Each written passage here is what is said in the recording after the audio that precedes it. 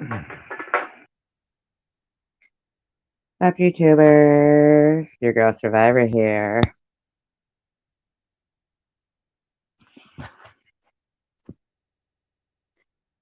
Freezing. Freezing out. Freezing. First of all, I was incorrect last night when I was talking to King, and he was talking about the high-end stores being looted. I thought he was talking about a different video that I had watched. We were both talking about two different incidences. He was talking about the recent high-end looting of stores, like the Louis Vuitton store and all that merchandise. That's what he was talking about, which I had not seen, but I was going through, and yeah, I saw that, and they say that. So I'm wondering if the woman that was selling the stuff in the thrift store that had gotten, um, you know, looted back, you know, back during the riots, the black lady, the thrift store she owned, that was like a high-end thrift store.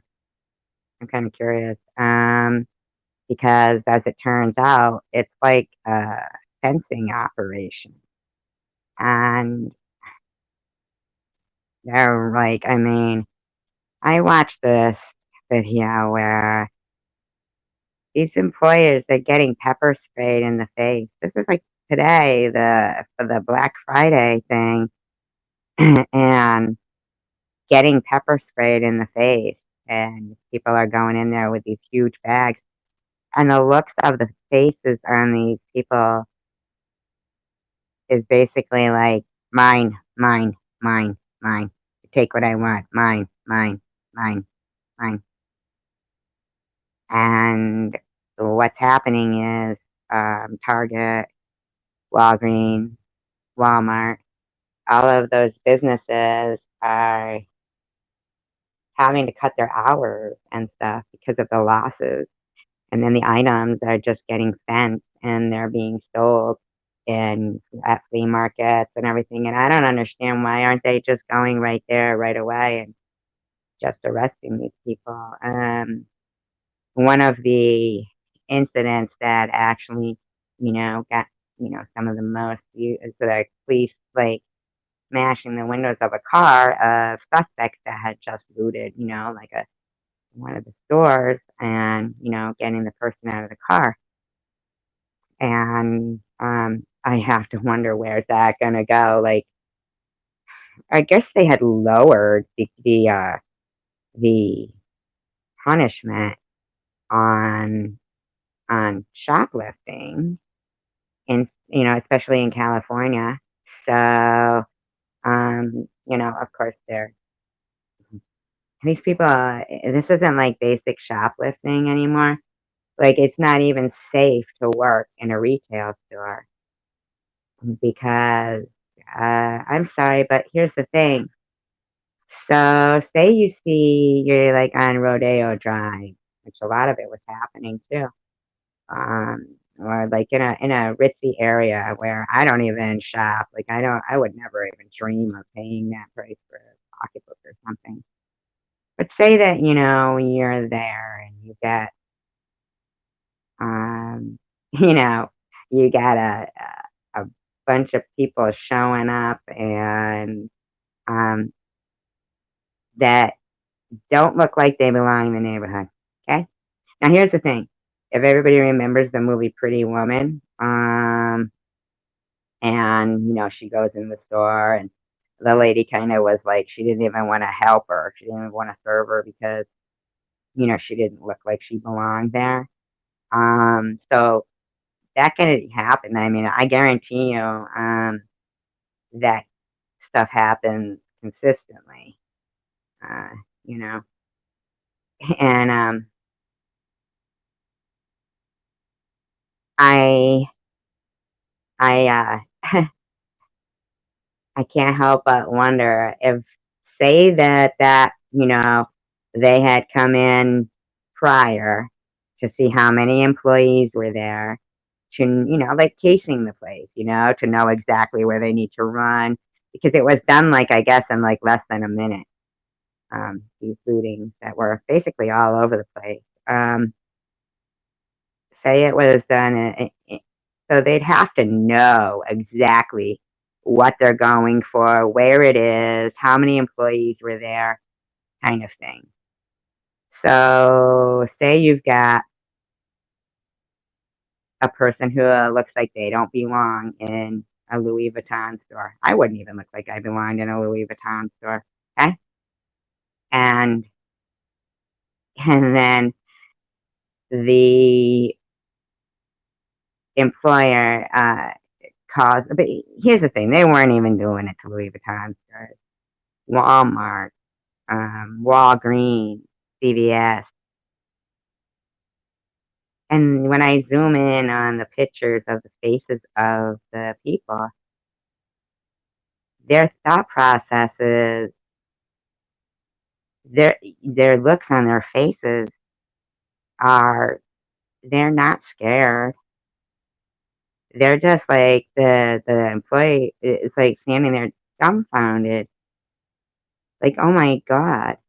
Suddenly they're surrounded by and they're a white employee, and they're surrounded by a group of black people that have smashed through the windows.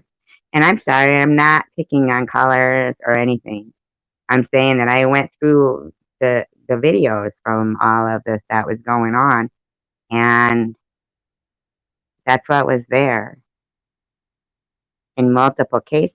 It was the videos, their security cameras. I mean, I'm sure that in a few years they won't be there anymore. You know, that it won't be there anymore. They don't want to, do that. But this is just the day after, so you're watching it, and right, it's new, right? So it's up there, and you're like, you can't do shit. I mean, even if it was a bunch of white people that had just smashed through the window, and a white employee, it doesn't matter. The fear, I'm sure, that they're feeling, I don't care what color they were that smashed through the door, and they're just running through the store and just taking whatever and knocking everything over. It was Black Friday.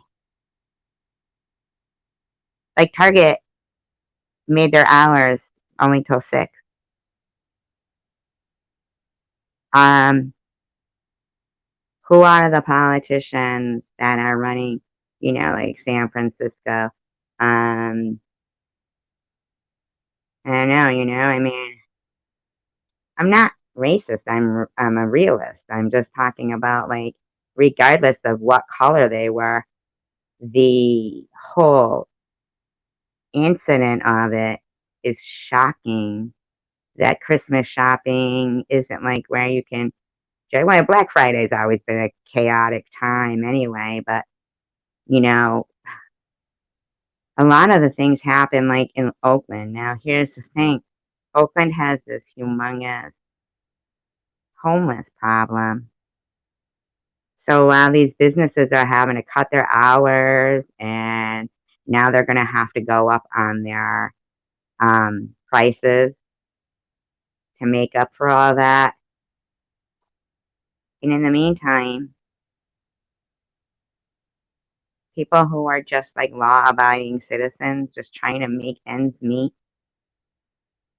are fucking fucked. They're fucked. Fucked.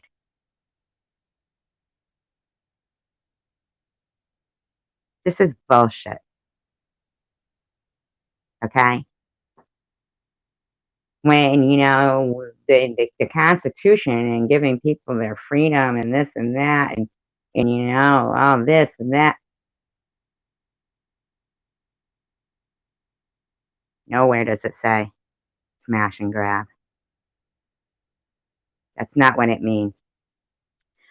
So when the majority of the people that are becoming the aggressors of these crimes that are hurting a lot of people, every color, hurting a lot of people, then if the minority is the majority, is that the majority that they want to become? And I mean, if it's about equality, then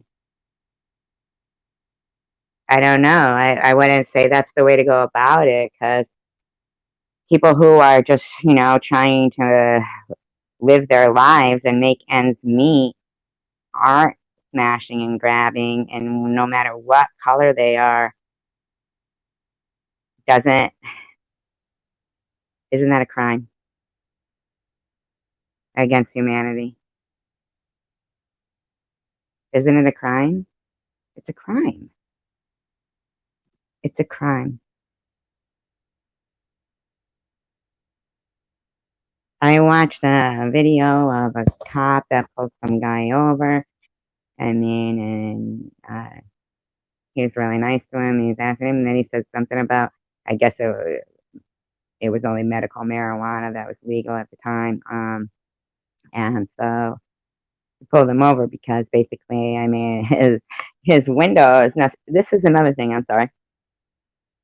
When I was growing up and became a driver, I'm sorry. When I became a driver, I was under the impression that if you have your window, this is just what I learned, that if your windows are too tinted, you can't have that.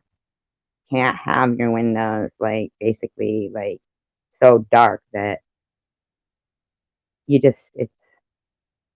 I mean, I don't know um what's behind that whole law. I really don't. I'm sure that there was a reason why they made it. I just know when I learned, when I became a driver, that having your windows too dark was not legal. Something about 3% of, the outside light being able to penetrate inside. Um, Probably has something more to do with, the anonymity of it. You know, Nobody knows who it is. With the drive-by shootings that became prevalent for a while, you just roll your window down just a tiny bit, and, it's not like you've got your face showing, because it's basically like a totally dark window. You can't even see through it. And that's what the guy had. And he was being really nice to him. The whole time, the guy has one of those blackened tans in his mouth, doesn't take it out. He's just like basically talking with it in his mouth. And, um, which I don't know. Like, I don't know. I've never like kept smoking a cigarette or something. Like when I'm pulled over, I'm always like too nervous. I believe that cops make everyone nervous. That's just my thought, because I could be wrong, but I know myself. I'm like, oh no. Even if you're not doing anything wrong, it's the way it is, right?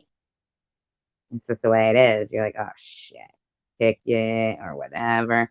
And I'm not saying that people haven't like come into a financial hardship where they have to drive their car, perhaps like, they're trying to get the money up to get it straight, but they're risking it. I get that. I do. I get that. Um, it happens. Shit's expensive, man. Fucking shit they charge people to put their vehicle on the road, and then you're forced to have insurance that is so fucking sky high. It's ridiculous. Um, I think all of that is. I think car insurance is one of the biggest legit cons going. Like seriously. I mean, serious. I can't even comprehend that if you get into an accident and you get a surcharge, that, you got to pay your deductible, and then your insurance goes up. Even if you get like a speeding ticket and you pay it, but then you get a surcharge, your insurance goes up. So you're not only paying the speeding ticket, you're paying, freaking higher insurance, too. It's like, that's fucking ridiculous. Like, why do I even have insurance if then you're just going to go up higher if you have to do what I'm paying you for in the first place? So, yeah, I cipher 730. It's like you're paying your insurance as high as it is, right? High premium. And then when they actually have to do what you're paying them for, you have to pay more. What the fuck were you paying it for in the first place? I mean, that's ridiculous. Shouldn't they have to do, like at least cover something before they start hitting you with these over the top surcharges? I mean, that is ridiculous, isn't it? Cipher facts. Yeah, facts. You're paying them to cover the shit. But the speeding ticket? What the hell shit? You know what I mean? That's fucking ridiculous. Goes up your insurance. That is crazy.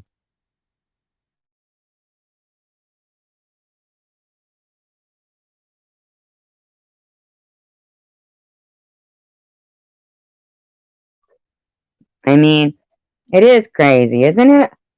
I mean, I remember when I started driving, like when you're a teen and you first start driving. Oh, not to mention, nowadays, don't you have to go to driving school? And then I think it's like, oh my God, it's like $600, $700 to go to driving school. And then your insurance is sky high. And I remember my insurance company sending me some letter. This was years ago when my daughter had first started driving. But she had her own car and her own insurance that was paid in full. She paid it. Um, and I get a letter from my insurance company saying that my insurance would go up because I had a licensed driver now in my house. And just in case she ever used my car, that was, like the law basically was what they were trying to tell me, that they have to go up if you have a licensed driver in your house in case they use your car. I said, my daughter doesn't use my car. She has her own insurance. She has her own car. Her insurance is paid. My insurance is paid. You don't get to, they don't get to say what I have to do when I know my situation, our situation in this house, in case they use the car. The amount that they wanted to go up on my insurance was outrageous. Outrageous. And it's so crazy because they force you to have insurance. And when they actually have to cover something, it goes up. It goes up. So what was the initial point? Like, what was I paying for in the first place? So I can't believe that, while I'm seeing these homeless videos on YouTube, I watched one. Oh my God, it was so heartbreaking, man. This guy and his, wife and their little kids just driving around in their like Astro van or something. Thank you. I appreciate that, Cypher. I really do. It's very frustrating. And, this guy is driving around, and the baby's crying, and he's looking for somewhere to park so they can, and it was just heartbreaking. And I'm like, in the meantime, all these businesses, like, today, for example, and over the last year, are getting smashed up, burnt up, and those are jobs. So when people are destroying these, jobs, these, shops, these stores, um, then where's anybody going to work? But they lower the punishment on shoplifting, but at the end of the day, the consumers will have to pay more for the stuff that was stolen. So the criminals get a break, but the consumers and the people who work there, people just trying to make ends meet and provide for their families, they aren't protected. And if any of those workers were to say, okay, there's a like a mob of, let's say it wasn't a predominantly upper class neighborhood, okay? Like, first of all, what are they doing? They're jumping out of the car with what, a sledgehammer? I mean, no, because these businesses are, you know what? They're not even having to smash and grab. They're just, basically, it's broad daylight. Do you know that in San Francisco, the rental car companies are telling tourists to not rent cars anymore?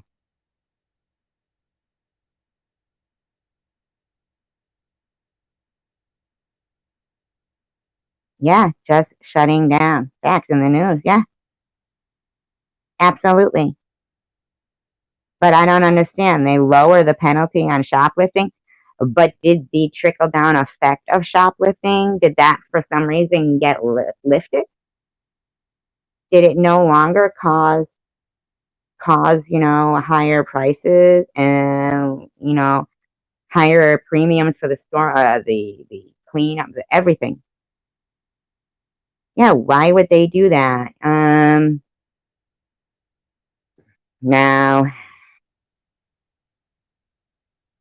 if somebody was to call and say there's a group of thugs outside of the store, then it would be, oh, these parents called and reported us. Why? Because this, but that is what's happening.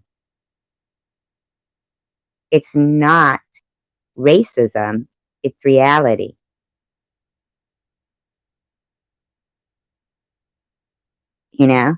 It's reality. I am no way racist. When I went through all those videos of all those, the stores, the drugstores, the CVS, Walgreens, Walmart, the Lululemon, the Louis Vuitton stores, when I went through and watched all those videos, I'm just I'm just saying what was there in the surveillance cameras. That's what was there. Was, I'm not racist, but I'm going to say, was white people standing there astounded. White employees pepper sprayed, astounded. White people, like, there was one lady walking her dog, just standing there, and these four ladies are coming out. And they're like the ladies that were coming out of this drugstore with these big, huge pocketbooks. Hi, Catherine. With huge pocketbooks filled with this stuff they had just right in front of the clerk's eyes. Just stare away, mine kind of thing, right? And here's the thing, I mean, the lady looked shocked. It was her neighborhood, you could tell, because she's walking her dog, and that was probably the pharmacy that she, the drugstore that she picks up her prescriptions and shops all the time. And these four black ladies, um, were there. They didn't like have any kind of thought that, hey, it was broad daylight, and they're going out to their car while this lady's walking her dog in her neighborhood, and her local fucking Walgreens is demolished, basically. The look on these people's faces was sheer astound, and they know that in today's rhetoric, they can damned if they say anything and try to protect their shit.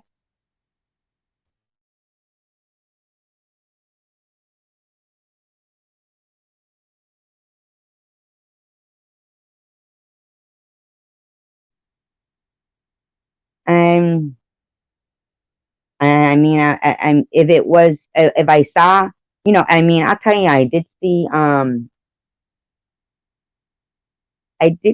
that a lot of some of the videos they were showing where, they go, protesters, smashing police car windows and stuff and everything. And they were young, like, the younger generation, white kids, the 24, 20, that kind of age, I don't even know. What is that generation? I don't even know what they call them. Um, that generation. Those were predominantly, they seem, white kids, but, time is to Uber Eats. I never even had, I never ordered from like Uber Eats. I don't want to pay the delivery charge. and and I used to wonder, like, where's everybody else gone, like, why are these like young, you know college kids there, or not even college kids, whatever they were, um but on the flip side, I'm watching all the smash and grabs and the looting, and predominantly it was, the other color, and I'm just wondering, is that what happens? I mean, is that like a distraction? Oh, hey, all right, now we'll leave the Generation Xers, the white privileged kids, those, to fight and what it was the police looked like they were actually trying to head somewhere, and that they are protest. No, it's not exactly college. Right. I mean, I'm not racist. I'm realist. I'm just watching what I'm seeing, and I don't just look at one channel or one video and then say, "Oh, this is how it is." That's why I come on so late, because usually I've spent, not usually, pretty much basically all the time, I've spent a good 3 or 4 hours researching before I'll come on, and I know I take a risk of, basically, people not liking me, right? But I'm sorry, I'm kind of sick of it. And I actually do like to feel safe in this country. Good night, Cypher. I appreciate you too. Thank you. I appreciate you being here. Make sure you subscribe and hit that like button. No, you don't have to if you don't want to, but it'd be nice. And please come back again. Appreciate it. And your support is awesome. Uh, awesome. We'll watch something good. It is.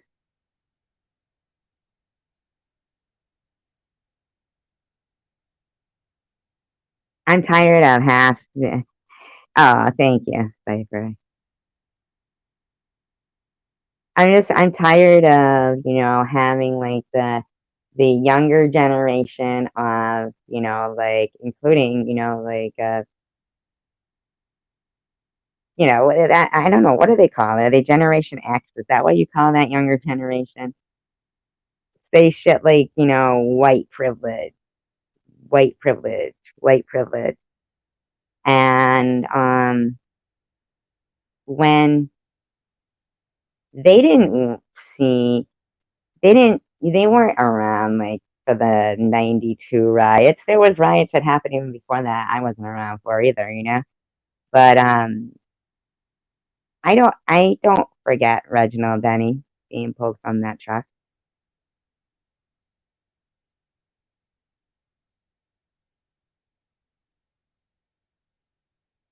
I felt like that Reginald Denny video was so disturbing.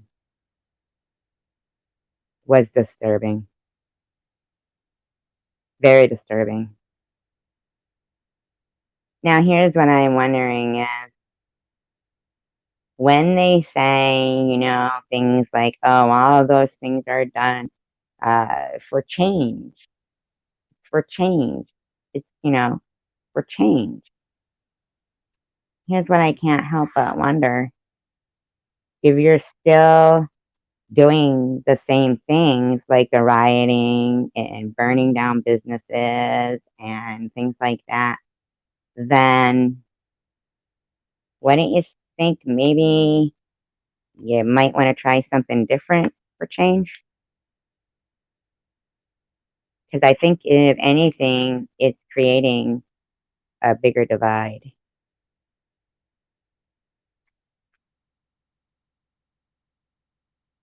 Yeah, I mean, yeah, it is. It's, yeah, this politically correct thing. I mean, really, um, and like, so I don't understand. I mean, is like some little kid in school gonna say, when they're, I know, right? When they're saying, oh, can you hand me that crayon from the Crayola box? Are they supposed to be scared to say the black crayon? You know, um, when say a little white kid, say his parents happen to like rap music. I don't know why, but say they would, and that's really foul, right? Real foul. So maybe they're just singing it, and somebody, they're just thinking, hey, it's normal. I mean, I grew up hearing it on the radio. I mean, their mom liked it; she was singing it, but now they're getting their ass beat because they sang a song with a word in it that they don't even realize that it's bad because one group uses it as a term of endearment, but if another group says it, it's, a bad word. Here's the thing. I always, I always kind of thought it's a bad word anyway. Um, yeah, okay, like, I wouldn't go up to my girlfriend, not girlfriend like that, but my friend, no, going to get the Wendy's, no. Thank you, Cypher. No, I like that. I appreciate you commenting. I appreciate it very much. Yeah, please keep commenting. Um, I mean, I wouldn't go up to like I wouldn't call my my friend, hey, what's up, my bitch? I don't do it. I don't do it. You know? No, I'm sorry. I didn't mean to say bitch. I meant to say hoe, because they say hoe all the time. Hi, piano man. Hoe was the word. I knew that sounded wrong. I wouldn't say, what's up, my hoe? Right? How's your WAP doing? I wouldn't. I wouldn't say it. In fact, if I was the mother of a, a famous singer, even that sang about their WAP, I'd have to say, not bitch. I didn't mean bitch. I didn't mean bitch. I meant hoe. Thank you, Cypher. I meant to say hoe, not bitch. Not that you're a hoe. I mean, you know what I mean. I'm getting off track here. You, women feel like hoe is a disrespectful. Not much, piano man. Um, hoe is just disrespectful. Nobody wants to be a whore, right? Nobody wants to be a hoe. Nobody wants to be a whore. And there was a time when I thought nobody wanted to be the N word, but apparently it's an excuse to, you're going to put it out there publicly in songs, right? And then if we take the song off the air or censor it, right, and censor it, then where, that's freedom of speech and, oh, it's only because it's, this, right?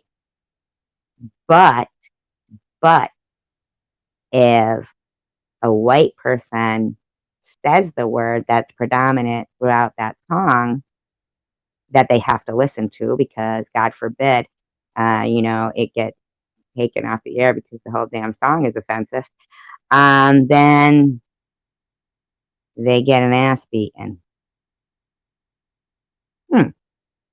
Sounds like an excuse to beat ass.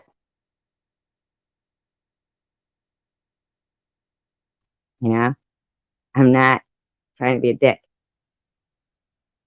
I'm not trying to be a dick. But if you want that to be part of your freedom of speech and part of your rights and stuff, then it's part of everybody's freedom of speech. You don't get it both ways.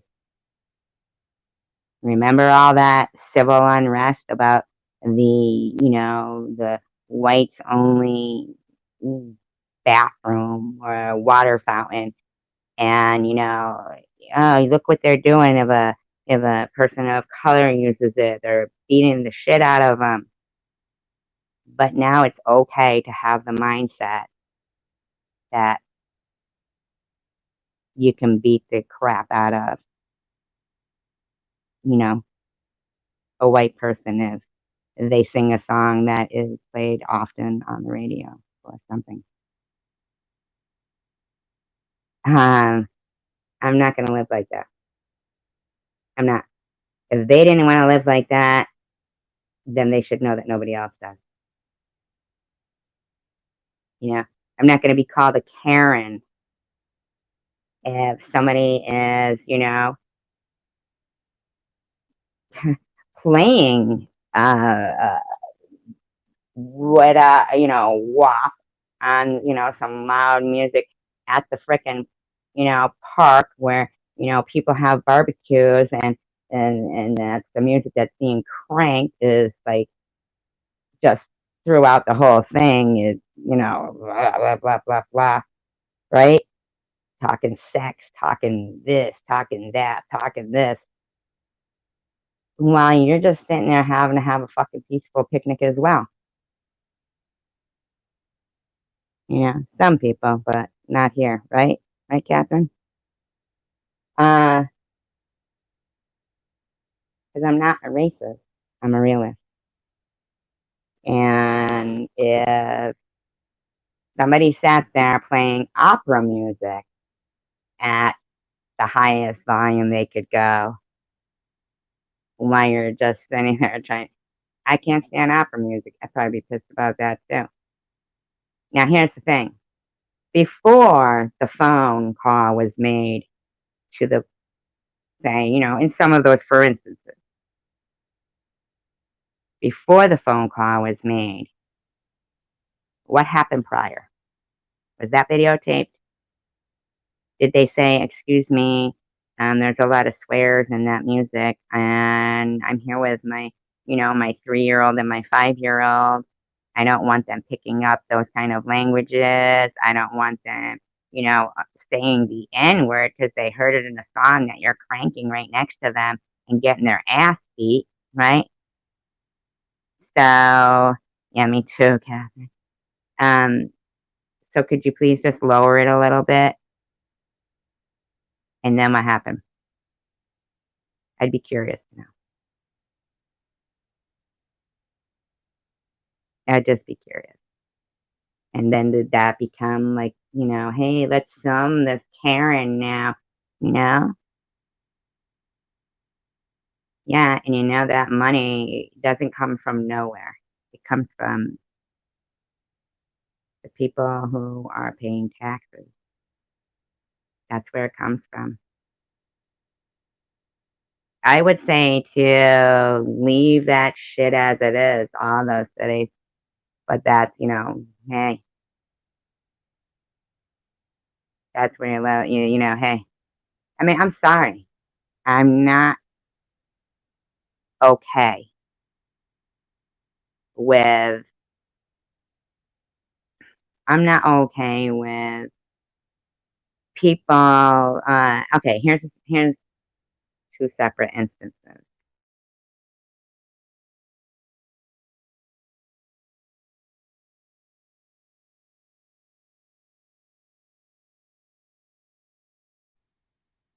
In 2015, I want to say 2015, Deanne, I can't even pronounce her last name, Choidy, something like that, okay? White woman, Kansas. Her boyfriend was drunk, and so he calls the police.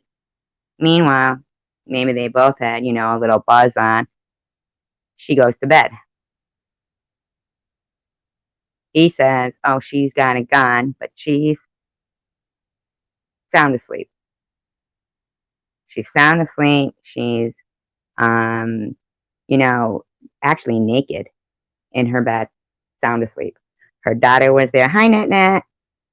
Her daughter was there, sound asleep.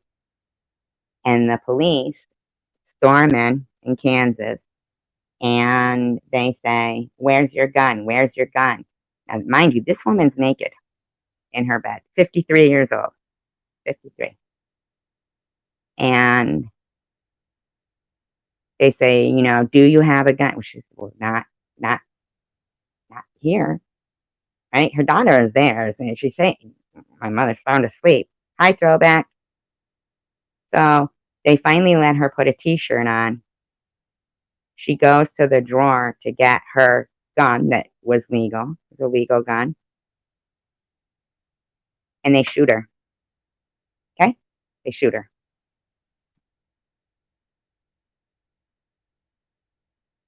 And her family got, thank you, Net. I appreciate that. Sorry, I keep missing your lines. I'm sorry. Her family, or none of those police officers got, they turned off the body cams immediately. You can hear them, turn off your body cam, turn it off. They turned it all off. Okay? Took forever for the police to release what they did have. Families, no charges brought against those police officers, but the family sues for, wrongful death. Oh, I didn't know anything about what was going on with you two. I'm sorry to hear that. Her family gets $50,000. Okay? Breonna Taylor.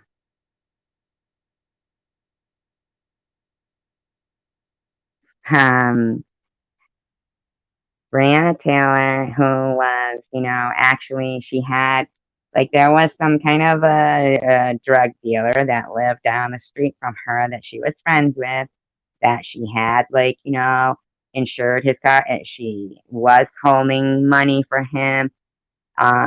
It was a no-knock warrant, but they did not. It's a, I, I don't know. It was a no-knock warrant, but they did knock. They knocked several times, and neighbors. All right, Roscoe, what are you having, a nightmare? Neighbors had heard the police announce that it was the police. So the boyfriend there, who did have a gun, he doesn't call 911. This is what I don't understand. So if it was they're smashing in the door with a battering ram and they didn't know what was going on, and how did he have the time to call his mother?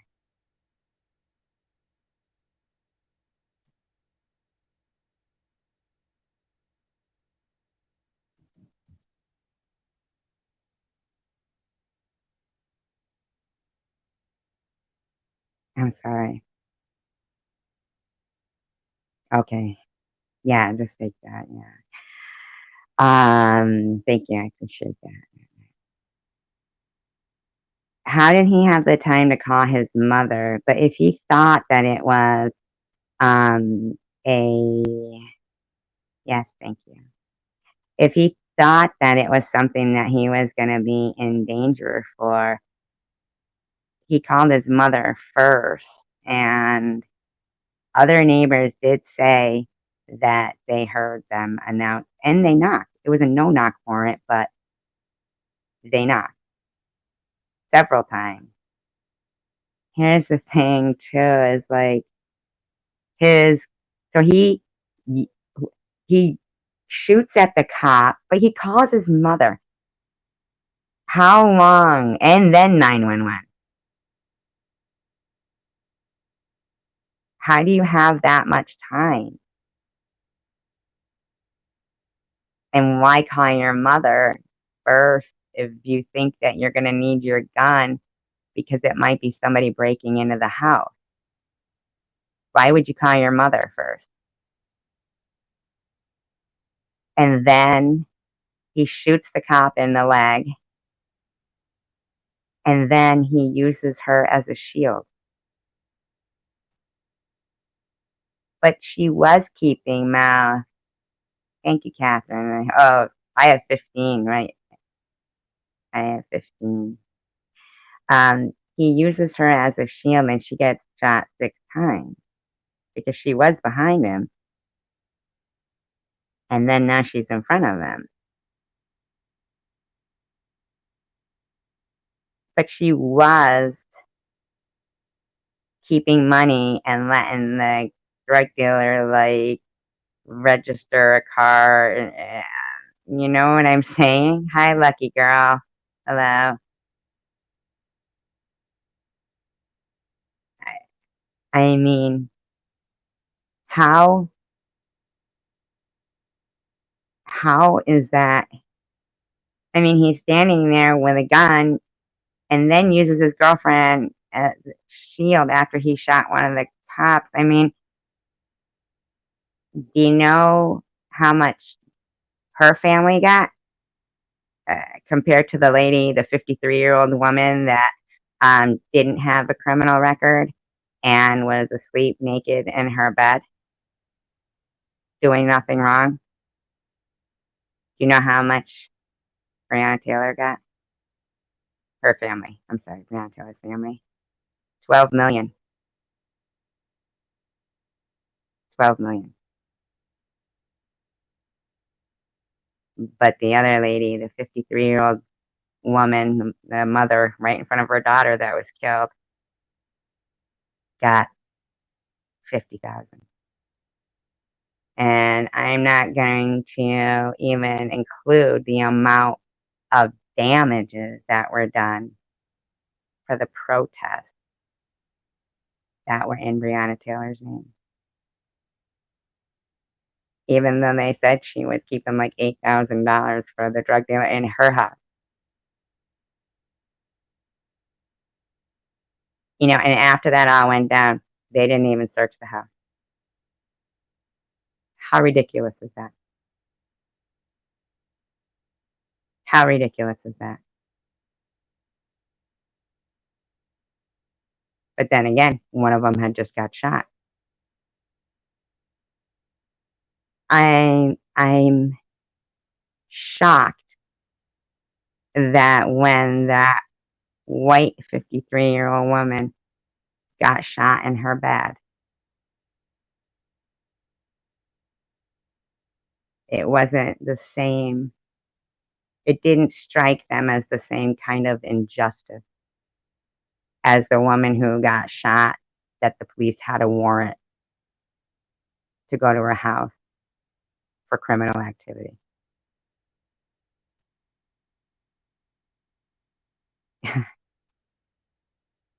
I am in shock. 50,000 compared to 12 million. That's shocking. Shocking. That's a problem. And not to mention the damages that were done in those peaceful protests.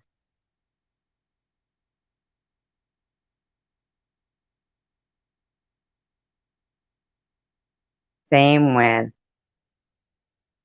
Zachary Golson, okay? He gets hung from the sprinkler system in jail. That video, conveniently, those corrections officers, they get that erased. They had said they were going to do something to him when they got back to the jail. Shows them going into his cell, but then there's a big block of it missing, like 20 minutes worth of it missing. Yes, I know they were. That's why I said, when I said that, they are. They're a front to loot. I'm sorry for a fencing thing, because they're fencing, and I'm sorry. I'm sorry. Yeah, And here's the thing: they should have searched that house because of Breonna Taylor's, because then maybe they would have found what they needed to find to say, you know what, we were here for a damn reason. They were breaking the law.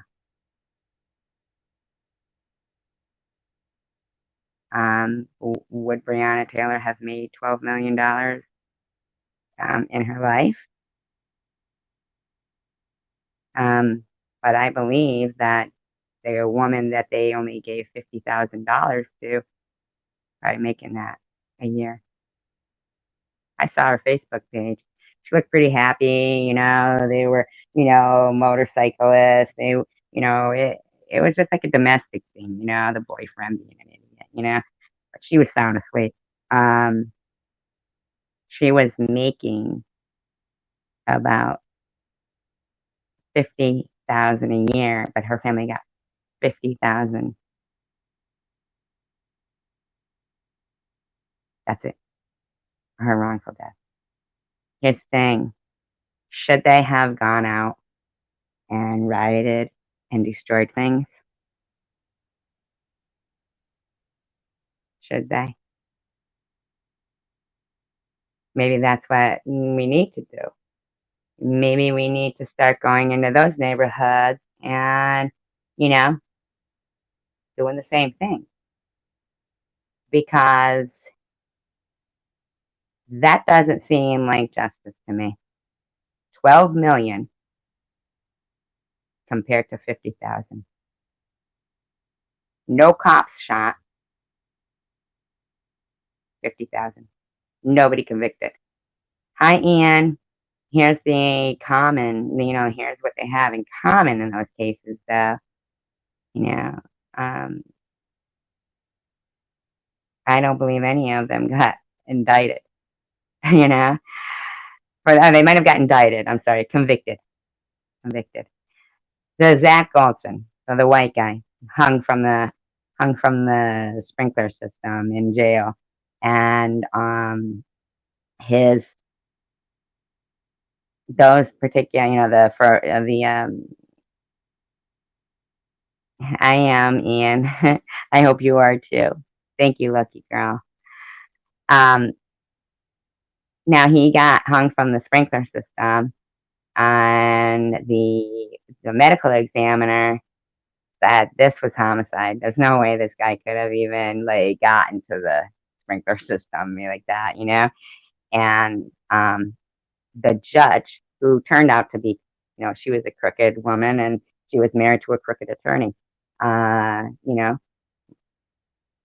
She says no, and if you're going to lose your contract now with the medical, as the medical examiner for anything that happens within this prison, and if you continue to talk about it, you're going to lose your medical license.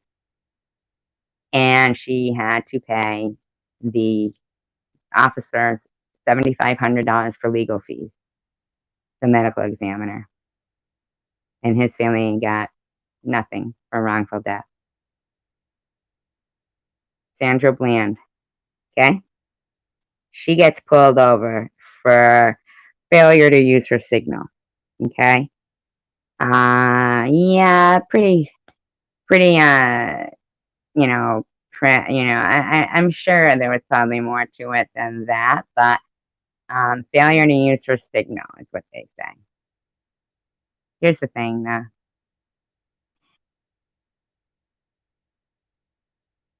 She gets listed, her family got $2 million, okay? Because, God knows, like, if you also equal up, what damage people were prepared to do. Also, oh, yeah, she gets, the Sandra Bland Act now, too. But before her, people had died in prison, okay? Here's the thing with Sandra Bland. She still owes the court over $7,000. Over $7,000. Because she had been, now, here's the thing, here's what really gets me is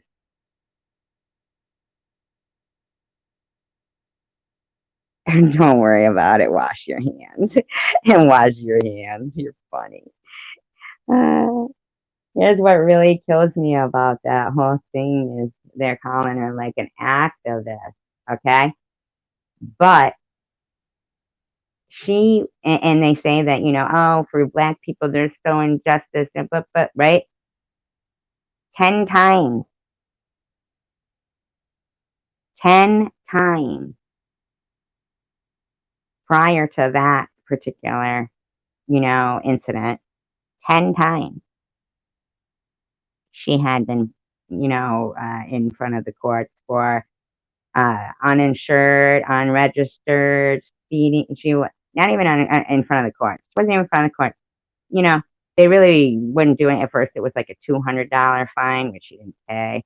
And then, 3 weeks later, she once again, now she's speeding, driving under the influence, hasn't paid the fine. She never paid any of the fine.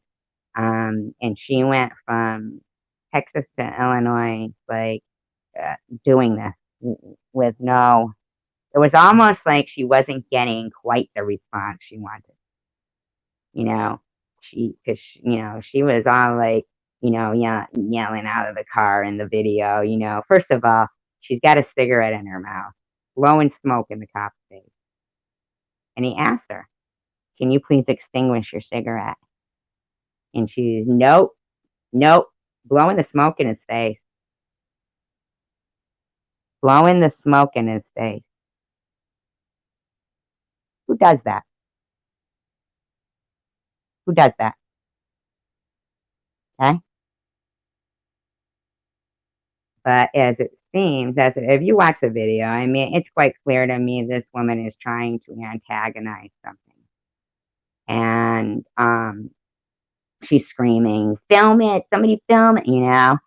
And so she gets in prison, jail, not prison, but county jail, like, okay, and starts calling her family. They give her more than one call, calling her family to get a $500 bail. Now, $500 bail. I mean, this woman 10 times has just skipped out on her fines to where now they're up to like 7,000. Shoplifting, driving under the influence, driving unlicensed, all kinds of shit, right? And even her family had enough. They were like, no, no, we're not paying again. We're not, no. So she's crying. So she ends up, in her cell. This is what really makes me wonder. How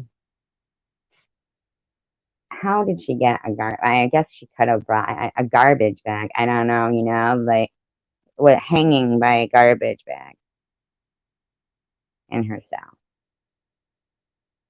Now that could be like depression. The mistake is, first of all, was given that many breaks, but and second of all was that they didn't go around the mental health, even though she had said no, she didn't feel suicidal, but they're supposed to do checks every 2 hours.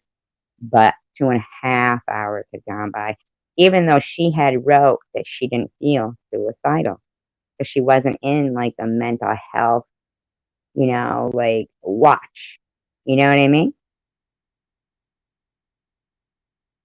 But when they do the autopsy, she had 3 days later, right? This was 3 days later when that happened, when she had passed, when she had died. And I'm thinking if she did kill herself, and I think she did because she probably was thinking, oh shit, now this is all gonna, catch up to me, right? All of her priors, she got 10 of them. They kept letting her go, letting her go, letting her go, letting her go, right? And she wasn't even paying the fine because, drunk drive, you know, uh, March 2013, she's out there driving her brand new 2013 Cadillac DeVille,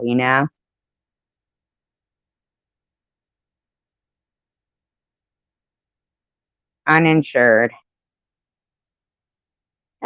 speeding 25 miles over the speed limit. She gets a $200 fine. Why do you, drive your brand new car, 2013 Cadillac DeVille, uninsured? Okay.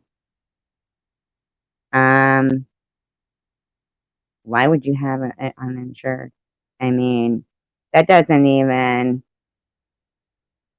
make sense to me. And yeah, right. You become unresistant to the next one. Or if you don't have enough, right? um, maybe she just thought it was all going to catch up to her. I mean, she did have scars that were predated, like splash marks. I'll continue to stay in most of the time. Me too.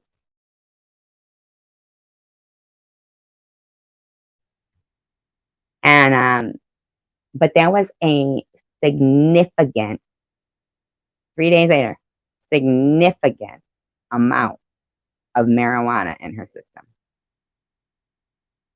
Significant. So it's, possible that maybe she had eaten a shitload of marijuana. Maybe it was in her car. Maybe that's why, the whole thing. I mean, there was no way she could have had that amount of THC in her after spending 3 days in jail, unless, I don't know. I mean, really, there's got to be more to that story. But she was a repeat offender. She just kept pushing that envelope. Laws don't apply to me, right?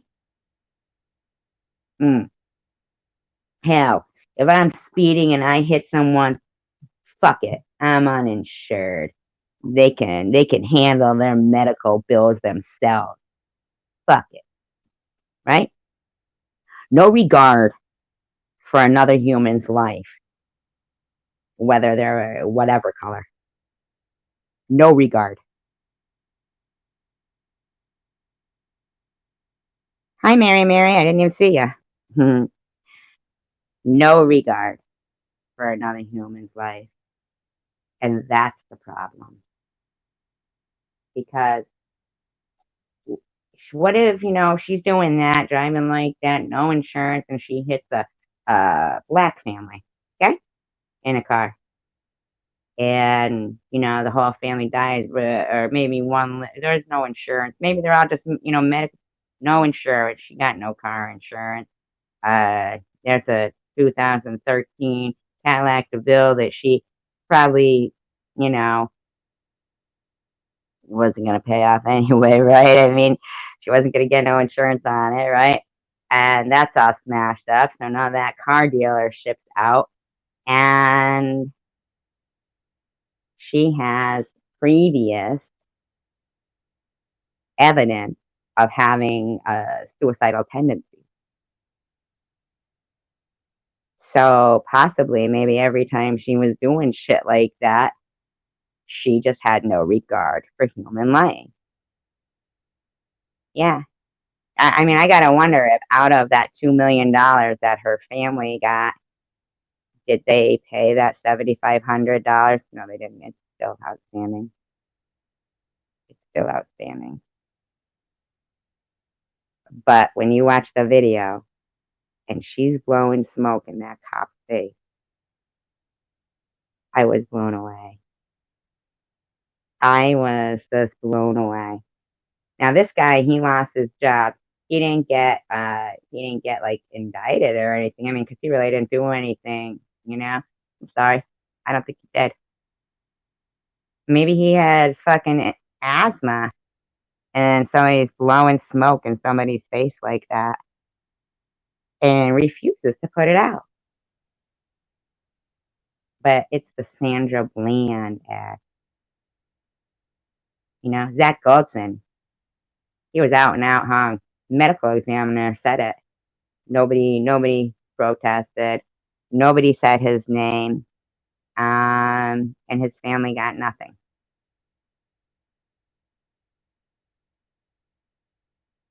I hope you feel better, Mary. Yeah, 10 fines. Knowing she's got 10 fines behind her that, somebody, if she gets pulled over, they could run the record. But in her mind, she's an activist. And she's revealing how police are, brutalizing.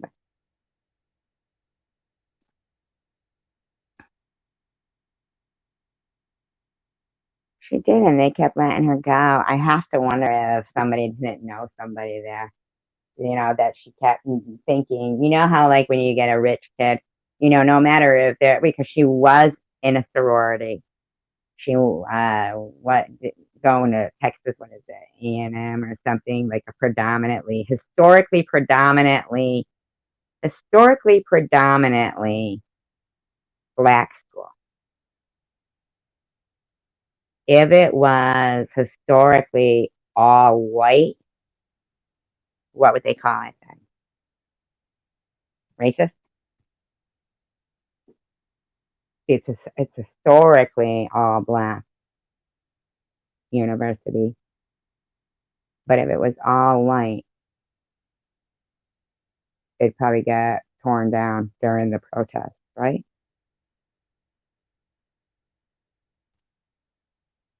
High ministry probably would be torn down.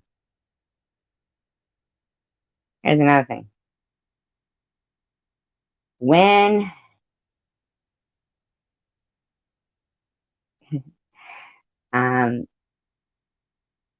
last night when they were talking about I was talking to somebody one time and they said, yeah, he didn't even really get the chance to do that. She wouldn't tell him her name. She was too busy blowing smoke in her face. In his face, I'm sorry. She was too busy blowing smoke in his face and shoving all that marijuana down her throat.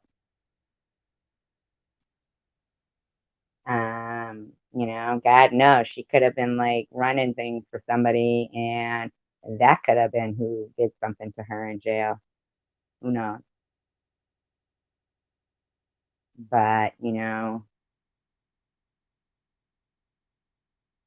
how much damage were these protests gonna do in her name, so that, oh, just give them what they want, give them what they want, give them what they want.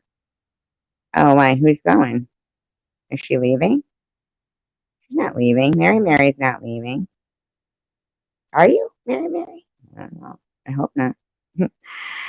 um, that's the problem. That's what's going on. I was watching cars that were trying to drive through. There was like 300 protesters in the street. A peaceful protest at 9:30 p.m.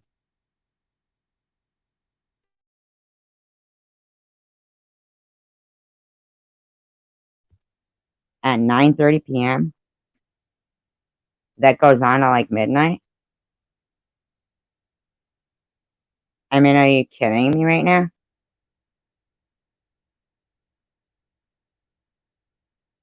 I watched when it was in like, what was it, Portland or Seattle or something like that, where they were going to this like it was like a high-rise luxury apartment building, and they were they wanted to get in, but it had security doors.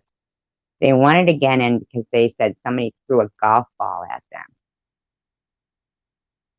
Really? I don't know if somebody threw a golf ball at them. What were they gonna do when they got in there? Were they gonna go through and beat up everybody who was a golfer? Stomach. So you know what? This mouthy woman who was like their one who was their mouthpiece, whatever. She says she grabs a young white kid and puts him in front of her and says, "You go. They'll open the door for you. You're white." Are you kidding me? They didn't get in. But they're marching down residential streets at close to midnight, calling it a peaceful protest. In the meantime, they had smashed everything in that city, spray painted everything. Where's the need to spray paint everything? Where does that come into peaceful protest? Isn't that defacing? Isn't that defacing thing? Why would you do that? Why?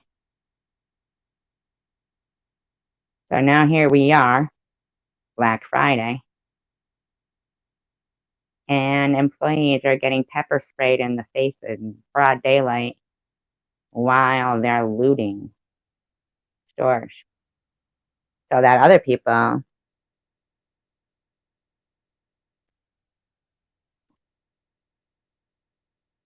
when other people are going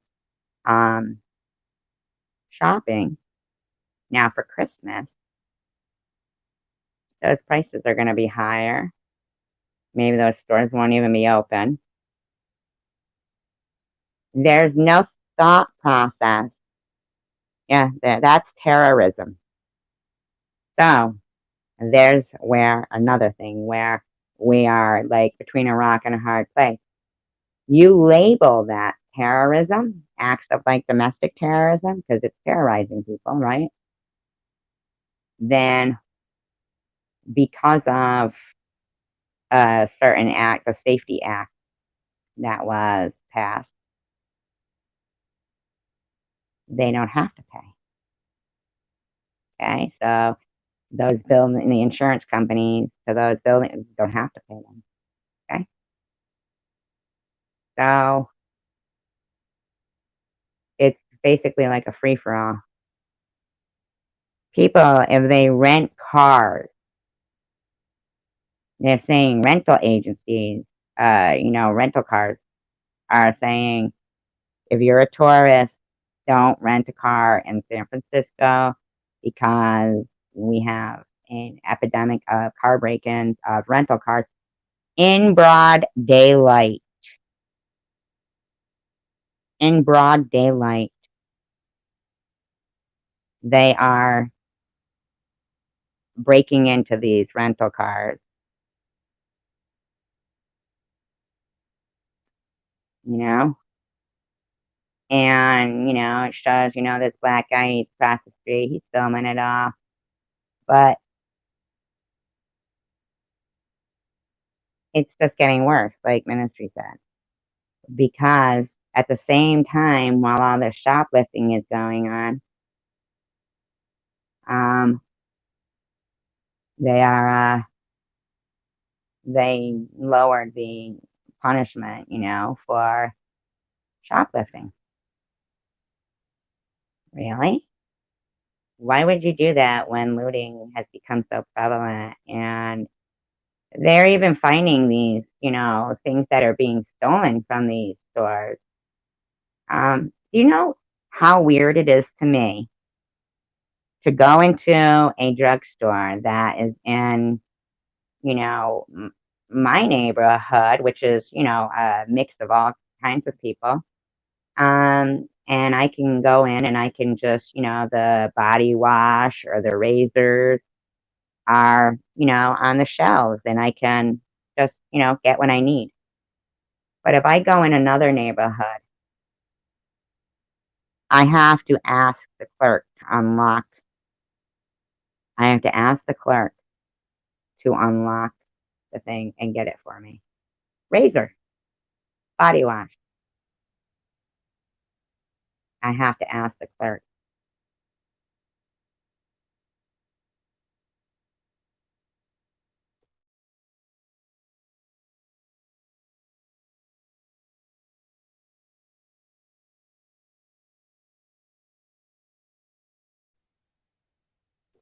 Now, I don't want to, blame any certain people or neighborhoods for that because here's the thing. Back when I remember going to like a parent teacher, when they have the parent teacher conferences at school or whatever. And it was, my daughter was like in first grade. And around the classroom, they usually have the alphabet, with, in regular writing and then in cursive and stuff going around the, that little border that goes around the classroom. What they had was curly cues,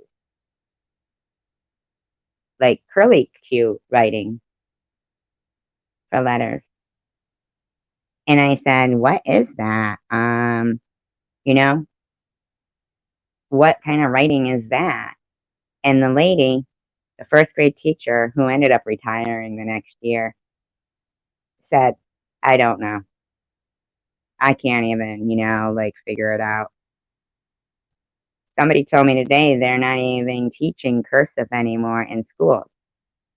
So if there's a issue with people not having the skills and the education to even fill out a job application, right? That's the education system. Where when I watched a show about the 1%, like that, um, where they were saying, and they were talking about gentrification and everything, is they were saying the guy, he had no qualms about it. Okay, he goes, well, the first things they do when they're going to gentrificate, when they gentrify a neighborhood, is they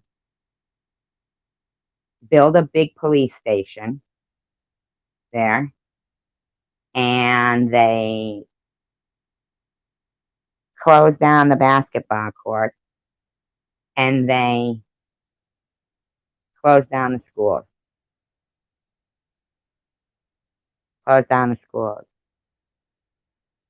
And this guy just had no problem with that. And then they start, and I gotta wonder, like, I mean, when they say, oh, well, here,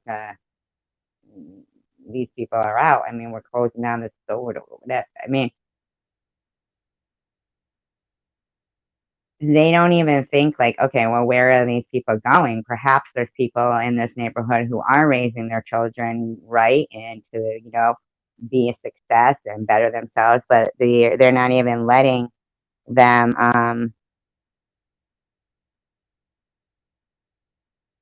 yeah, locked with bulletproof glass and door and stuff.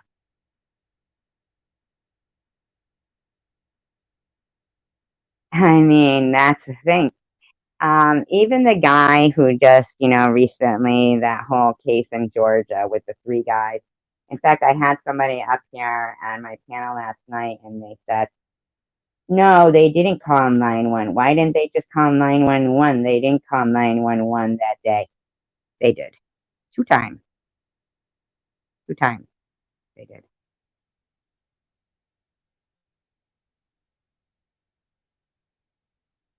Two times they called.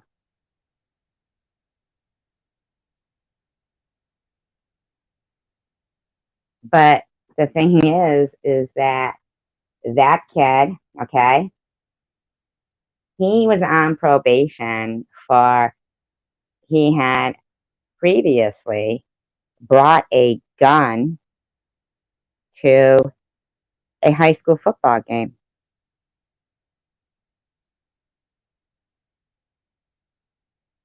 Brought a gun to a high school football game. Now, recently, there was a little black girl who was shot at a high school football game by a police officer, because they had heard like shooting or going on somewhere. And I mean, yeah, I find that like, oh, crazy. What did they just like start opening fire into the spectators? I mean, that's crazy. Um, but knowing that there's instances where these young folks are bringing guns, like that kid Aubrey, or who just that thing went down. That would be the reason why that little girl got shot, and the cops had to be there, and were probably, you know, were fucking freaked out. They freaked out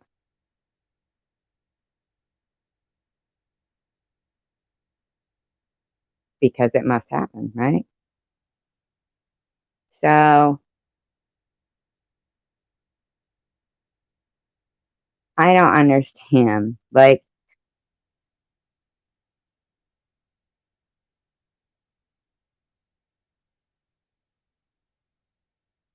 he was known to, that's probably, I'm sorry. I'm just saying that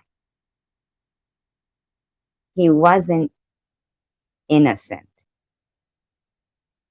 He, I'm not saying that that deserved to happen, but what I'm saying is he wasn't innocent. And if you're being chased by three guys with guns, okay, and and what kills me is the guy is getting, the one who was filming it, and that they're like harassing that guy now through the courts. He filmed it, which basically they needed that to convict those people, but he's in trouble for filming it. But all of these other audios, and so what about, all those people who filmed everything else? They don't get in trouble for it? I mean, like, come on, man, I'm damned if you do, damned if you don't. And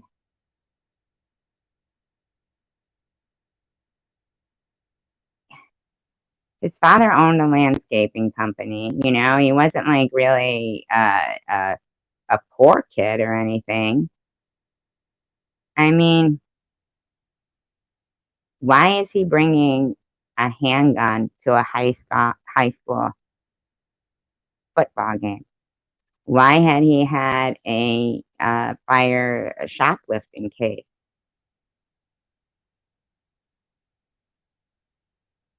And when somebody brings a handgun to a high school game, why is he only getting probation?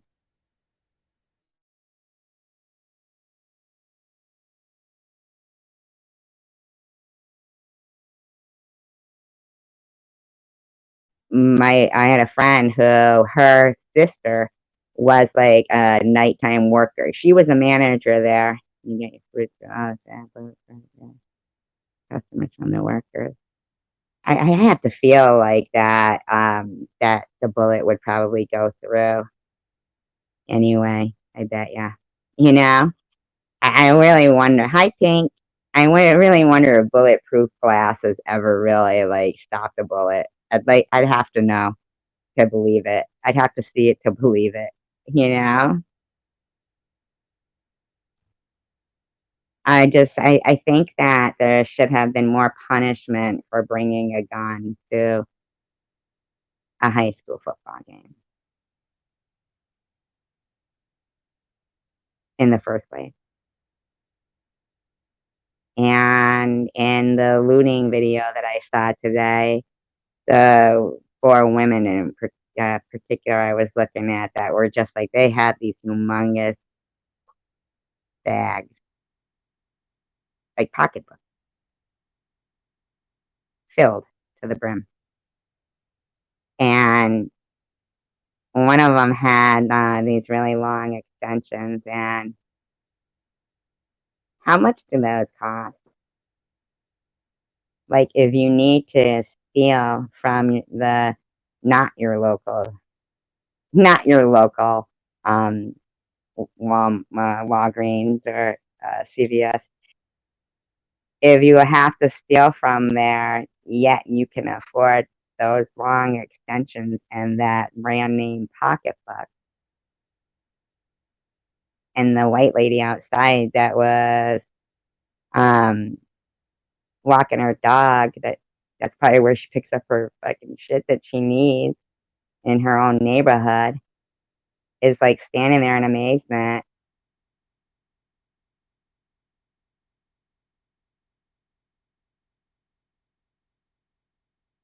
Even more so now, I'll tell you, even more so now.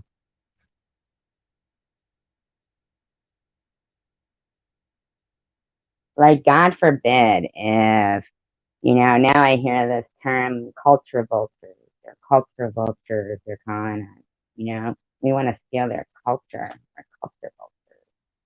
And I gotta wonder, why are you straightening your hair then?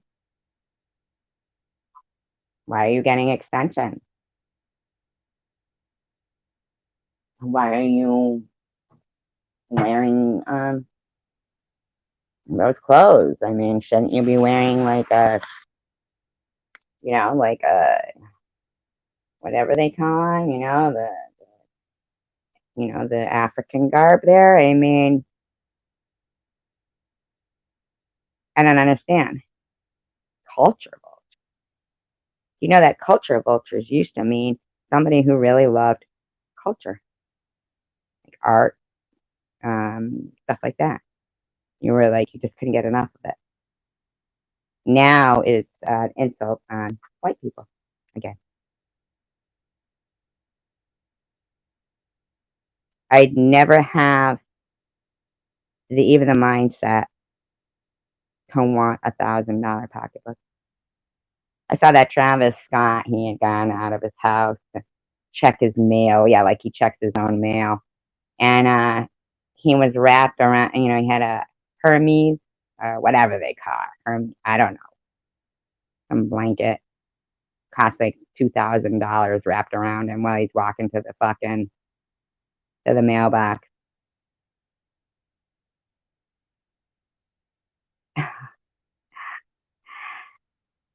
Are you fucking kidding me? While at the same time I'm watching this fucking documentary of this family with little kids and the babies crying while they're driving around in their fucking car looking for a place to park because they're homeless and they sleep in the car. While this motherfucker's got $2,000 blanket wrapped around him. And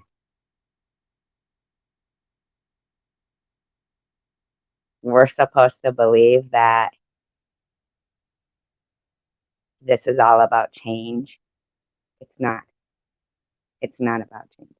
Because if it was, they'd be talking about the qualified immunity doctrine. They would have, if it was actually researched and educated problem in that, they'd be talking about the qualified immunity doctrine. And they wouldn't say anything about color. And if it had anything to do with police brutality, they'd recognize when a white person gets brutalized by the police. Okay? If it had anything to do with police brutality at all. For them. I am in agreement that the qualified immunity doctrine should be repealed. Absolutely. But when you've got, what's his name, Benjamin Crump, attorney for all the, big high-profile cases. I know, right, Throwback? Because that's all we can afford, I know, Catherine. I know that a certain person who, I've been talking to, they didn't know about the qualified immunity doctrine. They were yelling at me about it. Like, what the fuck, basically, did I know? But here's the thing. When talking about those riots in Wisconsin, okay, and I said, well, what do you think about that whole Jacob Blake incident? They didn't know who it was. They didn't know who it was. So I couldn't help but wonder how many other people that are out there setting fire to things and chanting, no justice, no peace, didn't know who he was either, while they caused $50 million worth of damages to that city alone. And people lost their lives. Okay? Didn't know who Jacob Blake was. That shocked me.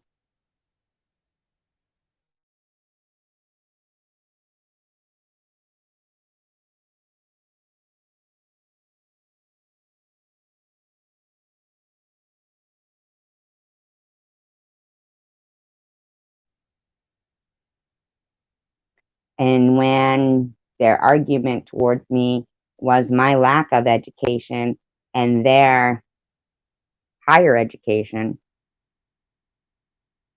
once again, I gotta wonder.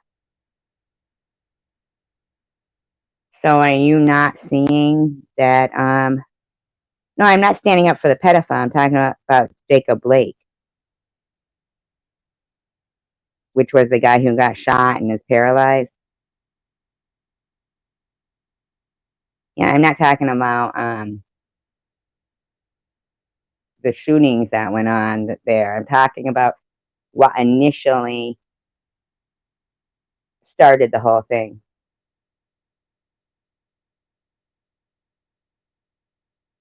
Throughout that Jacob Blake video,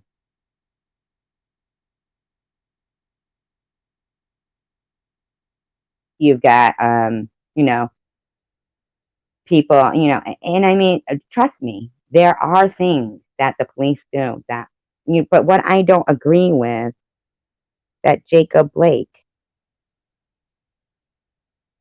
he got shot in the back 7 times.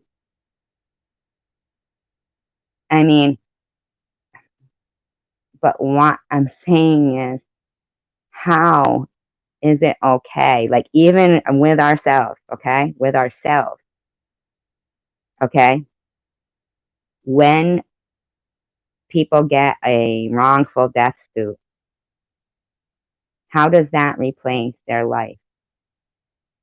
How is that the justice that they're looking for, or that anybody would be looking for if somebody seriously suffered a wrongful death?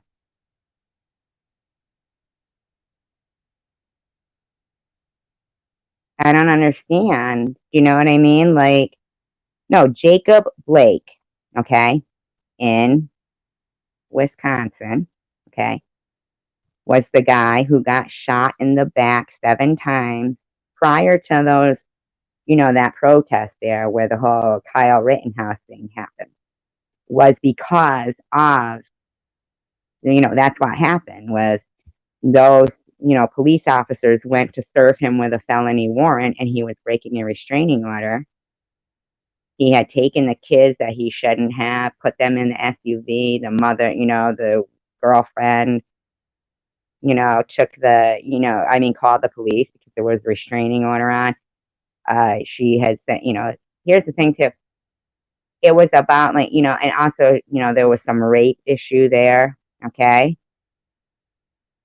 But there he is out, you know, walking around. I mean, a rape thing, and they give a restraining order, and that's, but it was a felony warrant. And so here's the thing. I mean, if he goes there, he's taking the kids, he's breaking the restraining order. He knows he's basically fucked, right? So he's doing that knowing that this isn't going to turn out good, right? This isn't going to turn out good. So when the cops get there and he's walking away from them, and he's got the kids in the car, and no matter how many times they were like, stop, stop, and he wouldn't. He's just walking away from them like as if, you know, F you know? So his mindset was already that he had knew he had broke the law. He knew he broke the law when they had to issue the warrant because he didn't go to court. So he'd already been let out on bail. So there's his, you know, oh, they treat, you know, black people so wrong, but black or white, them letting somebody who has been accused of rape out on bail, to me, it's fucked. Okay, that's fucked. But they did. They did. So when he goes there and knows all that shit, he's already gotten the mind, you know. So he could have been like taking those kids and he was gonna, you know, kill them and kill himself. He could have been one of those people who was in the mindset that, so whether he was white or black, yes, he did. He did have a knife. Yeah, he did have a knife. He did. He had a knife. And but about the charging him, he did have a knife, but he was getting into the, not getting into the car. He was kind of like reaching into the SUV where the kids were, and they're crying and screaming. And then you can hear the person who's filming the video going, "Why they shoot him like that? Why they shoot him like that? Why didn't he comply? Why was he there in the first place? Why didn't he go to court? Why did he break a restraining order? Why did he take those kids? Why did he abuse that woman and rape her? And why did they let him out on bail? I'll bet you he had a long list of crap going on. And yeah, if he had a gun in the car, did he? So there you go. Whether he was white or black, he shouldn't have been out. That is a problem with the domestic violence thing. The way they make it so it's okay for a woman to feel terrified.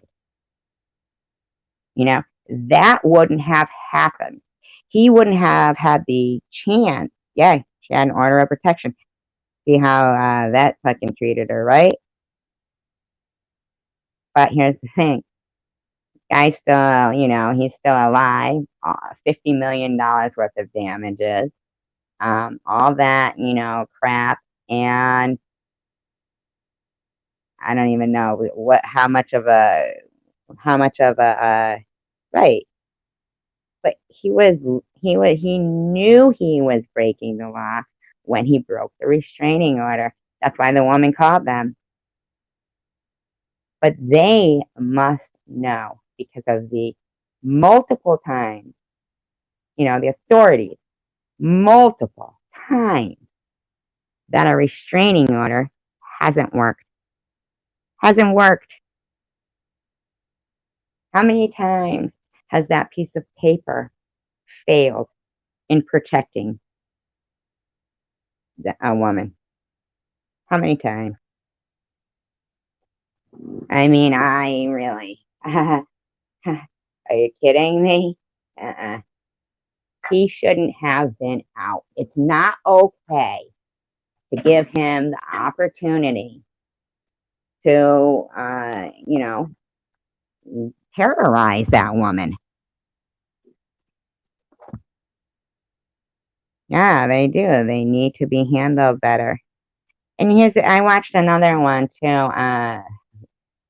Rudolph or something Money Rocky Money Rudolph Jr.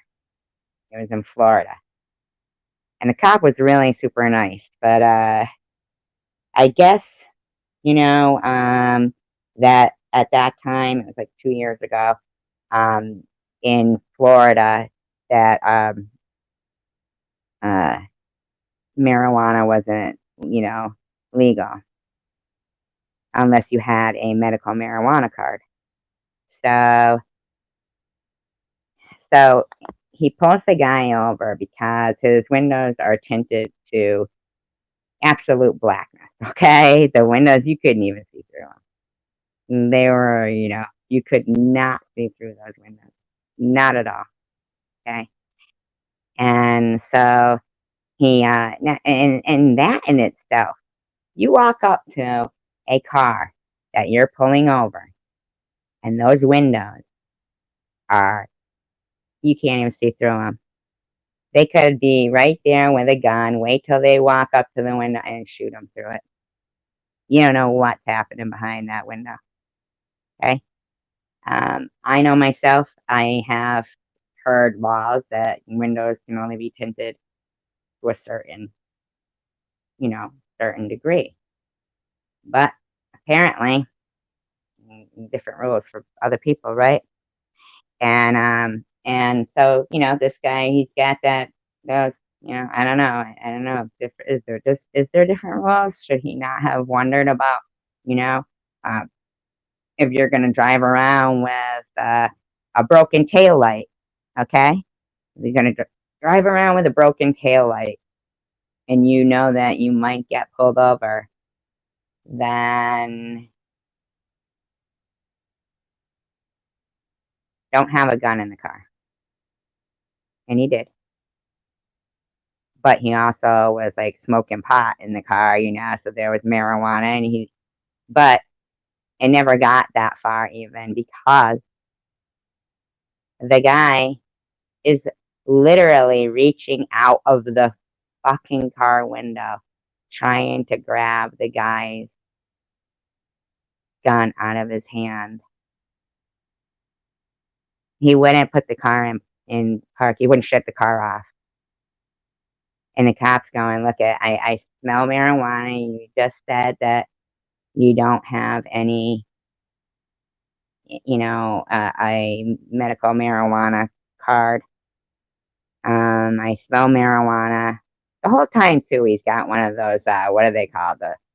Is it a black and mild or something? I don't know what it is. Those cigar things in his mouth. Doesn't take it out the whole time.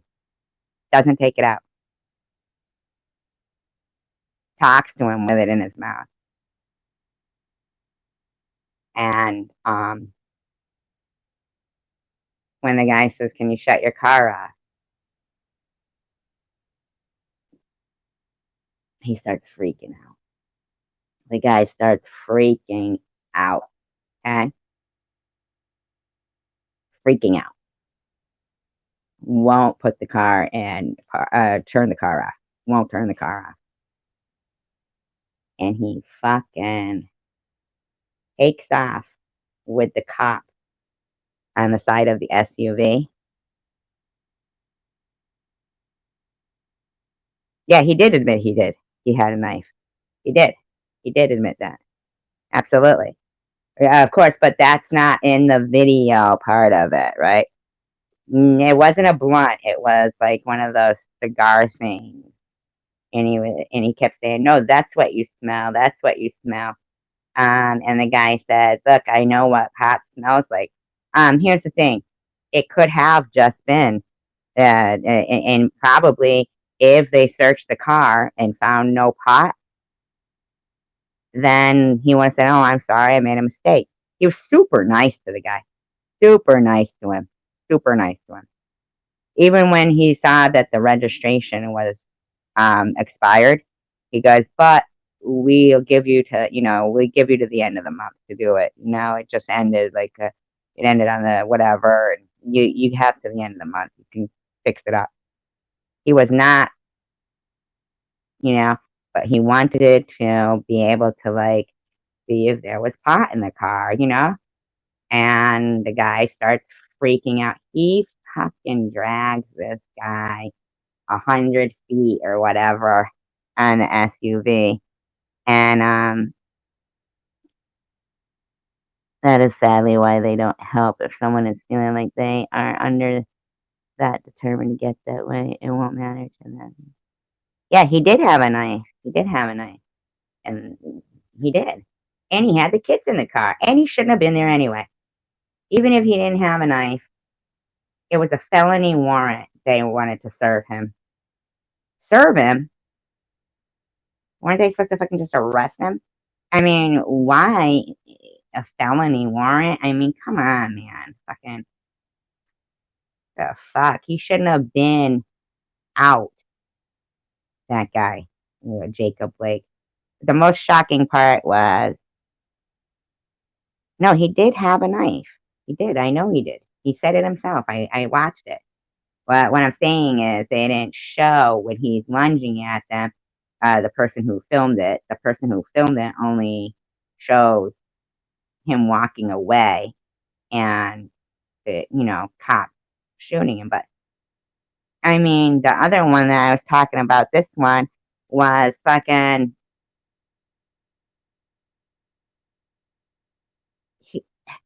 he had a gun, a stolen gun in the car. That's what the guy who dragged the cop 100 feet had, a stolen gun in the car. He's out now, mind you, but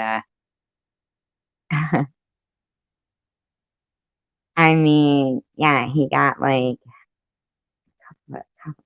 they gave him time served while he was waiting, which was, he was waiting for a trial 472 days. So he got 2 years or something, and they fucking gave him time served.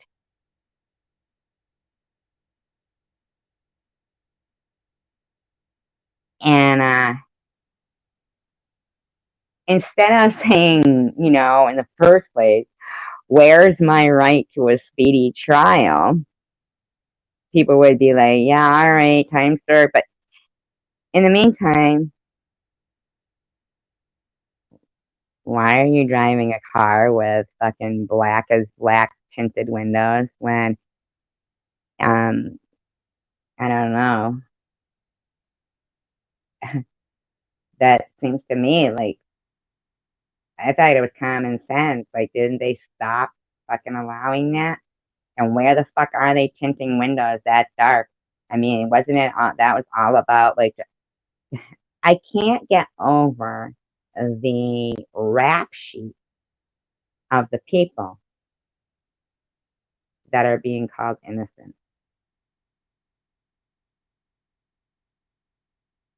So if George Floyd was unarmed, yet people have been run over with cars to kill them, how was he unarmed? He isn't. He wasn't. Yeah, or do a drive-by shooting, right, Ministry? I mean, why any single one of those people that were, protesting about what happened with George Floyd, you ask them who Tony Timpa is, and they don't know who it is. But if they really were that passionate about police brutality, they would know who it was, because they'd have cases to back up how many times it has happened to people, and that's out of control. But they don't, because it's not about police brutality. It's about being able to burn shit down and loot and scream and pry open the gate of a jail in Texas like 5 days ago, 6 days ago. Why the fuck are you prying open the gate of a jail? Are you fucking kidding me? So, like, what do you think? What are you gonna do? You're gonna let all the fucking criminals out so they can all go around fucking that right there? Well, not if.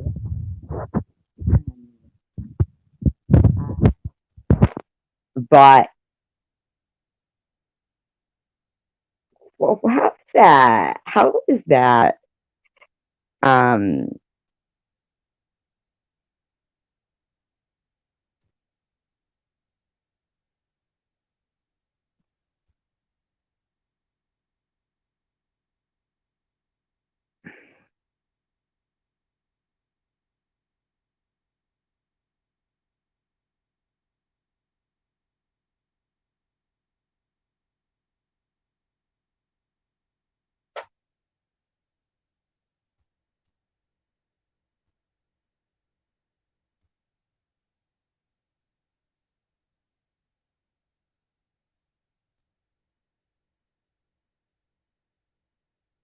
right, and that's the thing, throwback.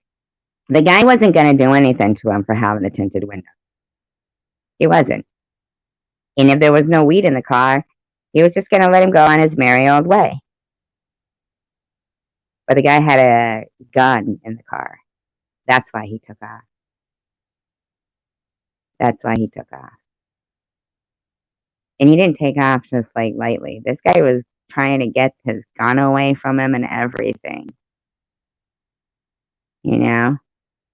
Right, I know. But the thing was it wasn't really about the tinted windows, but that's why he pulled him over, because it's illegal there, I guess. They have like a little measure thing, like a little device that he like actually hooks on the window, and so how do they call that racial profiling, right? I'm sure they would, if you can't see them through the windows anyway.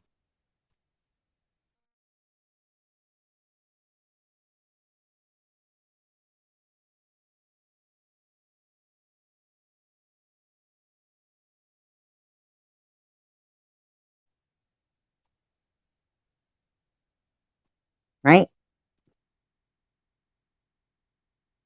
Um, my stomach keeps growling. I'm stuffed too.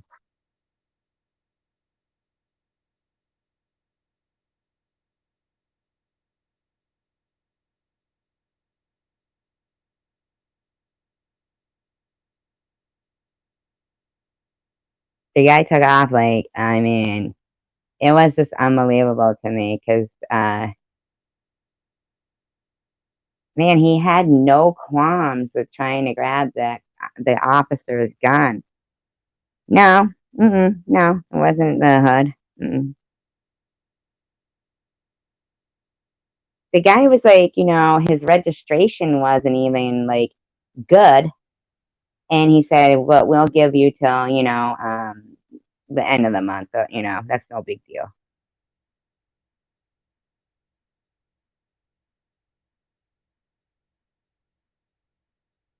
Like he wasn't giving him a hard time. He was, and the guy, man, he was prepared that if he had gotten that gun from him, but he had a gun in the car. So who knows, like what was going to happen. But I'm not saying that for, that case, but he's out.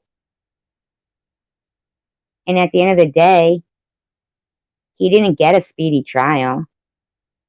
He sat in there for 472 days, and more, a little bit more, not much. So how come, like, that wasn't like an issue of, oh, violating, our rights, right to a speedy trial. It's not, my stomach. Why isn't there, my stomach keeps growling. It's fucking ridiculous. I don't know why there isn't two cops in the cop car. I mean, remember that one where he was like a state trooper, a really tall guy, and the people did have like drugs. I think they were Mexican or something.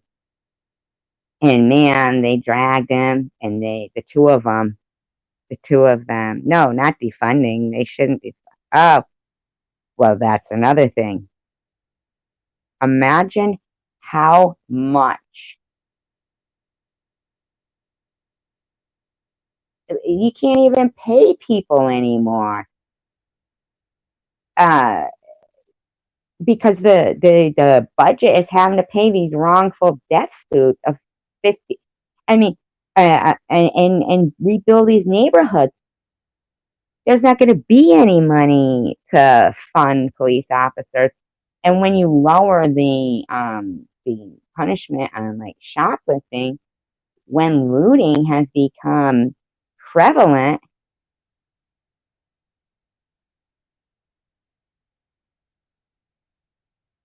it's amazing to me. I mean, I'm not trying to be a dick in any way, shape, or form. I am not racist, but I'm a real. I mean, this is reality that I'm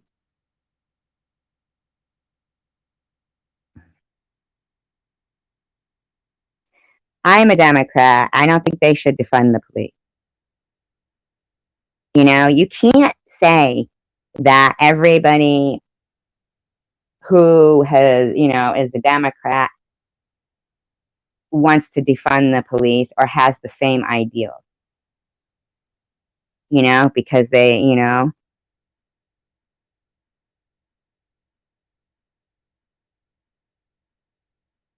what I mean? Because I wouldn't want to. Who has their own armed security?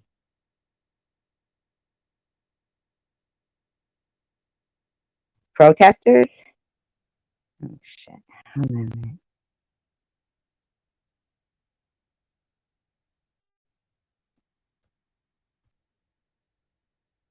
I'm not, in no way am I trying to be like, defund the police. I don't even understand that. Like, I gotta look that up because defund the police. Nicholas Goldberg, I disclose. Okay, defund the police. What does defund the police? Reallocating or redirecting funding away from the police. To what? Shifting massive spending on policing that does not keep us safe and reinvesting in a shared vision of community.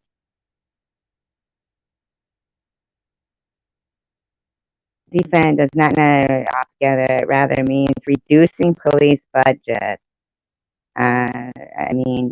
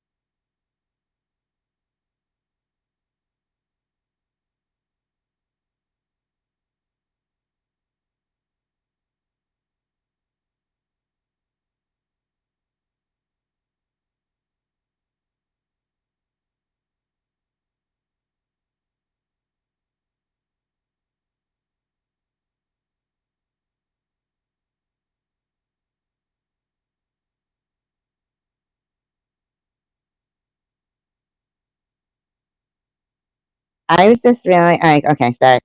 You know, people who want to take our guns. Okay. If people live in it takes a while for the cops to get on, how the Democrats. Oh yeah, but the Democrats are saying not everything's bad. Yeah, right. Well, that happened during the LA riots. During the LA riots, when the police, you know, when the police like abandoned the police station, because you know they were already, you know, there was like a crowd of 300 around the police department, you know, during the Rodney King stuff, and here's the thing, though. I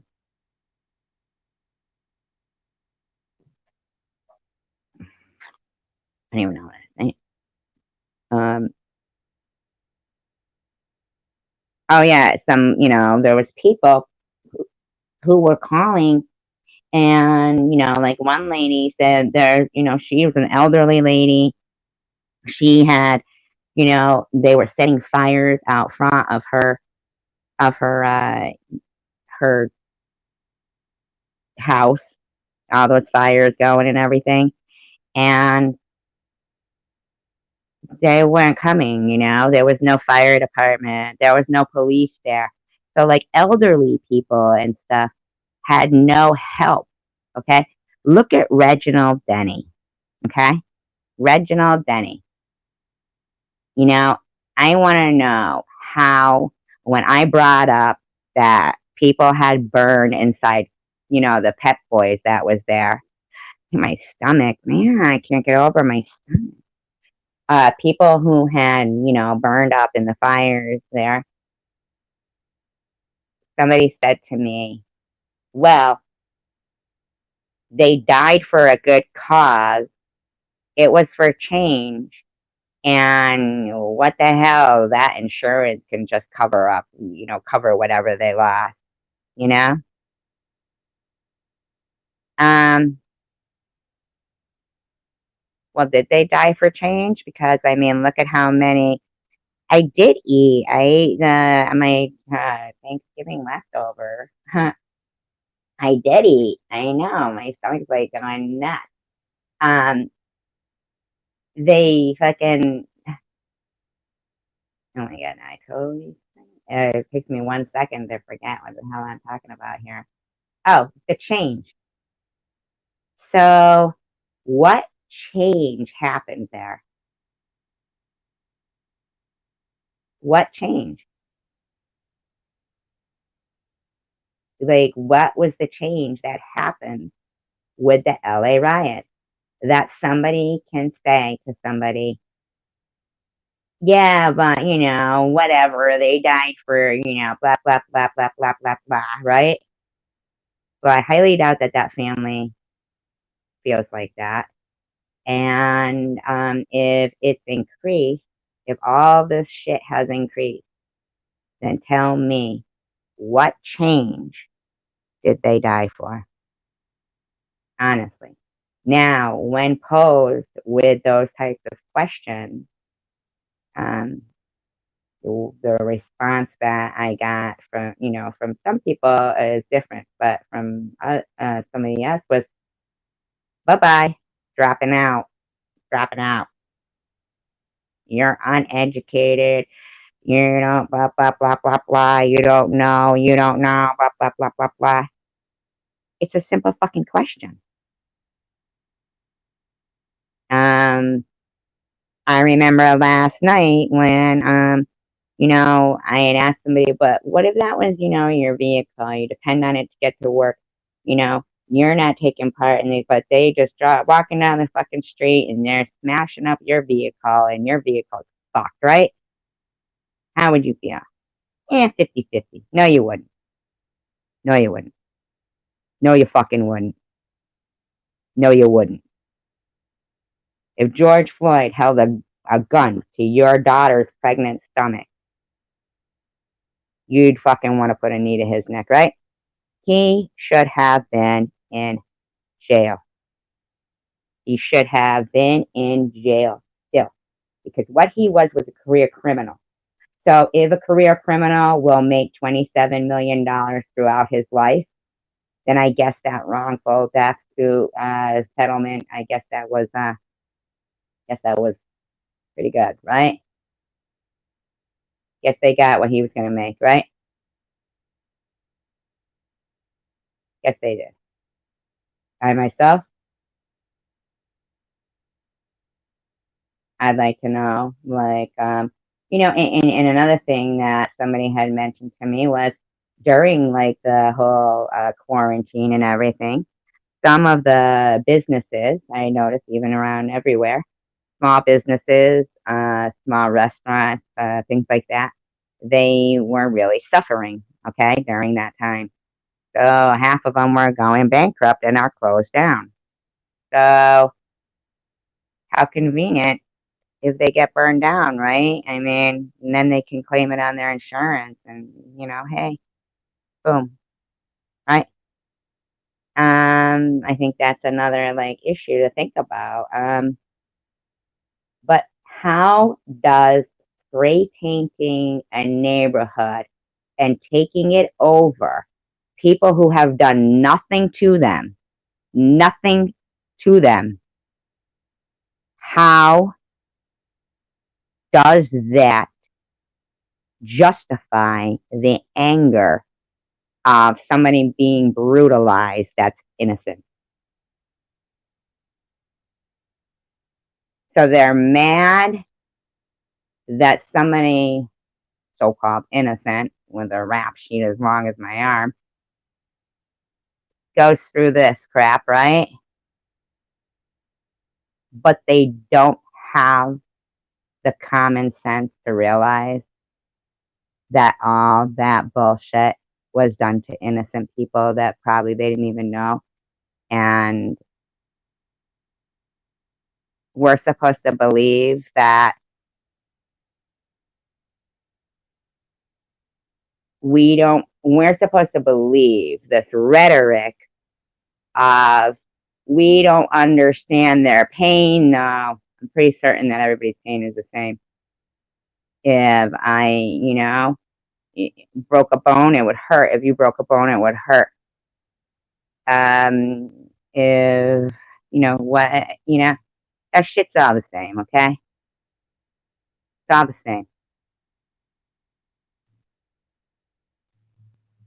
So we do understand the pain of being fucking totally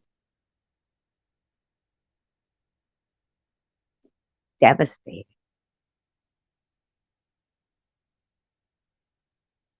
Yeah, but you took us from our motherland. Our motherland. Have you looked at your motherland lately? Fucking lady had to throw her baby from a burning building that was set on fire by rioters, and the people outside had to catch the baby. Luckily, they were both fine. Wow, I wish I had some of your turkey right now. I would eat more turkey. It actually wasn't enough when I I was like, I need more. But I'll make something else. But I mean, seriously, if they look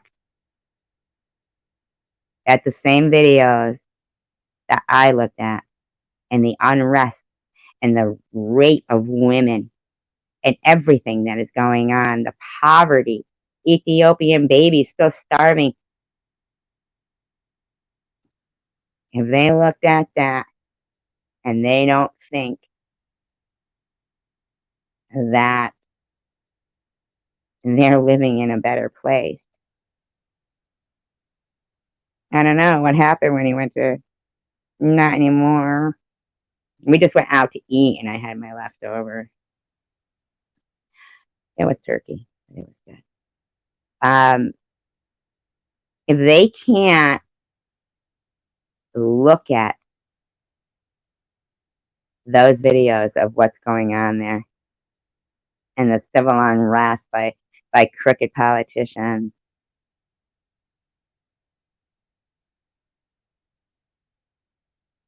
and not know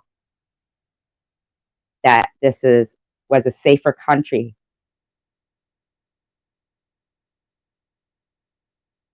for them to raise their children with more opportunity? Where did they get off thinking that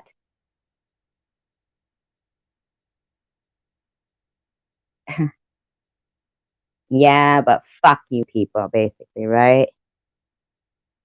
Fuck you people. No, fuck you. We don't get this. We are knee to your neck. In fact, we're going to release all the prisoners. We're going to throw urine at. It's a peaceful protest, but we all brought some urine to throw at the cops. Yeah, it's a peaceful protest, but we need to smash these cars up too. Peaceful protest, but we got to have it at fucking 10 p.m. at night screaming, no, no justice, no peace. No, that doesn't sound like you're not saying peace right there. That's not peacefulness. It isn't. It isn't. They don't have peace riots. They have peace talks. But shock, my shock, my shock of talking about a particular incident and why that whole shit in Wisconsin happened to be going on at that time and what particular criminal caused it. They didn't know who it was.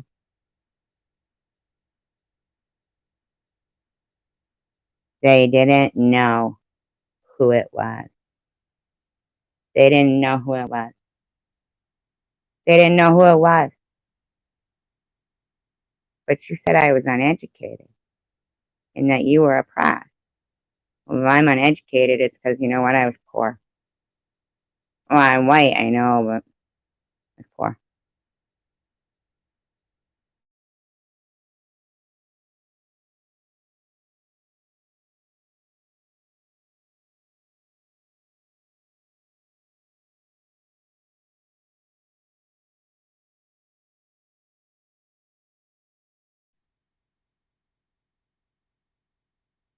People have been oppressed by the elite for thousands of years.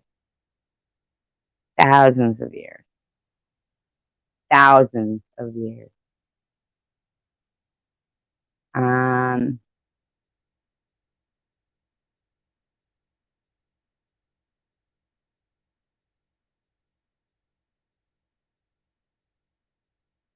I read so much about when, with slavery and, the Civil War and how, um, you know, they're like, yeah, why the fuck should we, well, like I heard somebody tell me that, I know, right? I do want some more now that we're talking about, it, um, when,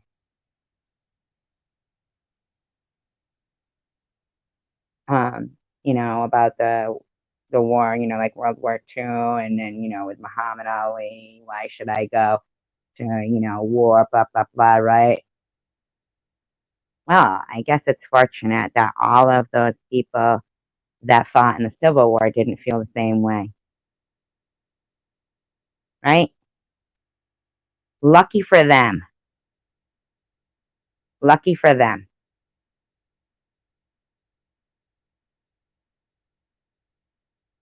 But at the end of the day, what ended up happening with that?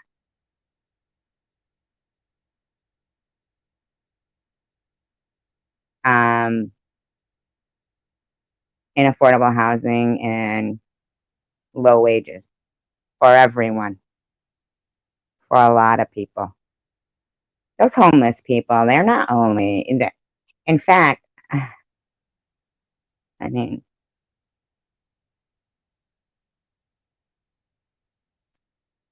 I mean, destroying a country where most of the people are living in tents now because a lot of the jobs are gone. A lot of everything is gone. And to continue to destroy it and find that to be the priority is to destroy stuff and intimidate and block off streets, block off the Brooklyn Bridge.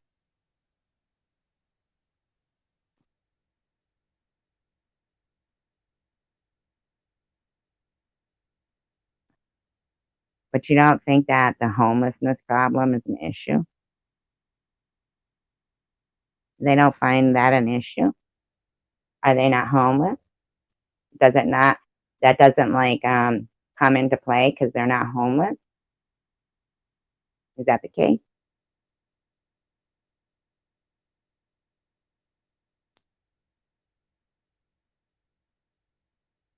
That family that drove around in that truck, yeah, blocked the freeway so people can't get, to where they need to go. And then to be like, and look at these drivers, they're just driving right through. Well, you know what? We all saw Reginald Denny. You think I've forgotten that for one fucking minute? What happened to Reginald Denny and other people that were driving through there?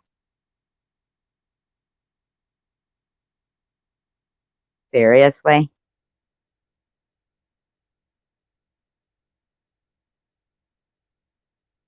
Really? And they want people to stop? Yeah, okay.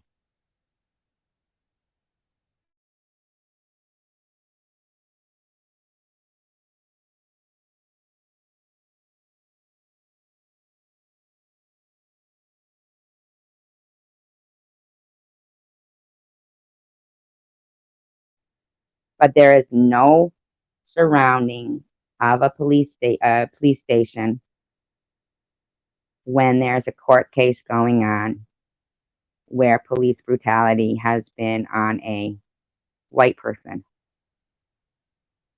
like Daniel Schaefer, Tony Timper,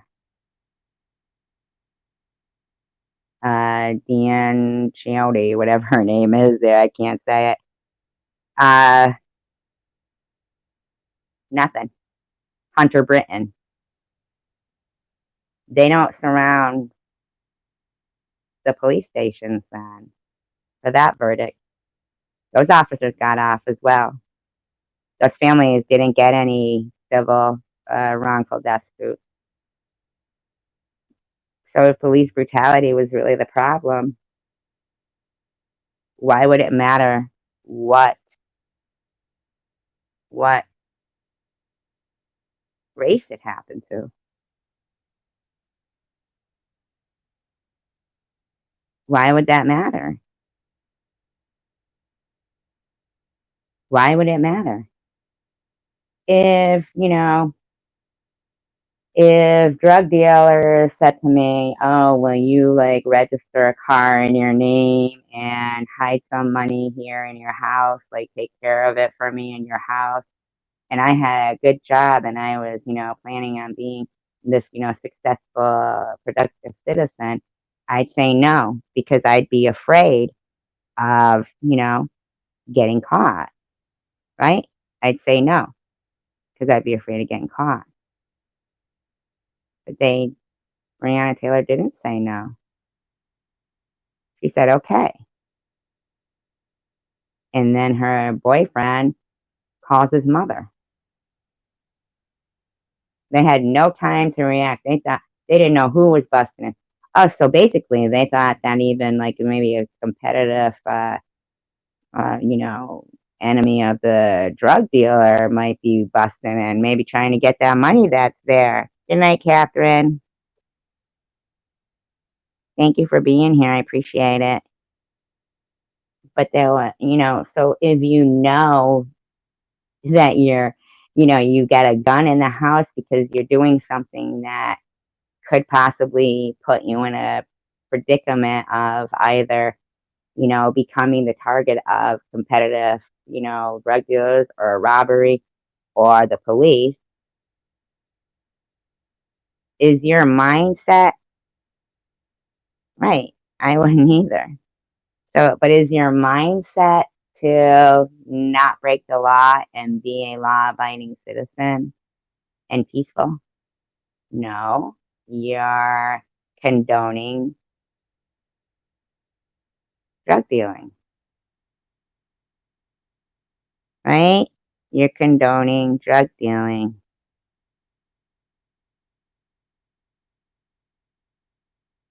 contributing it to a problem.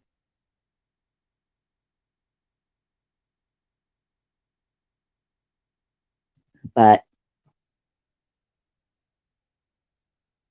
$12 million, $12 million,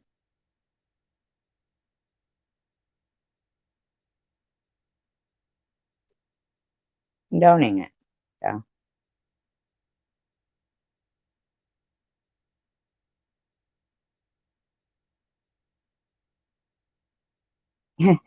cop gets shot, and then the guy throws his girlfriend in front of him, and the cops now are just firing. I mean, they don't know, like, what the fuck? And it's their fault. She put herself in the midst of criminal behavior. She condoned criminal behavior, and it was they even knocked, though. It says it was a no-knock warrant, but they knocked. But this guy had time to call his mother before 911.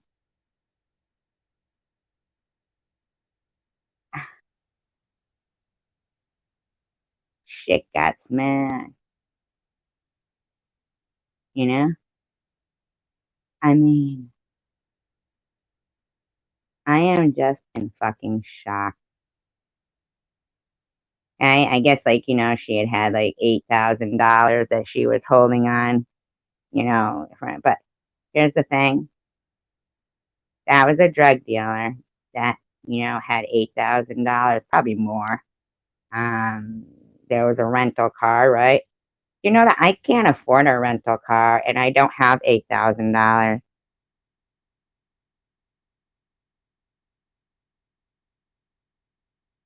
But I'm the bad guy. I'm supposed to have some kind of white guilt and because I have privilege.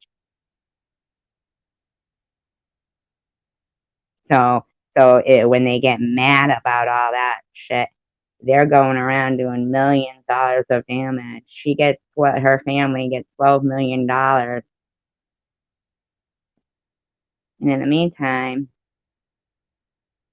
as privileged people are struggling away, just trying to fucking keep our head above water while this shit's being destroyed around us because we're supposed to believe that people that are being brutal all around, okay? Even to each other. Even to each other.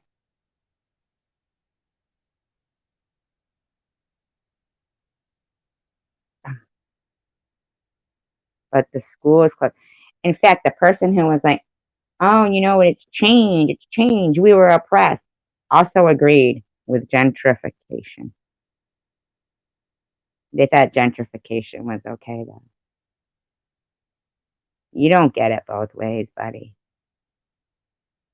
You don't. You don't get it both ways. Do you care about, poor people that are living in those areas that are becoming gentrified, or do you not? You don't get it both ways. When somebody asks you a question and you don't want to answer because then it would contradict everything that you're saying, Like when I say, well, wouldn't you be mad and consider it racist if we had a magazine called, Ivory, with only whites in it?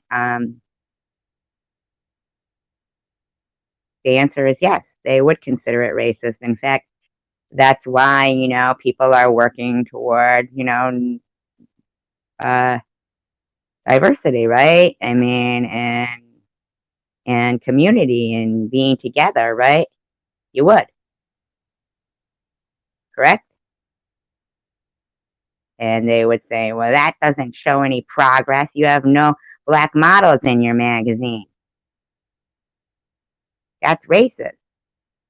But they don't want to say that because it would be the same on their end. When a black person gets killed or a gay person gets killed, or it's a racial, not a gay person. Let's say, okay, that would be, they call that like a hate crime. But if it was a, a black person, they'd say it was a racially motivated. But when a white kid jogging down the street gets shot by three black youth,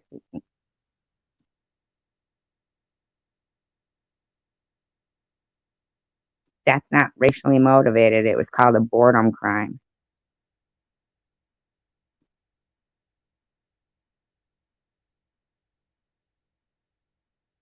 A boredom crime. So he's jogging in his own neighborhood, and they go in his neighborhood and shoot him. But the poor, innocent, bring a gun to a high school football game guy goes to somebody else's neighborhood, and he's jogging, starts to have an actual physical altercation with somebody with a shotgun. You see how many times I have seen that they try to. I read one where who's that Mike, what's his name, Michael Brown. That guy was 6'4", 292 pounds. Oh, I know. What about that? Where's the outrage? Where's the outrage of that? See, and the cops, they were, going after him, but then when they saw, this, they wanted to even like shoot. But when they saw, this Christmas parade, there's too many people, they don't. What happens? What happens? 5 people died?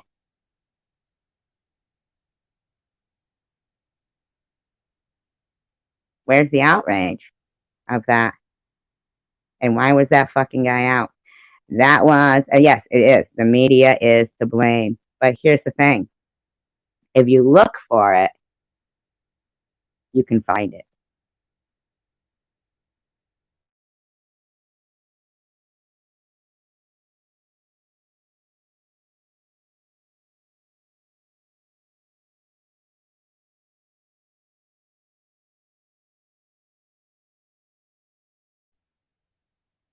If you really care, you can find it. So they really were into making a difference.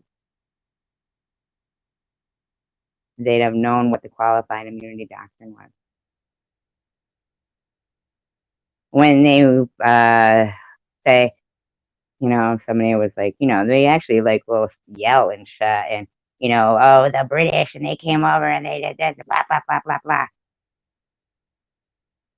And, and then when, if asked, well, what year did they abolish slavery in Britain? I blame Tom Reed. That's funny. I know, right? He's creepy. It's not known. But I thought, like, this was a whole big thing about our history, our Black history, our history. But these are dates, these are names, these are people. This is history. oh yeah, but this history is fake, but the history that we can use to fit the narrative, that one is real. Really? And here's the thing. In that,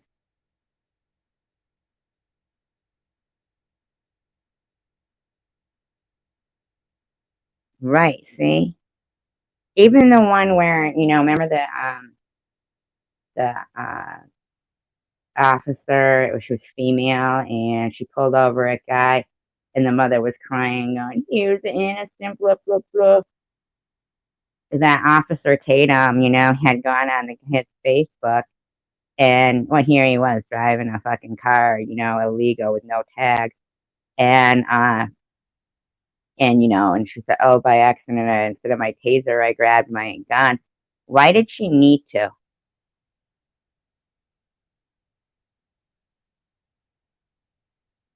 I mean, this guy had been in court and on his own recognizance or whatever. They let him out, but he was not supposed to have, a gun or anything. But on his Facebook, he was there with a gun and a joint dancing around.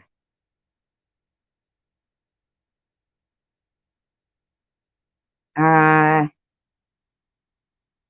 what the fuck?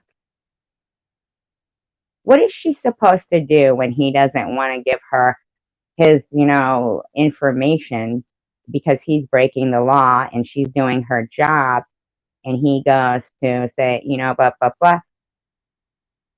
This kid obviously has got,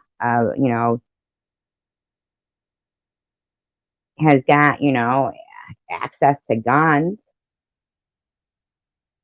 has no respect for human life because, hey, he thinks guns are cool and I'm going to dance around with them while I'm smoking a fucking blunt and I'm not even 21 yet. His regard for human life, even his own, is very low. So when everybody's screaming about it, innocent, innocent, I was like really impressed with.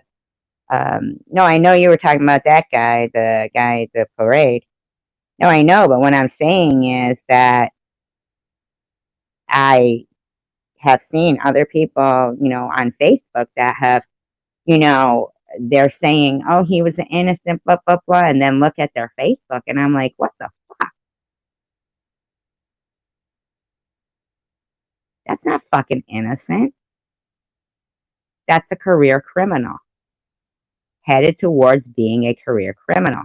You know why? Because now they got felony charges on them, and um, basically,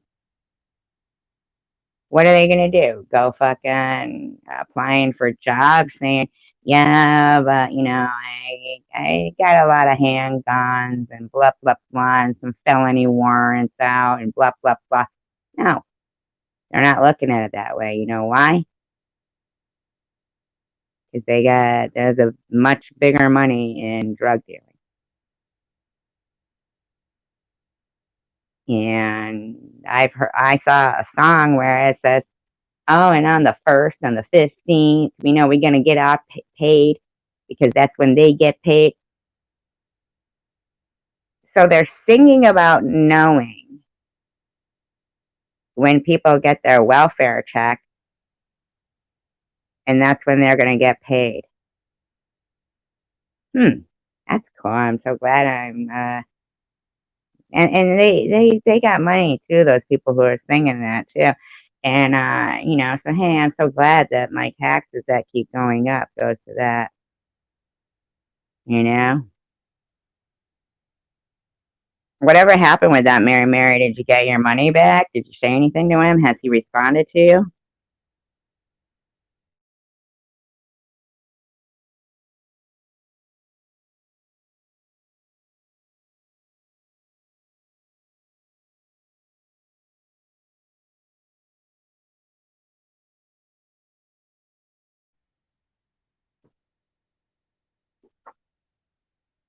Oh, you should expose him on a live stream where somebody's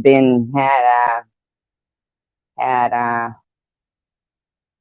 experiences with him and been told that I was, crazy throughout the whole thing until I finally had enough and said, fuck that, I'm gonna fucking talk about Tom Reed. And then he basically dug his own hole from there.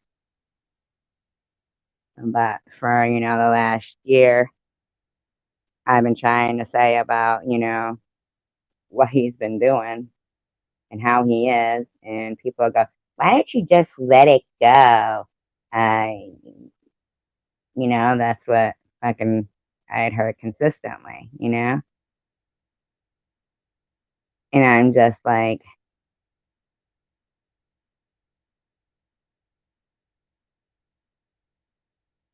and he has,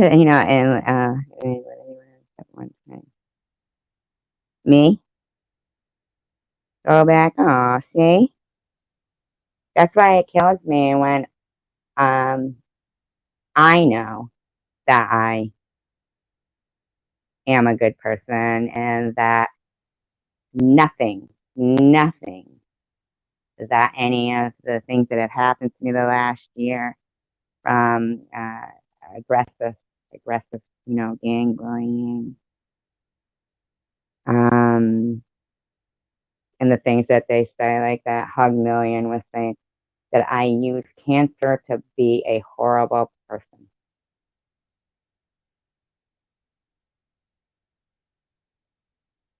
I use cancer to be a horrible person. And they were saying shit like, consistently, that I use the cancer card and Tom Reed and rooms full of people. If anybody should, be questioned about if they're real. I received 10 emails from our neighbors and this and that.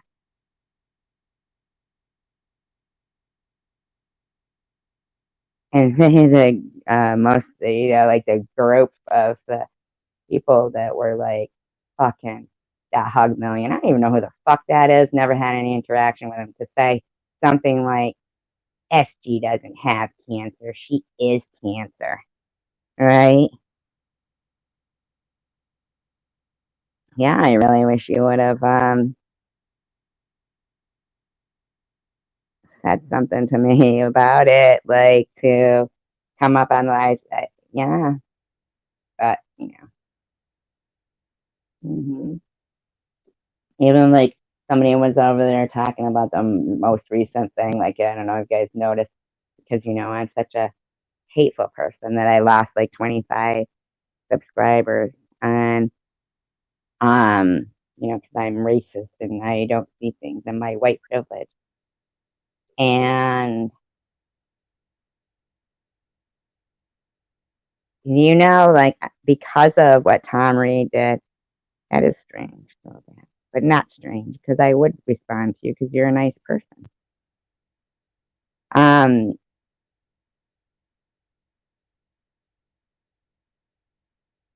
struggling along.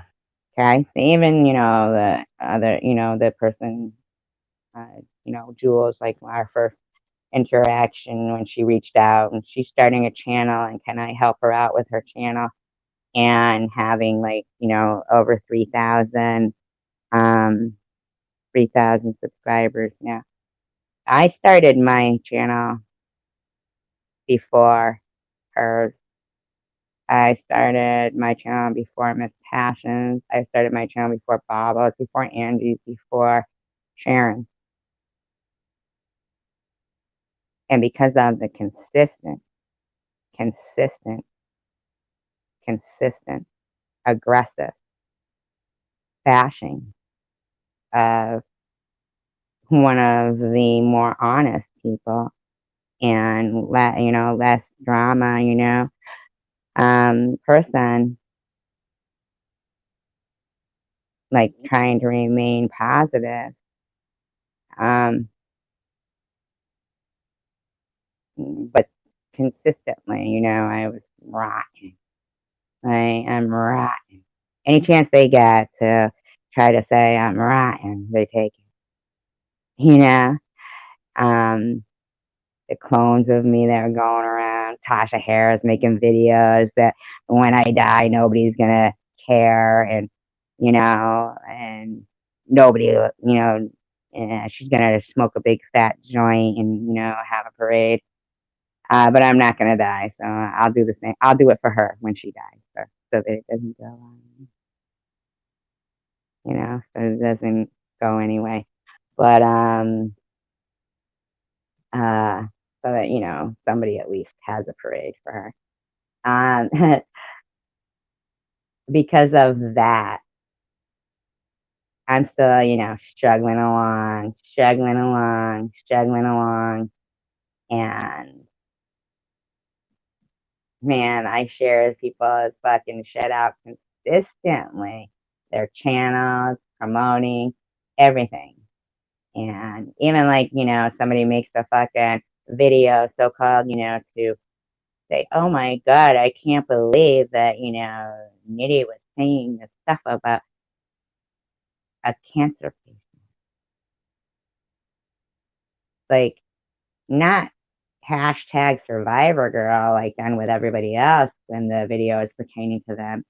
A cancer patient. And then the very next day, I'm a lying, fake ass piece of shit that set her up. Like, are you fucking kidding me right now?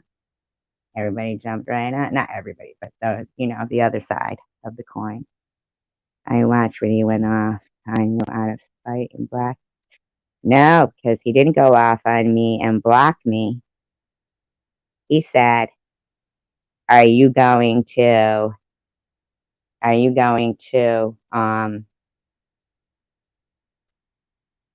get, well, I had said I was getting my biopsy results the next day. It sucked. I had to go alone. And they all were like, oh no, we're there for you. We're your support group. We're here for you. So what time is that? I'll have a live stream about it. And when I went to get on there,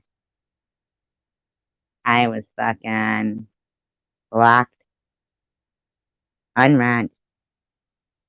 And he said, technical difficulties, ha. And still hasn't shown his 10 fucking emails from my neighbors.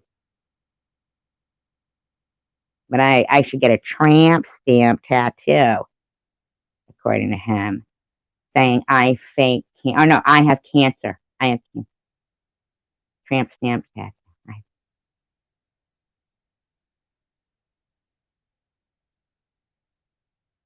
I have to wonder about the mindset of, all that.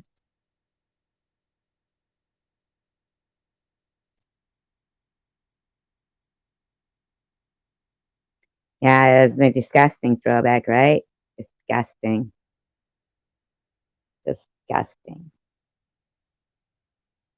Things like, parodies with wigs on. Oh, but they weren't about cancer. Of course they were. You know what I mean? Of course they were. But, oh, no, it's not the fashion to that fucking Luna, Fucking, no, it's a fashion thing. No, it's not. Fuck you. The shit is fucking crazy. That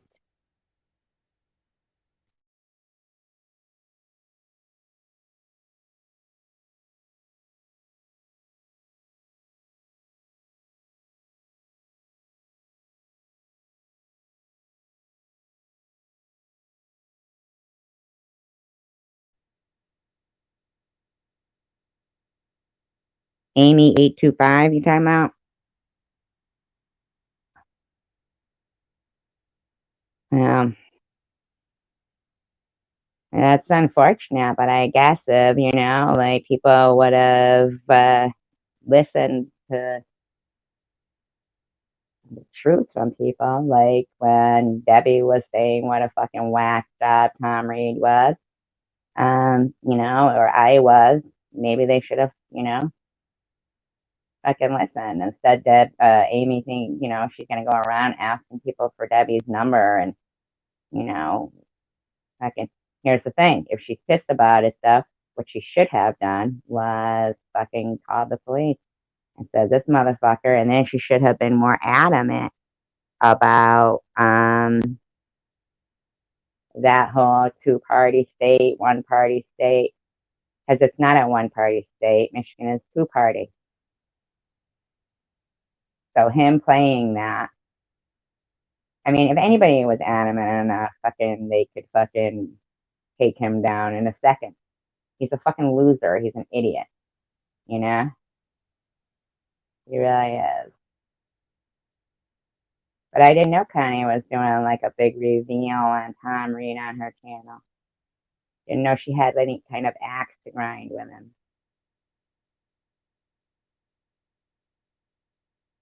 And I thought it had something to do with, like, didn't you say that he saw you on my channel and then blocked you, Mary?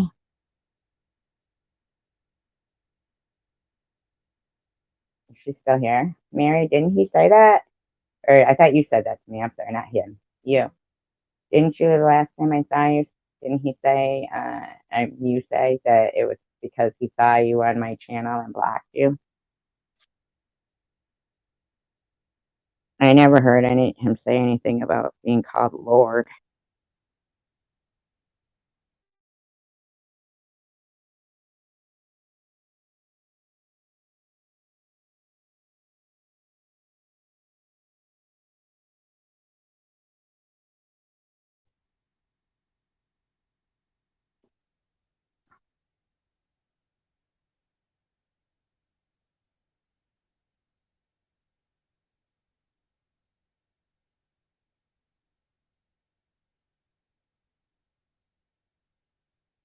He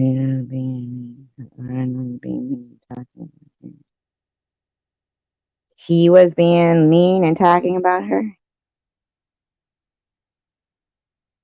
Yeah, didn't you say that he blocked you because you were here? Mary?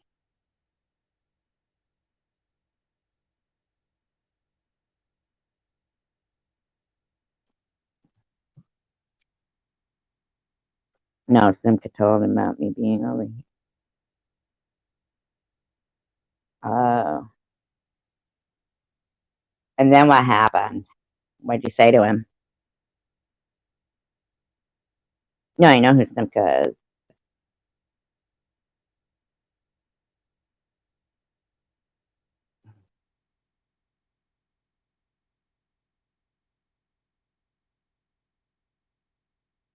Because I won't be tuning into that live stream. I'm sorry. I just won't. I'm sorry. I don't, like, they all support each other and, fucking done with it. But, yes, I'm black now. I've chant. No, but what did you say to him, like, when he asked you that?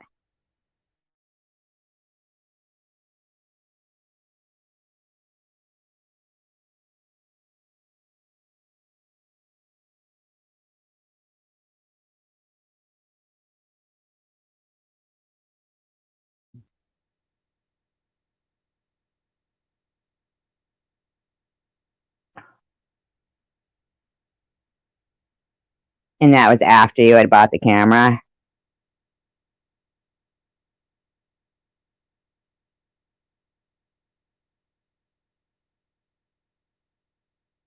He said that to her? Really? Did he really?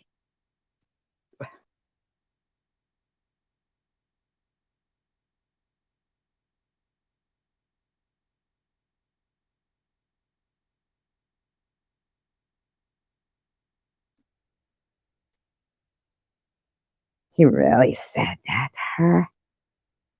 Holy shit. He's sick. He's a sick fucker. He is a sick fucker. How long ago did you buy the camera from him?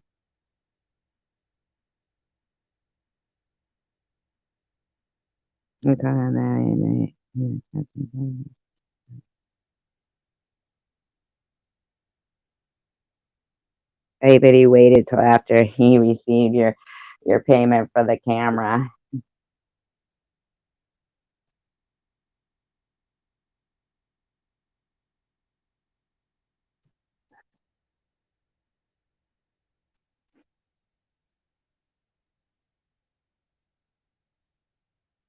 What's his fucking problem? You know what I mean? It was okay for me to support him before he had 1,000 subscribers, but he's done nothing but fucking bash me and cause detriment to my channel.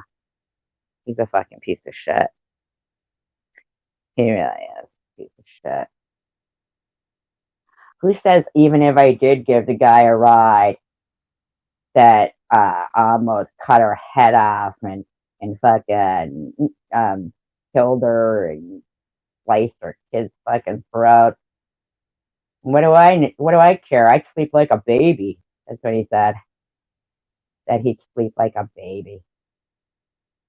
He's a fucking idiot. Anybody who fucking says something like that is an idiot. You know.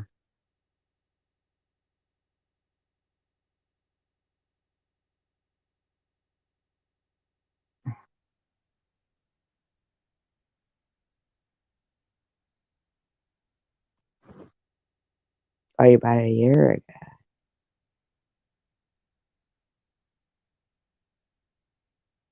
Oh, a year ago? And you didn't know that it was broken till now?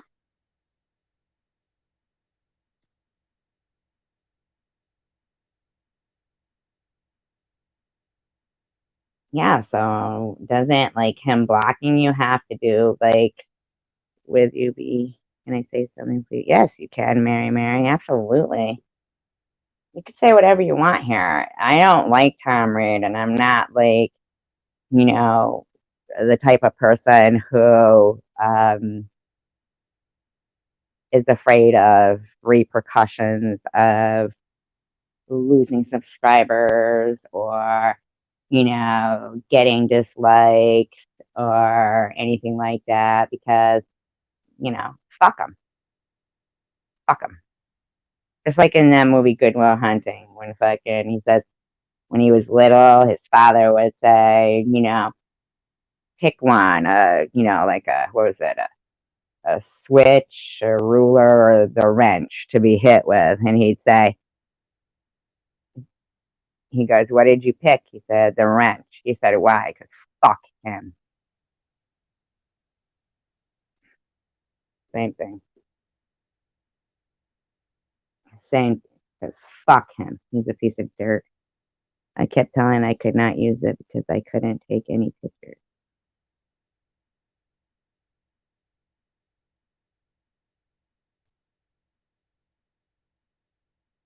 I could not use it. I can. $567 camera. Couldn't you have just gotten one brand new like, for that? How much are they? I don't know what kind of camera we're talking about here. I'm out of the loop, even though apparently it's my fault that you got blocked. I mean, and I know it is because I saw the Simca fucking the whole, the what transpired between them. If you had said something to me about it, and I I went back and I looked and I saw the whole, thing, but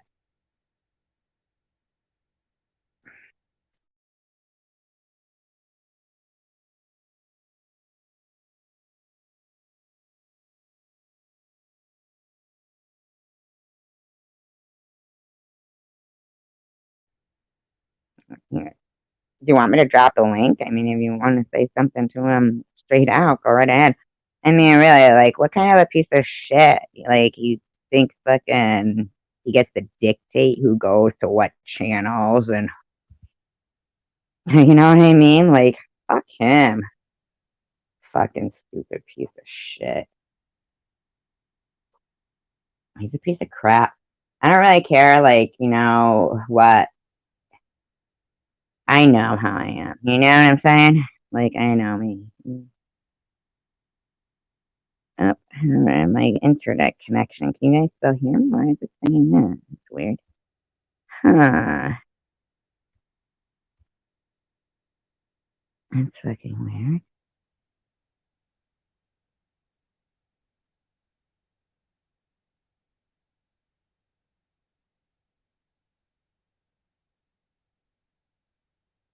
I don't know. Isn't letting me drop it. That is so strange. Having trouble connecting. But I am on the internet, aren't I?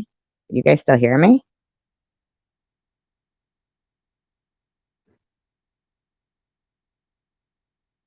Hmm.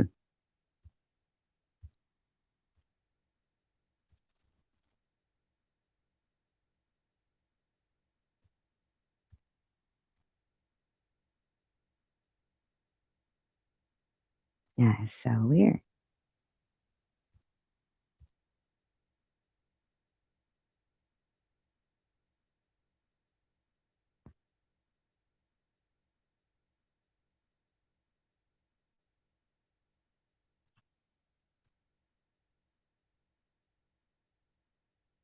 That is weird. So I don't even know if you guys can still hear me or not. Because it's saying I'm not in. Yeah, okay. That's strange. It won't let me, like, drop the link. Saying having trouble connecting. Weird. Strange. He said that he can help, but he never did, so I left him alone and just considered money was no problem. Things like that. He never did that.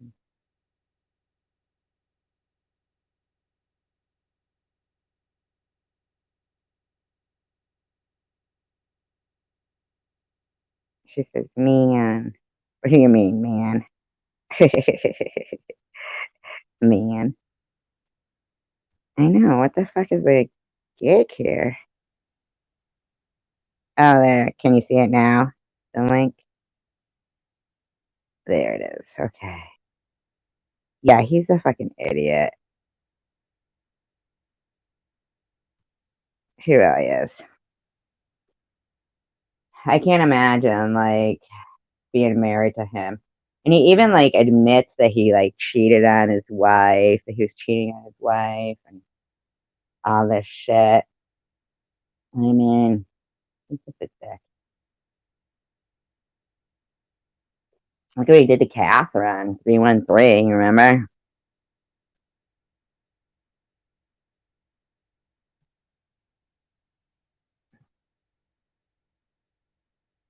The funny thing, he was telling how the other she was like, SC and all others he hates are going to slowly die off. He says this often. Oh well. Hate to disappoint him. Hate to disappoint him. I really do. Really odd to me though, because I'll see like channels thrive that are just not really entertaining, and I'll be like, wow, like they're not even informed or researching or anything, and then it's so crazy because like then it'll be like a few weeks later and they'll be just talking about the same shit I was already talking about. And here's one of the things that really gets me is you know how like I know, right, ministry? Hopefully he is. But here's another thing that really gets me too is this whole thing about they were all going on about Maddie. Like what is going on with Maddie now? I haven't looked, but they were going on about Maddie and how they all cared and this and that. But wasn't it when she passed out or something? I don't know, fell down. I don't know what happened. That she got kicked out of where she lives, the bando.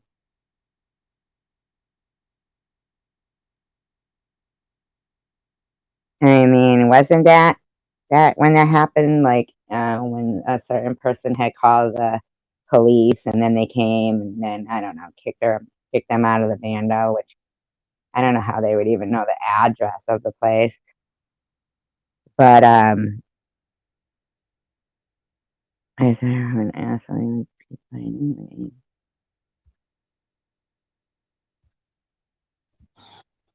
Hi, Mary. Hi. Hey, can you hear me? Yeah, Can you hear I me? can hear you. Yep, yep. Hey, okay. So, How so you as you doing? know, I'm doing good. How are you doing? Good, good. Well, as expected. Well, Is it you're in well, right Michigan, now, right? Are you in Michigan? no, No. North Oh, because I was North gonna say, is it North cold where you Carolina. are? Oh, North Carolina. Is it warm? Yes, it's nice. Like, I got a bad lucky. cold. It's like a head cold, you get a head cold, your head feels like it's all stopped up and stuffy. So Get right some now I don't airborne. sound like. Yeah, I'm taking a bunch of NyQuil. I even rub Vicks on my chest. Um, I you know, remember that from when my mother we used to do that. I think that's well, one of the things I I miss guess most about my mom is when you're sick. When you're sick and your mother is like, right. So, So I go. just wanted to, so I just wanted to, come out here because there's a lot of things that has been said that a lot of people off of YouTube have no idea about because a lot of things that are done is off of social media. It's personal. It's kind of like a phone on phone conversation. Things like that. I have been interviewed with Tom. Just for the record, I want to let everybody that's in here know. I know there was rumors going around about me because I was a moderator for Maddie and Gerald, and they started. Now the trucking is a part of my life. My husband is a truck driver. Now I don't drive the trucks because I don't have a CDL license. He's the one that drives. He's been driving since 1997. So I go with my husband. I book his loads. We're owner operators, so I book his loads. I'm generally in the passenger seat handling everything else that pertains to trucking other than driving the truck because I cannot drive it.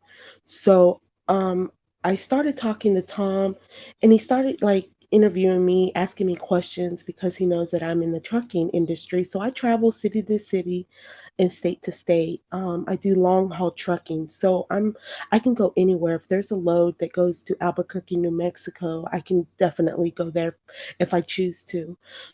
So, Tom, one day, I met Tom off the YouTube by him interviewing the prostitutes there in Detroit, like a lot of others on YouTube. So, I started frequenting his page back in, I'm going to say 2018, but I was just kind of in the back. I didn't comment and I was just watching. So I decided, you know what? I want to come out and make an appearance and say hello and see if anybody even acknowledges me even in that chat. Because at the time, if you guys can remember, Tom used to have a channel that was pretty fair active. There was a lot of people. So when he would go on live, he would have well over 100, if not 200 people in that chat. So that chat stream was going pretty good. So, me saying, Hmm. hey, I'm just a little drop in the bucket. So I said, hey, and actually I was acknowledged. I was like, they were saying, hey back. So that drew me in even more. So anyways, fast forward, I started talking to Tom. His interest, as we all know, is photography. And as a child, that was one of my interests. I deal with a lot of like anxiety, depression. And so I try to cope with other things like hobbies. For an example, I was thinking about photography at one point. So his interest with photography drew my interest into photography even more. So we started I guess, a relationship or a friendship over simple things like photography, and then led to find out he was into rocks. Just the little stupid things like that. I was like, oh my God, this is cool. So I thought he was a well spoken, a well caring Well-rounded person for doing. individual with lots of Yeah, interest. Yeah. yeah. Hmm. Right. Gotcha. For doing what he was doing for them women there in Detroit. And I was like, wow, you got to have a big heart to just take your That's time what we out. thought, right? Yeah, right. So, I was praising him and I was like, you're doing a good job. And so, anyways, we took our friendship kind of more off of social media. And I guess he had an eBay account. So he was telling me about an eBay account that he had. He was selling some things on eBay. And I said, well, tell me what your eBay account is because I'm on eBay. I'm not selling, I'm a buyer. So I want to see what you got. And so he did. And I went and I seen it.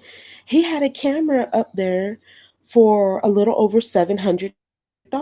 And I do have the camera, which I can make a video of it too. I have all the cameras, accessories. He has a lot of accessories with his cameras that I was like, what the fuck do I do with all this? I don't know nothing about it. So it was overwhelming. Um, but the camera is pretty simple.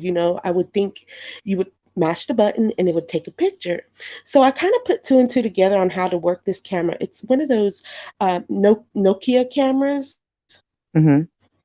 And It's not like a so GoPro or when I nothing. bought It's it, the I camera. bought it. No, no, no, no. This is actually a nice looking professional camera. So this was his camera that he started his YouTube page. If you go on his YouTube page and you go to his videos and you go to his oldest videos, you will see that he was doing photography. Um, that this is the camera that he used then. Since then he's done upgraded. I think he has done bought his camera probably a year or two ago, just right before I bought this. He had just bought him a new camera. That's the reason why he was selling this camera. So, anyways, I thought, well, this would be a good opportunity. He's going to send me some books. I can educate myself, read upon it.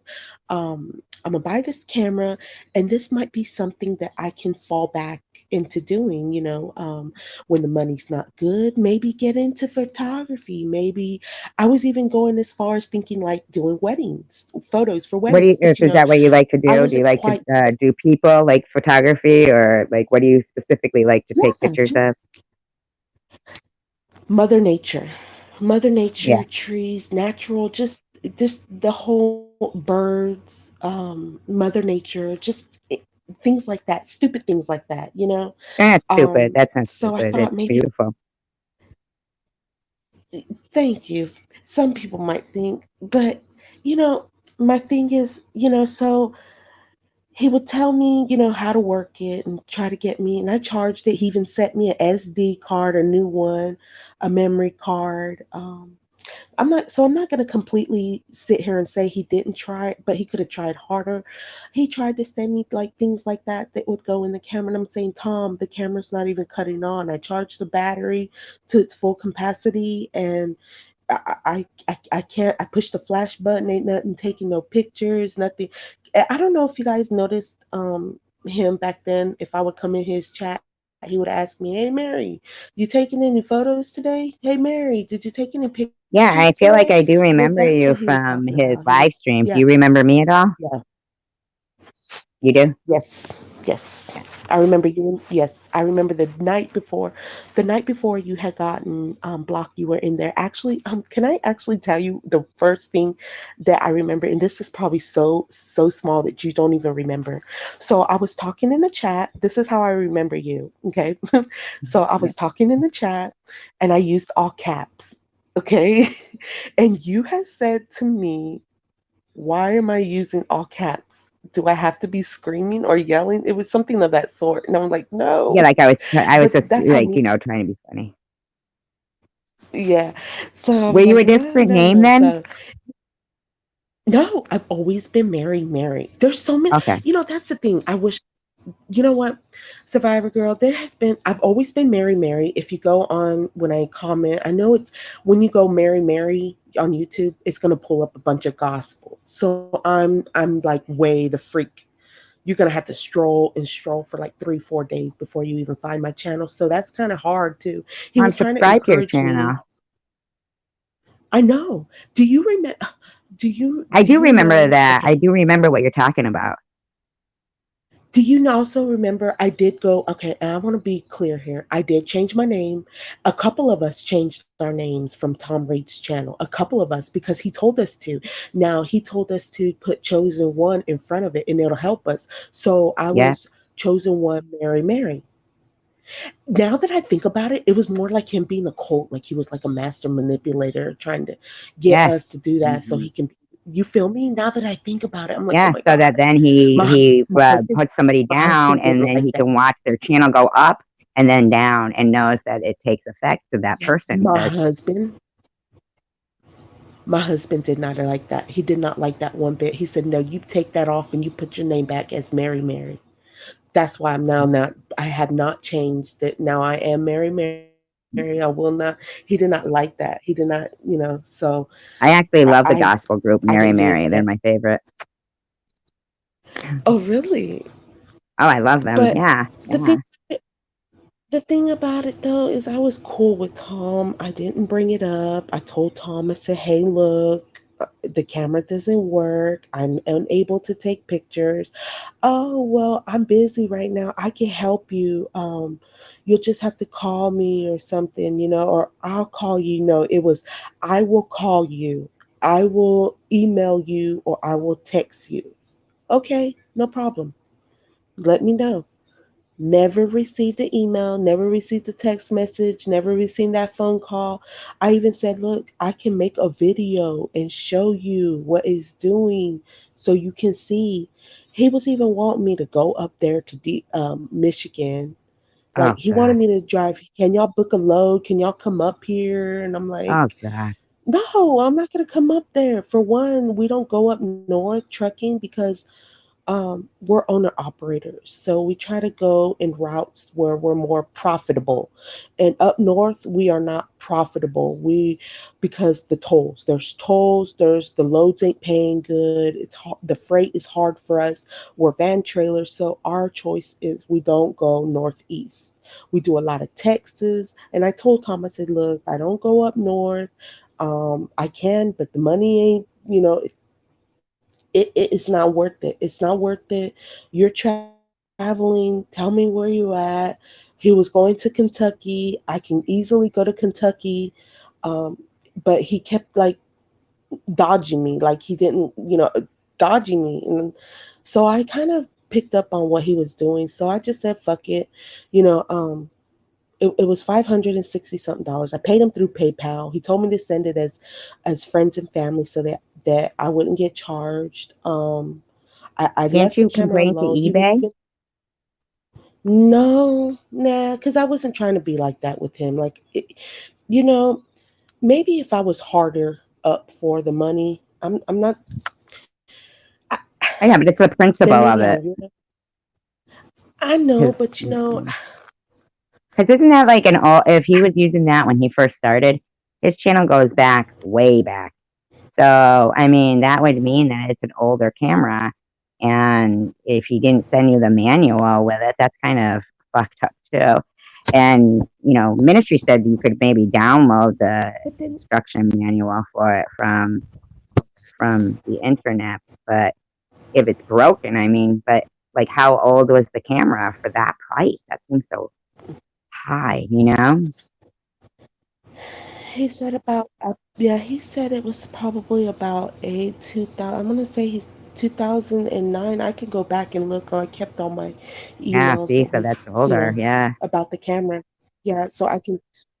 But yeah, that was the camera that he used it when he started out his channel.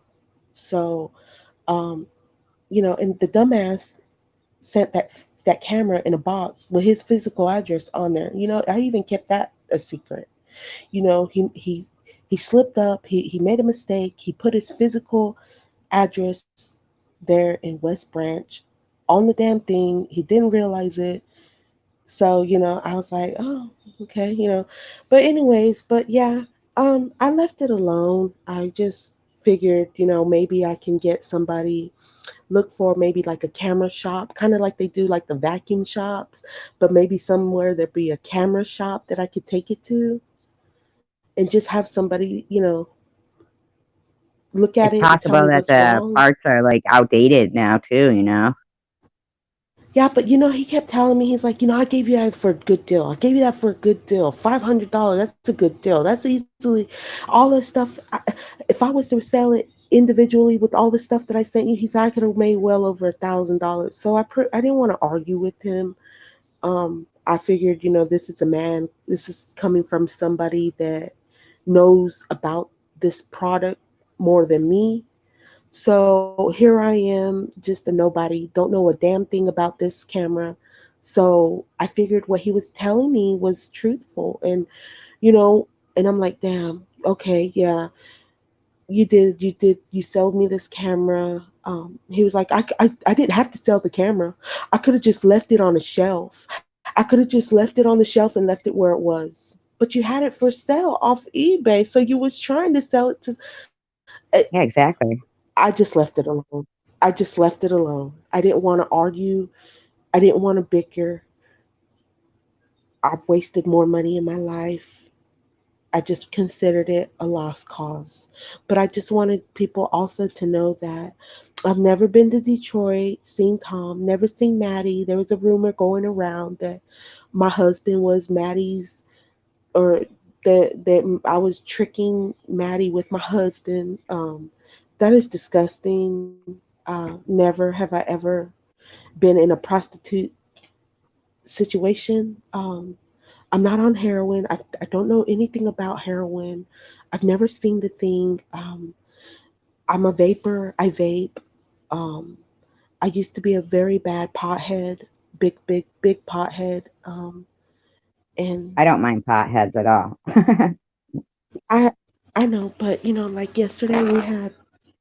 It sucks because I guess drugs is drugs, and Yeah, all those, I don't know. rumors that you say, see, they never like even like infiltrated my brain with you because I don't take seriously half the shit that, not even half, I mean more than half the shit that people say because I know how much they lie about me, I mean, I spent like a year through my Right. chemotherapy even trying to prove I really had cancer. I mean, it was like ridiculous, and that was coming from the shit he was saying. So, and if you were there the night Yeah, I before, then remember. you know that, Yep. you know, uh, Yes, that ma'am. I everything like was wasn't there. a I lie. know. So So I was scared because I was a part of Tom Reed's channel, and it's true. It is true. You feel scared. I don't know why.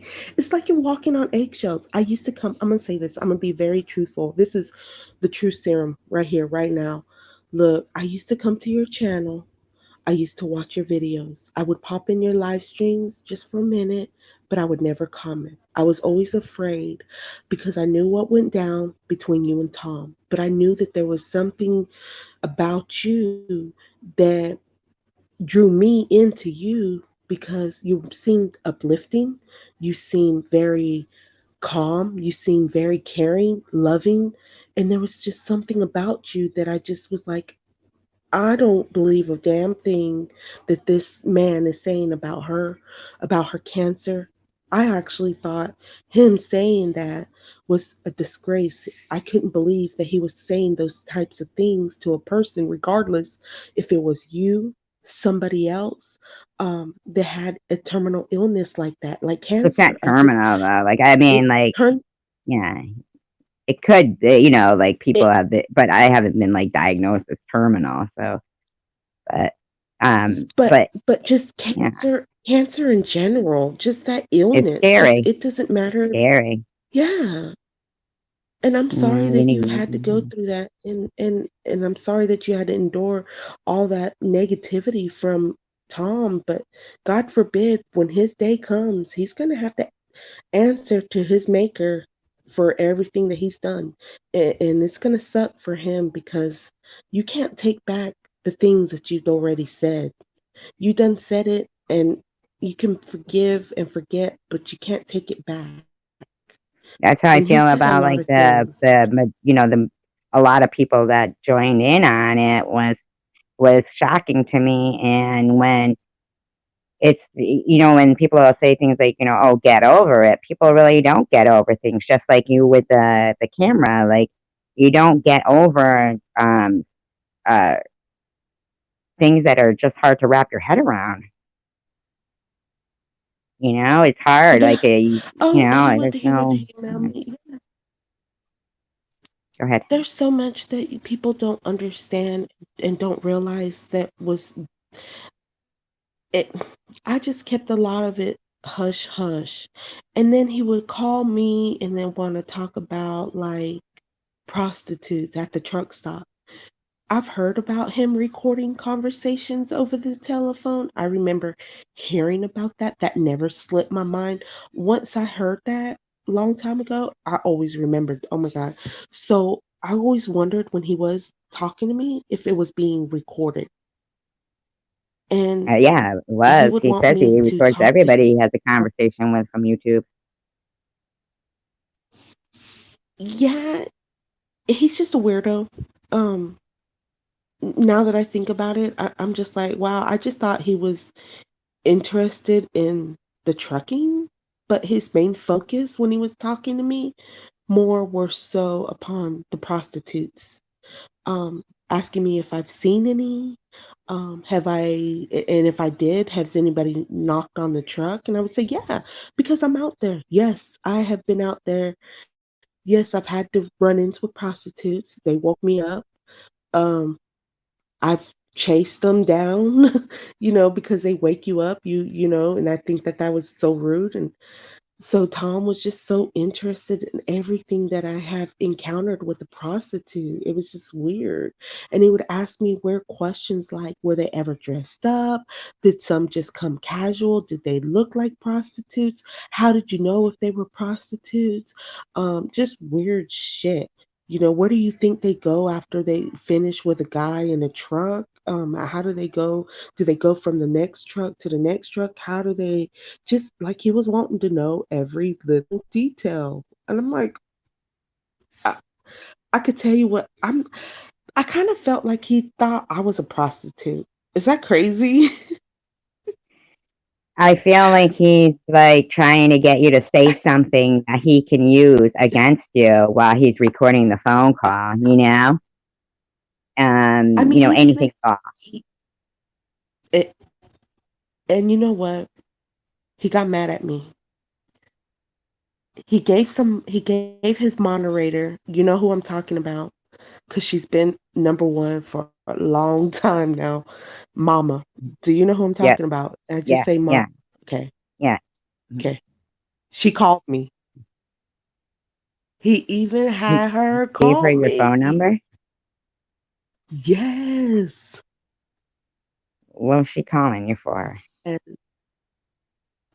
just some weird shit. Just some weird shit. I'm telling you guys, please listen to me. I'm not lying. I feel There's like he nothing that probably I has have to recorded lie. her saying some things, and she's like at his mercy, kind of. She left me a voicemail too, told me to call her back. I didn't call her. I didn't text her. He was mad. Oh, he was mad. He was mad. He said block. He blocked me. I don't care if he blocks me. He can block me all he wants, but he made Oh, that he video. blocked you This before? motherfucker no, he blocked me just recently. Just like 2 weeks, 2, 3. If you go on his channel, okay, you gotta stroll because he's uploading like trying to upload 3 or 4 videos a day. But about 3 weeks ago, if you stroll down into his videos, there's a video category that's called deleting, blocking, unmodding. It's I saw called that. Yeah. deleting, blocking, and unmodding. It's about 3 weeks old. This Mhm. motherfucker in there, he had a fit. That's the day he blocked me. So I was in that block list. I guess he got a high hair up his ass or whatever, but he went on a rampage and I was one of them, if not the only one. But he blocked me. He blocked me that day and called me a Didn't wasn't it weirdo. like I Are you remember seeing the fucking one where you had mentioned something about Simca saying you were on my channel.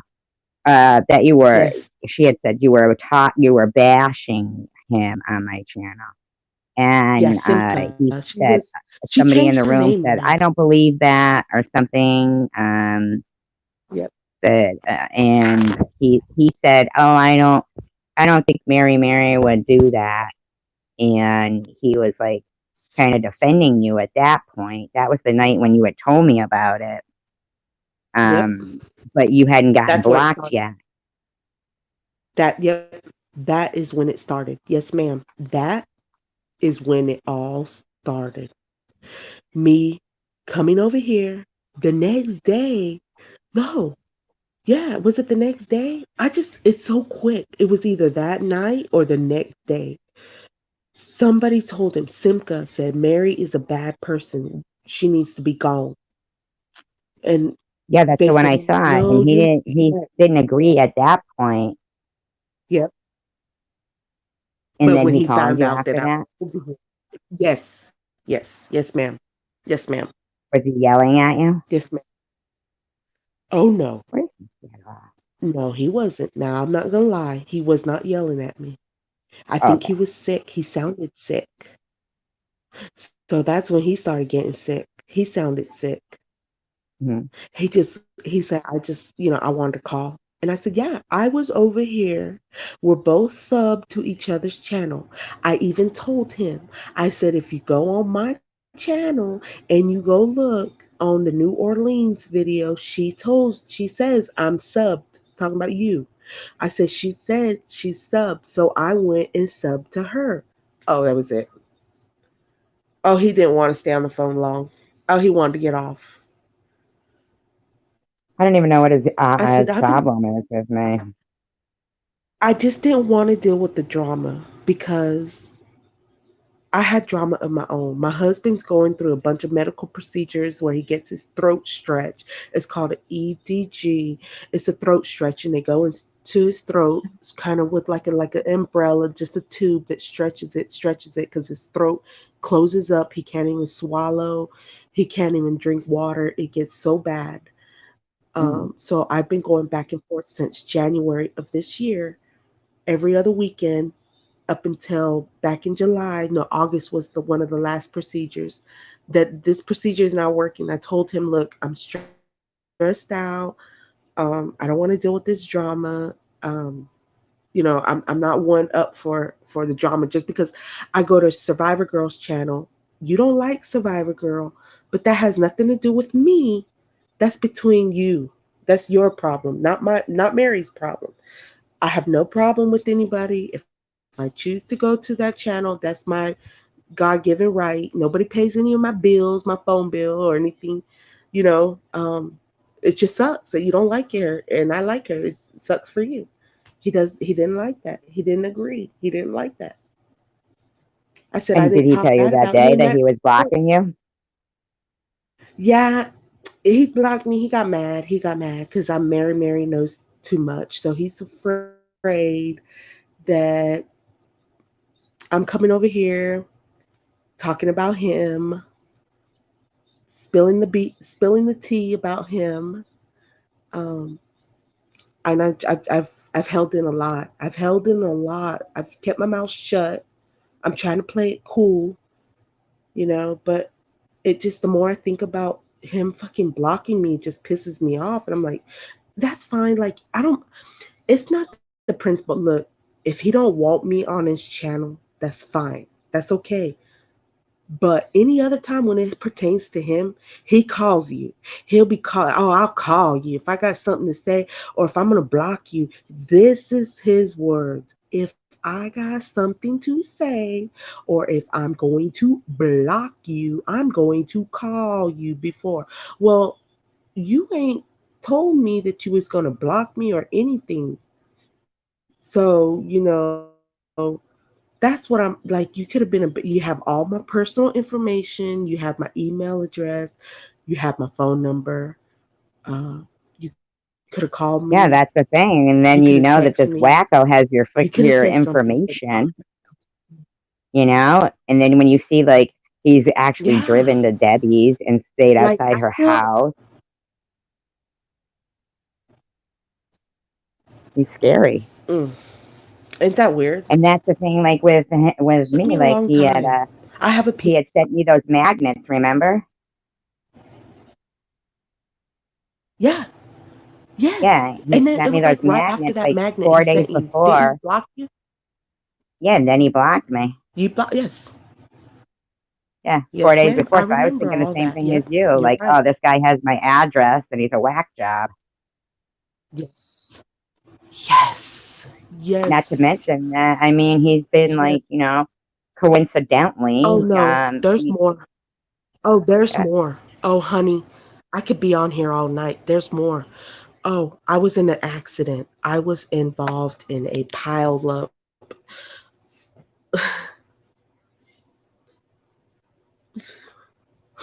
you okay? Yeah, fine. You want me to talk for a minute so you can like get yourself together? I understand it, and I feel Yeah. like somebody who you see that they have such a hatred towards women, and they've been Yeah. connected to deaths of people that they've interviewed. Then and you hear that he actually did drive and stay outside of Debbie's. It can be disturbing, and you know, for anybody because he's a fucking, and especially when you think that somebody is a decent person, how he came off, like you said, like about, in 2018, 2019, coming off like a normal person, somebody who has a well rounded, you know, array of hobbies and interests. And, but he's not, he's a master manipulator. And don't let him fool you guys. He does. He. I've sent him money. Okay. I've sent him money. Yep. Um, I was involved in an accident back in October 28th of 2020. Totaled our truck. We were involved in a pile-up accident. I'm glad everybody survived. There was no fatalities, but Thank a God. lot of damage, a lot of damage, a lot of totaled vehicles. Our truck, our 18 wheeler, was totaled. Um, Oh my God. the only thing that he wanted me to, well, he told me he was a PI, and he used to work for insurance companies, and that he knew a lot that goes on behind the scenes, and he tried to get me to lie, and I call it conning. Like when you con something or you con somebody, you lie to Hmm. them to get something out of it. So you're conning them. Um, Right. and he wanted me to lie, and con. The Your insurance insurance company. company? Yeah, Mm. and he was coaching me on how to do it. I know I'm guilty. I'm going to hell. I'm going to hell, and I did. Did you eventually tell I him did. no? No, I did it. I did it. So, I did like, it. I did you exactly what got, he said, and yeah, but wouldn't your insurance company have paid anyway because of the, of you know, course, of course. But there's some things that shouldn't have been, that did. That's all I'm gonna say. So I'm thinking about that. I think about things. I'm like, oh my god, I shouldn't. I just worry. I worry a lot. I worry a lot because every action is a reaction. Um, you need sometimes to I do, do.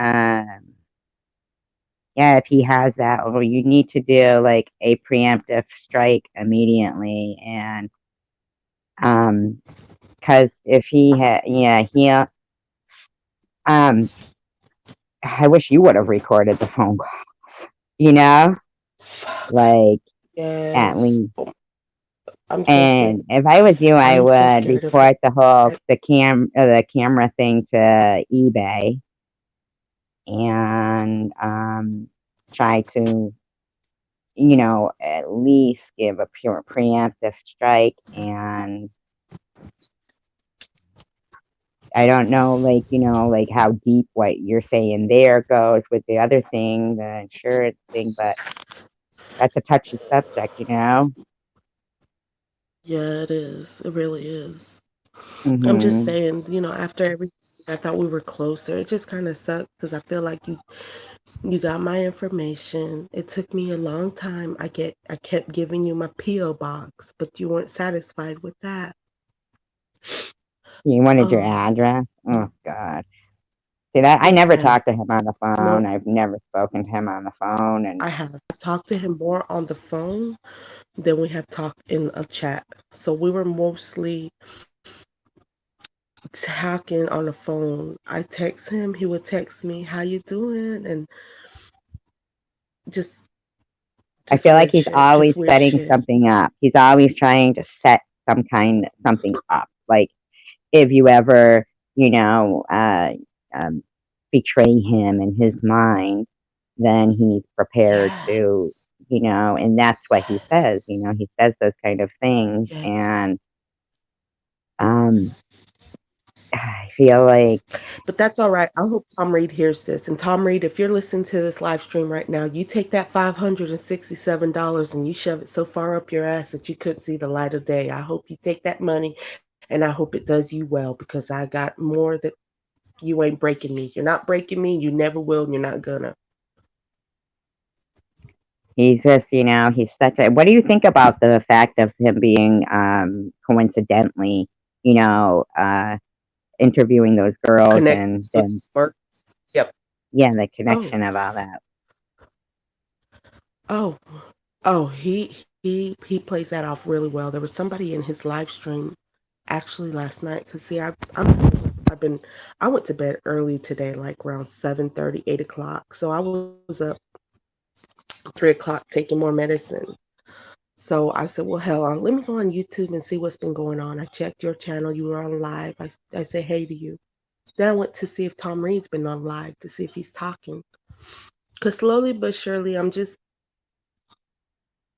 I feel like I want to get it all out, like just say it and be done with it. How I feel about his whole thing, because I've been wanting to say something, but at the time I thought we were friends or a good acquaintance. So I said, sometimes just keep my mouth shut and keep it moving. But after you do me like this, now I feel like, hey, I need to speak up. So I've been speaking up slowly. So I just wanted to see if maybe he heard anything that I've said since he heard word back when I was over here so quickly that, hey, Mary's over here in Survivor Girl's live stream. So somebody ran and told him that either that day or that next day. So I wanted to see if what I said, and Connie, I don't know if you know her. Connie, she does videos about Maddie and Gerald.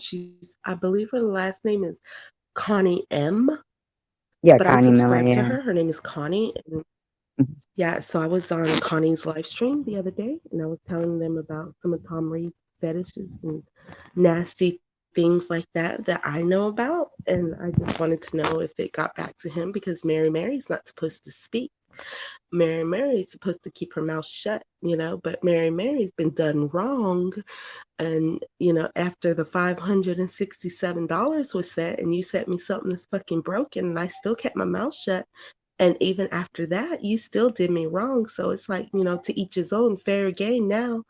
I'm going to speak up. I'm going to speak the truth. So I started talking a little bit in Connie chat stream, and I think maybe something got back to Tom. So I checked out his chat tonight, and they were asking him. Somebody was asking him questions in his live stream, not too deep in it. It was actually probably within the first 10 minutes of his live stream about the girls in Detroit, like Penny, um, Mhm. Raven, some of the girls that he interviewed Yeah. that are now deceased. Yep. God may their soul rest in peace. But the ladies that were interviewed at one point by Tom that are no longer alive because they are deceased, Right. he avoided them. He avoided them, talking about, oh, this one died of an OD. This one died of an OD. I'm like, what? I thought this one got hit by a car. I thought Did this he one went block the missing. person? I don't know. I don't think so. I Because could usually have he because gets that was a pissed if somebody asks any questions. Well, I don't know, but if he got blocked, wouldn't their comment even after the live stream, Yeah, you're wouldn't their right. The comment comment be wouldn't still be there. You're okay? right. Hmm. Okay. Yeah, Yeah. So I thought right. that too, but then I was like, well, yeah.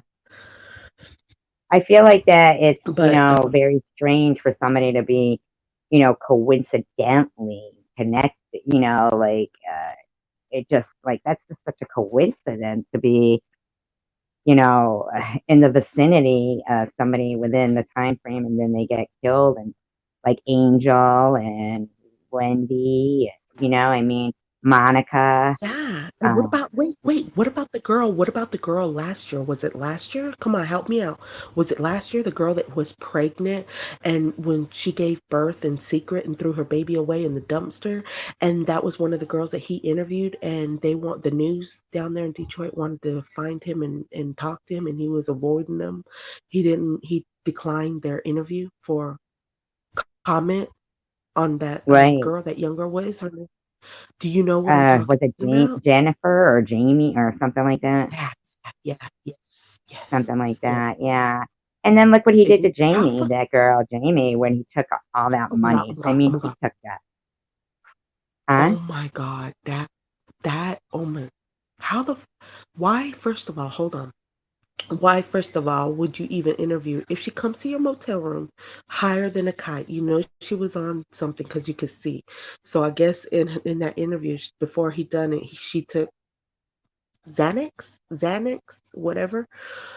But she clearly was nodding off, like she kept dozing off. I wouldn't have even posted that. I would not have posted that to my YouTube channel. I feel like though This guy posted.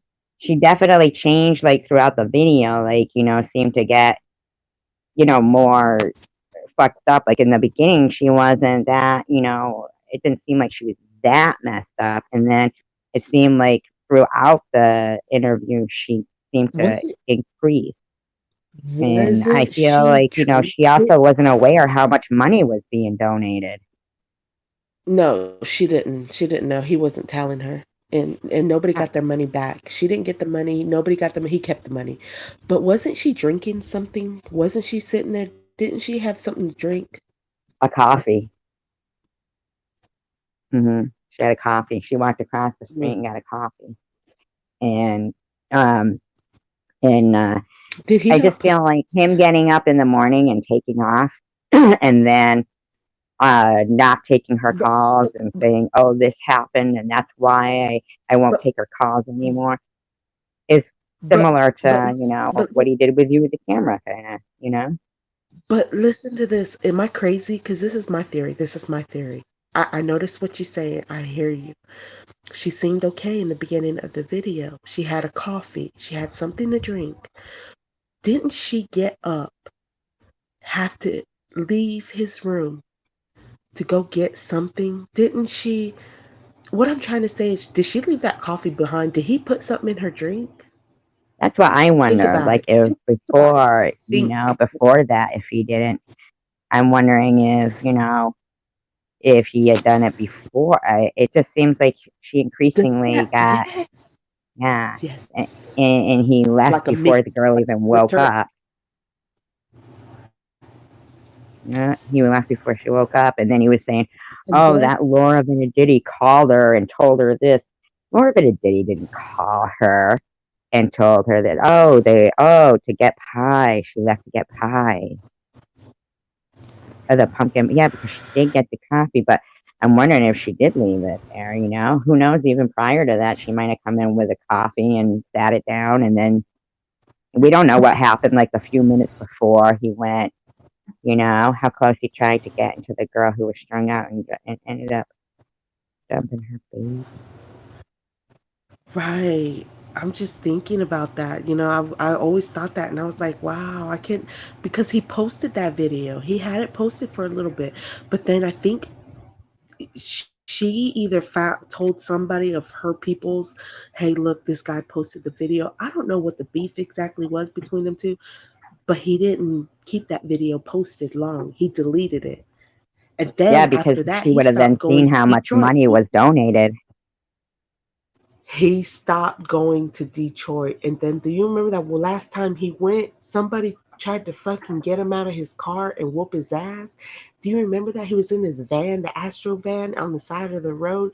And I think he was doing a live stream and somebody come up to the van or either tried to hit him with their car or something. I do remember that, but I Because feel like he did that on they purpose. asked him, they said, no, I don't think he did that on purpose. I honestly don't. Honestly, mm-mm. I think somebody was looking at all that shit that he's done. Ain't no telling what he has done that we ain't seen. He ain't always recording. He was always down there in Detroit trying to hang out with them girls. Always. He didn't always have his camera on, so ain't no telling what he did when that camera was not rolling. So he done something. He made a lot of enemies, just like he has on YouTube. He made them in person. Them people in that group. When you're a prostitute, you have people. You have associates, acquaintances. You have different connections. You know things. You hear things that are on the street that's going around. So these girls, here comes Tom Reed in his fucking Astro van with his little black dog. They knew, ching ching, here comes the money, money, money, money. So this was a whole plot, and he doesn't know how to not tell. He doesn't know how to just keep his mouth shut. He always broadcast everything. He always broadcast where he was. He always broadcast when he was going. I'm sure he let the girls know, hey, I'm coming to Detroit, I'll be in my certain little spot that I'm always at. So they always would go and see if Tom Reed was sitting in his Astro van so they could get that $10 for that interview. You know what I mean? He had to let Hmm. them know. So them girls let that somebody else know, hey, that guy's coming into town. It was a plot. That his ass was getting either beat up and robbed or just robbed. But an ass You whooping know, is gonna something come just with. kind of like came into my head was that a long time, a while ago, like 2018, when he had gone, like Catherine, I think, was doing his video, his channel for a little bit because he had gone, when those cops came and took whatever, supposedly all that, but one day, one morning, I don't know if you know this or if you ever saw the videos, but one morning before he had all those people in his, live streams like that. And it was early in the morning, and there was about, it said two people in there, okay, two, three people, but nobody was talking. And so I said, hello, and nobody said anything. And then I said, like from the Pink Floyd song, I said, hello, is there anybody in there? And then this guy called Old Man Bob says, um, why is she always screaming in my head? Should I go back and dig her up?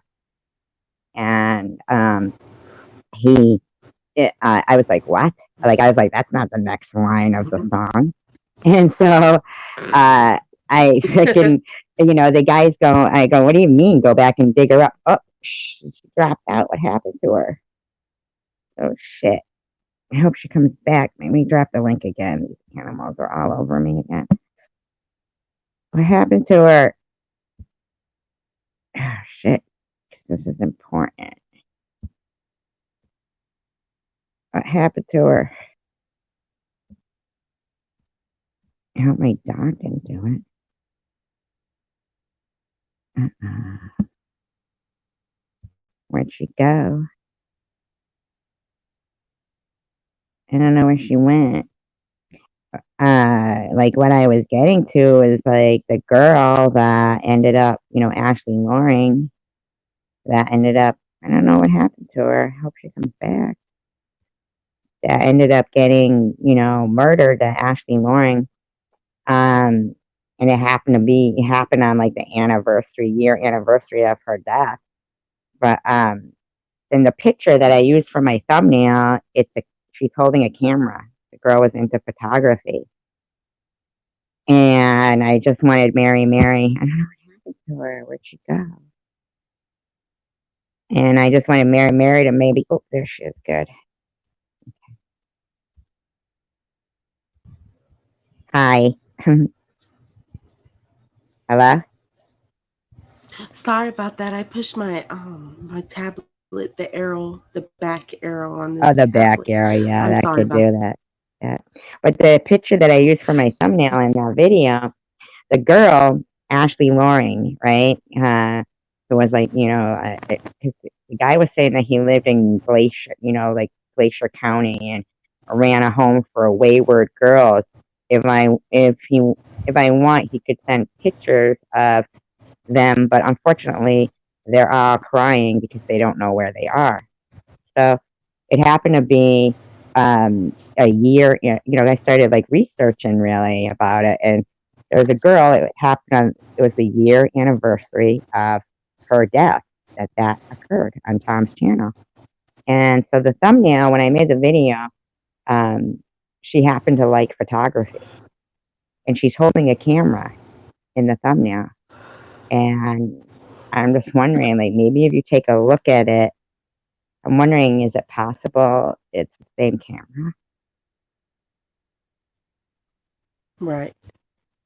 Like maybe because the girl, he goes to Glacier County, you know how he goes there all the time. What is that, Montana?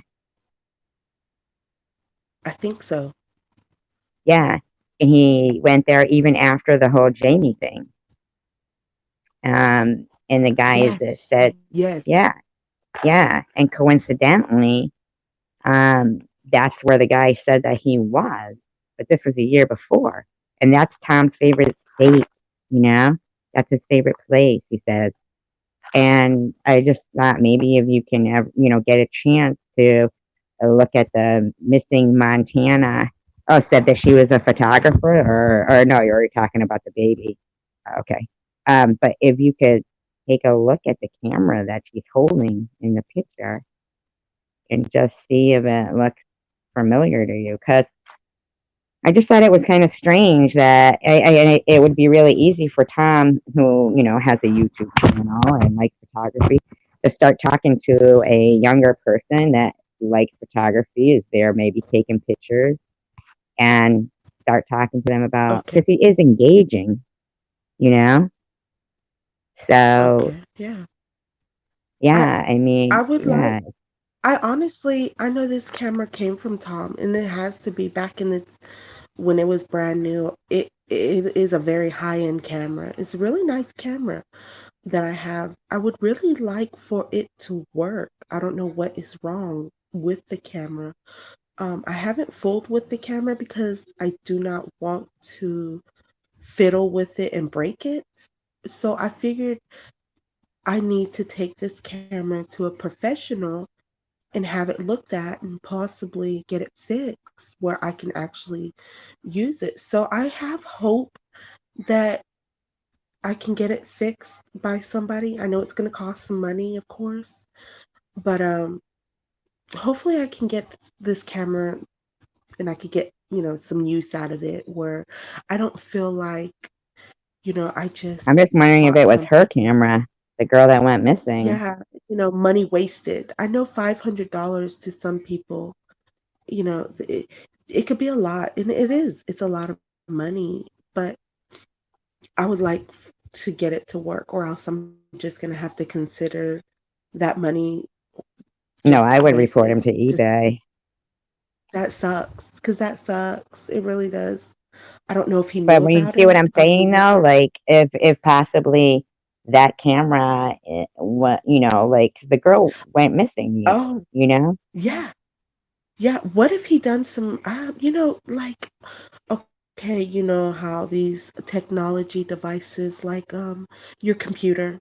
If you go on your computer searching Google searches for certain things, even though you go and delete your history search, it's still in your computer, right? That you went to this site. I even was like, am I Mm. even looking at, do I have a camera that has been taking pictures of things that maybe I shouldn't have? You know what I mean? Like, has this camera been ever used? You know what I mean? My mind goes 900 miles an hour. So I'm always Yeah. thinking Do about they have like everything, those little right? cards in So those? Like you said the It had SID card? listen, l it had pictures left on it. When he sent it to me, he forgot to delete all his pictures. Mm. But Were they Mary anything good? Mary's a nice gal, and I'm gonna keep my mouthy shutty, 'cause me gonna go walkie bye-bye. Walkie bye bye. Isn't that crazy? This shit he says. What do you think about that guy that he said in his live stream? He goes first. He puts up. He goes, and that guy I gave a ride to, and then he's like, oh well, if I gave a ride to, but he said he gave a ride to that guy who killed his girlfriend. Yeah. Yeah, What I mean, how weird. many times is somebody connected to murders? I mean, come on, man.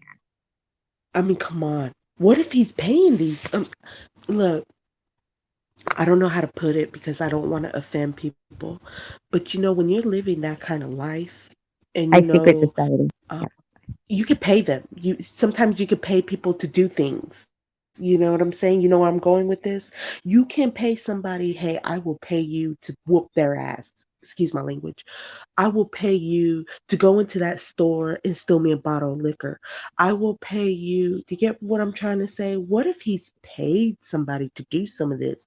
What if he's paid somebody to do some bad things to somebody? In my opinion, I think either he's been doing that kind of stuff, like in my opinion, like as serial killers go. I'm not saying he is one. I'm just saying that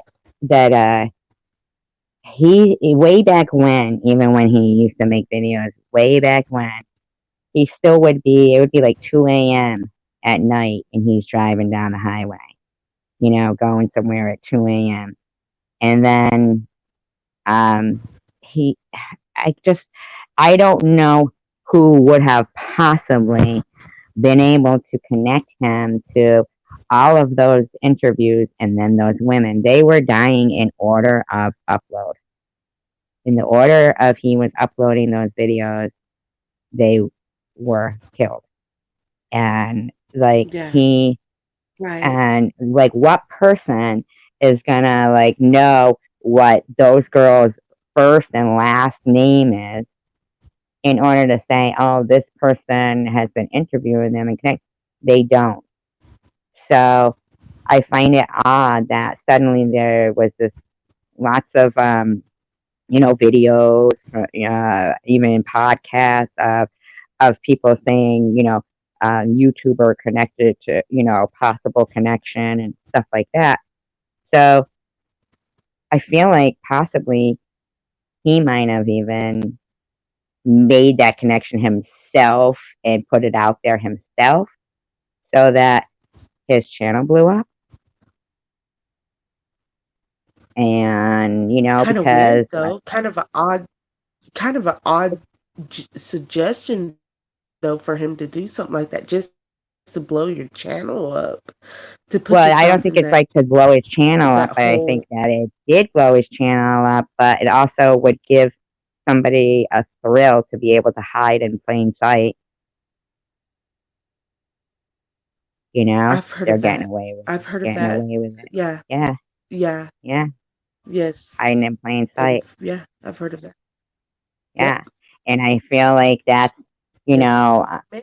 it's like strange to me that even though, we all see that and everything, I feel like if from my past, research of serial killers, I'm always big on those crime documentaries and everything.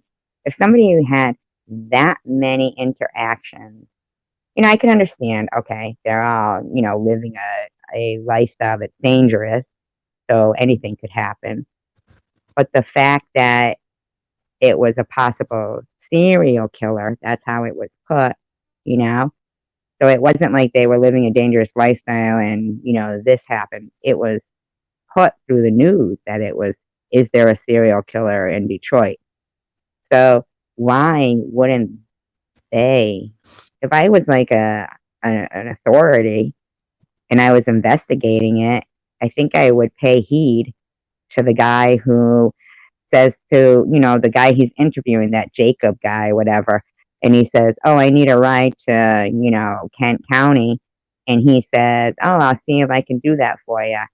And then he puts that out there, and then he says on his live stream a couple of weeks ago, "Oh, and that guy I gave a ride to." And he's like, "Oh, no, if I did give a ride to him, um, he did what he did, I'd sleep like a baby. It wouldn't bother me at all." That's a fucking Wow. issue. And if I was investigating these things, and he'd be one of the people I would look at for sure. I would definitely, yeah, I would definitely be questioning him. He would definitely be having to come in, for some kind of interview. There is no choice about it. Seems kind of strange, though, he dodged the news that was wanting to interview him for questioning.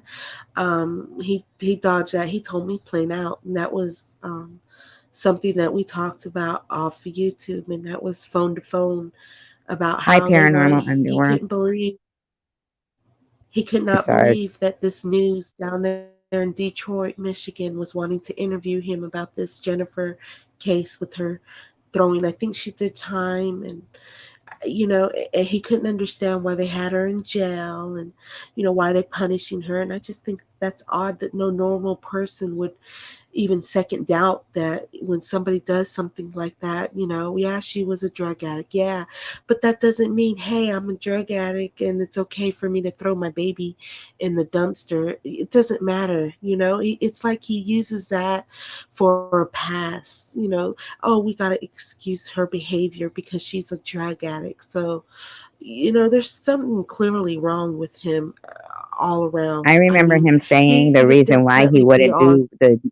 he wouldn't do the news thing is No, because he he said said he that did not want to he do was the trying to get interview. the news to look at the problem and what he was doing with the the He didn't have homelessness and the time. prostitution. Didn't He said he didn't have time to play their games with their interview, just to he said it was all for the boost of social media, the news, uh, the news media, that they just want to boost them. And he said no, he's not going to provide them his time, as if he was something so good, so darn special, that was just going to make the headline news. He didn't want to do that. He said he did not want to give them the time to I boost remember him their saying like he news. was like, oh, Kidding me? they didn't want to hear about them before, so but now they want to hear about it because of this. So screw them basically was. But you're right. I didn't even think about the the flip side of it, of him avoiding the whole um more bringing more attention to him. Oh, I he didn't think avoided about it that. like, yeah, he avoided it, and it was just, all this that just started going down. It was like, when you have a row of dominoes lined up, right? You knock that first domino down, right? What's gonna happen? They're gonna all go, doo, doo, doo, doo, doo, doo, doo. All the dominoes are gonna fall. His dominoes are starting to fall. He knew it. That's why, hello. I mean, no offense to anybody, but McFly, anybody there? Hello. That's why he has not been to Detroit. That's why he will not go to Detroit. Um, he does have somebody looking out. They're wanting to get him, because he has some kind of connections to one of these girls. I'm not exactly sure, so I'm not going to go name dropping on this one because I'm not sure. And I'm telling y'all, I'm not sure. However, I do know that there is somebody there that's either one, wanting to kick his ass, excuse my language, but I got to say it like it is, one, kick his ass, or two, make him disappear. He's got a target on him, really, he does, and he knows that, and he will not go back to Detroit, no matter who on YouTube wants him to do some more interviews to these women. He already knows that there's somebody down there that has it in for him, that it will be his last because of some kind of connection that he has to one of the girls. I don't know if it's the baby girl that threw the baby in the dumpster. I don't know if it's one of the girls that had gotten killed, ran over, went missing. It's one of them, though. and I don't know which one though, but it's one of them. He has already, I know for a fact that he has a true connection to something because there's somebody out to look get his ass because of See, I it. look at So him more, in my opinion, as having the characteristics of a serial killer, in my opinion. And yeah, so that I it's feel gotten like so the bad. reason why It's he wouldn't getting go back there is because possibly, you know, he's moving on to a different area to prey upon people. Do y'all remember? Do y'all know? Well, he's been doing a lot of cleaning, like a lot of cleaning, organizing, getting rid of things. Does Cleaning anybody out know his what I'm talking van, about? and his Well, van. because yes, he's wanting to get rid of that van. Yes, you guys know why? Is I mean, come on, I know we all ain't blind here. I mean, y'all got to be able to put some pieces to puzzles together just because he's not that fucking good at trying to keep something hush hush, like telling people about how he's cleaning. Really, he's thinking about moving. He is thinking about moving. It's getting bad on him. Um, that's why I didn't understand if this whole sickness that he's played off here lately. This was before he blocked me. I've been keeping my mouth shut, but I thought about it. He's been sick. He left a big ass message on YouTube under one of his descriptions for his videos. Uh, he's been sick. He said he didn't know if he was going to go in the hospital. He was going to be gone for a while.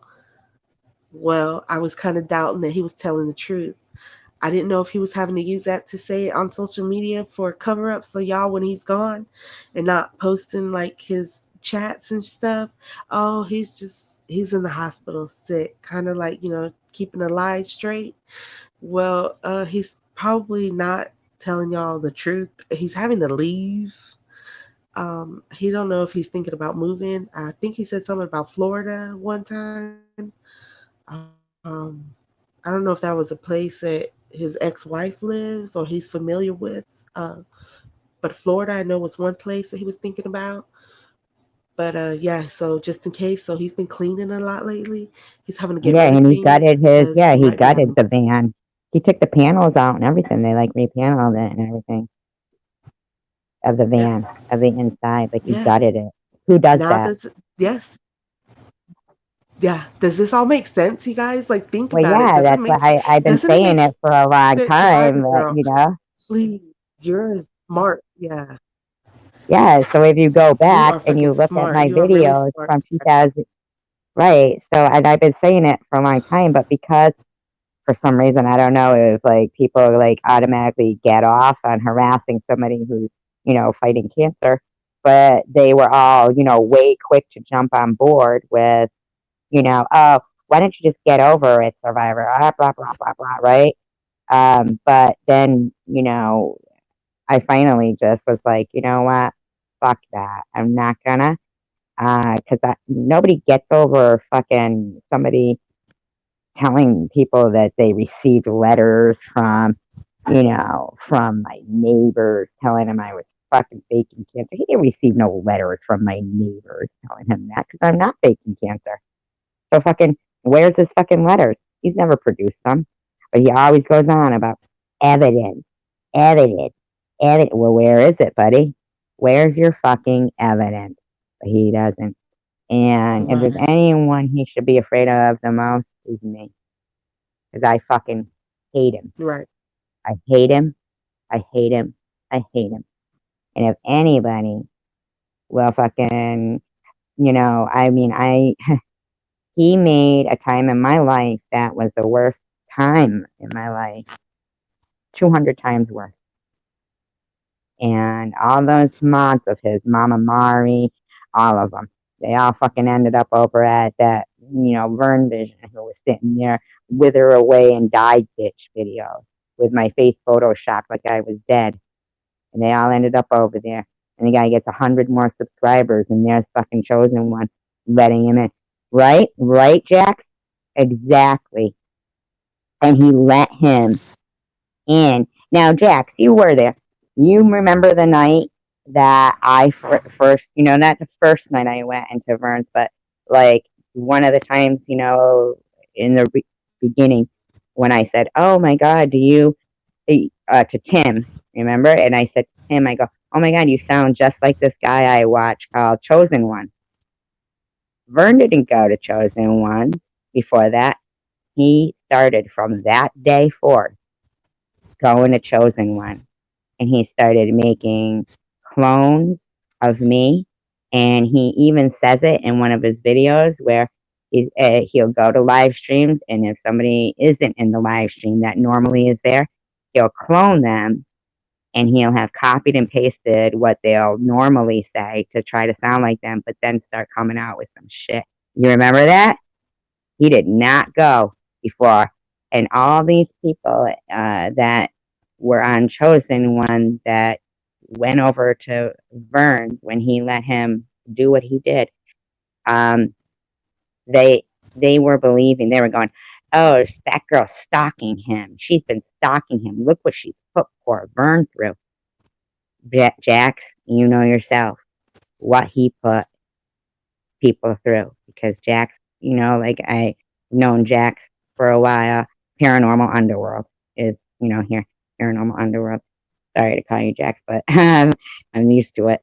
But he knows himself. I mean, that from that, I never did anything to Vern. I did not stalk Vern, just like Paranormal Underworld did not plant something in Vern's attic, you know?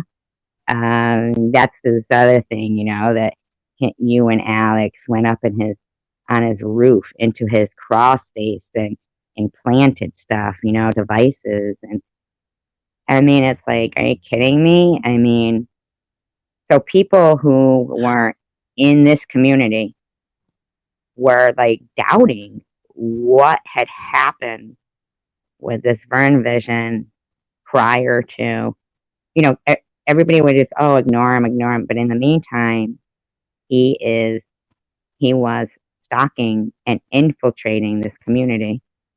Vern was.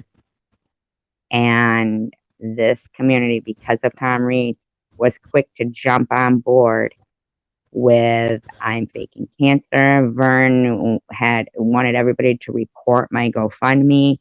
It was fraudulent, was reaching out to Tom Reed and saying, she's part of the people who are swatting you, but I believe Vern did. I think that Vern took a very active role, right? A very Yeah, active role in what's gone on in a lot of this community and the drama. And because Vern is a lunatic. Because at the end of the day, right. at this point, he thinks that, we all owe him $20,000 a day for what nobody knows. We're all Russian spies. Um, you know, we're all everything. So, you know, the guy was, a paranoid, whatever, but I mean, people have suffered because of Vern, and Tom Reed allowed that. And all of Tom Reed's mods went over there and supported it. Basically, a lot of people in this community supported what Vern was doing while he was running 48-hour live streams with my face photoshopped saying, "Wither away and die, bitch." And you see Jules over there in there, Mama Mari, a lot of people. They had no fucking I, problem, And then Vern over I there can't on believe Chosen One. I used to think I cannot believe that Mama Mari would be over there involved in that. To me, I always thought she seemed to be, you know, So nice, yeah, yeah, so yeah, nice, so mm-hmm, nice. yep. And it was But just weird when, Chosen One was like anybody who encourages Survivorgirl, leaves any encouraging words, donates to her, is kicked out, blocked, you know. oh wow, And I see. even Frank Nitty said, "I was, yeah." Go ahead. I missed all that. See, I was absent from YouTube period for a while. When did all this happen, if you don't mind me asking? When did all this Did you say you were there the start night with this? before I disappeared from the channel? Yeah, no. I remember when you were there the night before you had got blocked, because I remember the next day it was out in the open that you had gotten blocked. Yeah, but I Um, didn't know that I was blocked. He told me, I remember I said, I got to go for my biopsy, results. And they were no, all he going, told me we'll that he be your blocked you. family. Yeah, He but I told didn't me he know. blocked you. Yeah, but I didn't He know. told, yeah, I didn't know Yeah. he So when blocked I you came either. back, so when very next day, Tell when he said he was going to run a live stream for me to give the biopsy results and they'd all be my support group, I go to talk and fucking, I have no wrench and I am blocked. And, because I hit the refresh and my comment wasn't there anymore.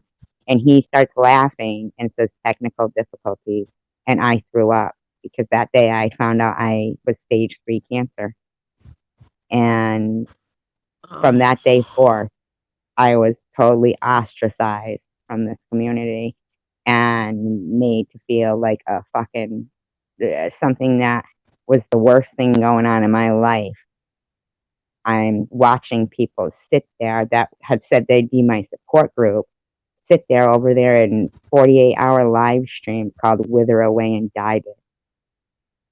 And fucking, right. He made us believe that the reason that you were blocked was because um in the live stream, I guess you were just going off on people. That's was my yeah, but you were intention. there. Did you ever That see was that? my understanding from the whole thing. So my understanding Yeah, but was did you ever Survivor see that? Girl.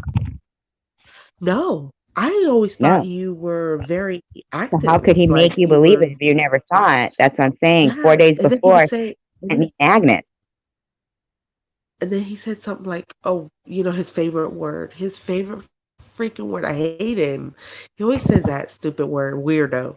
Oh, she's just a weirdo. A weirdo. Right. But you were This there person's a and you weirdo. This one's a saw it, kook." you know? Yeah, so I figured there had to been something else. I figured that was just my opinion. I No, said there has to be something else. So I never no, I never fished talked to for him it. on the phone or anything. He sent me the magnets Yeah, four I days always thought before. maybe He sent me he said, oh, go ahead and use I my re- name on your, channel, blah, blah, yeah. blah.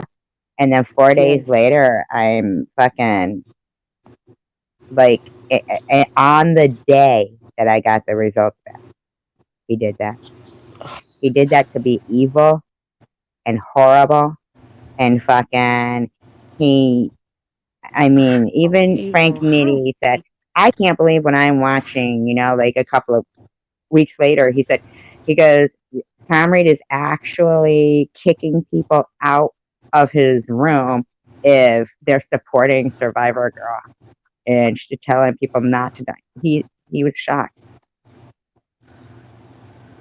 so Yeah, and I wasn't that's going why back he to chats blocked. and deleting It's comments. it's it's the last final straw. He got mad. I was over here. I was getting along with you, just like I told him. Look, I get along with her great. I actually like her. She has great content. I love her. I was pretty much praising you with him because he heard from Simca that I was over here on your chat. So he had to call me and find out about it. And I told him, "You darn right. I like it. She's sub to me and I'm sub to her. And that makes perfectly sense." He thought that Yeah, I was going to probably he's just a say, mean "Oh, no." person. Yeah, he thought he was gonna get me to be like, no, I'm not going over there. I'm not gonna go over there. I'm not gonna go talk to Survivor Girl. I don't like Survivor Girl. He thought I was gonna just be on his little bandwagon and bully you like he does, and he Right. realized quick fast enough I wasn't. And so he just, I don't. I That's one And thing I I can could tell think of you because I something, didn't. Ministry said when he was on Bible, she had asked him why he blocked me, and he said that I was going back to chats and deleting comments. That is not true, and I can tell you honestly, because because when somebody deletes comments from my live streams or or from my comment section when a mod does that, it doesn't tell you who did it. So, he made that up. That's not, what he did was he timed it exactly where he knew it was going to hit me as hard as hearing I had stage 3 cancer. And fucking that it was just an evil thing. And, I heard him tell publicly it was because she was a fraud. Isn't that horrible? And that he had received 10 emails from my neighbors. He's trying to claim that he blocked me before I even knew, that my neighbors knew before I even knew that I had stage 3 cancer. And that's impossible. Overnight, he's trying to claim that 10 of my neighbors emailed him and said I was taking cancer. I don't have 10 neighbors, and I don't even and if I didn't know, then how the fuck are my neighbors supposed to be? Like, as if they know about Tom Reed. You know what I mean? Like, he's a liar. Oh, she dropped out. She might have hit that back button again. That's a killer, that back button. You gotta hit the X instead. It's the back button that does it. And yeah, that's why you want to put recorded conversation with him public, because she was not over here, right? Yeah, yeah. And he does that, and I feel like, in his mind, he might have done something that he thinks is okay, but it's not okay. Not okay to me. And no matter it was to me or somebody else, it's not okay. He's a piece of crap. He is a piece of crap.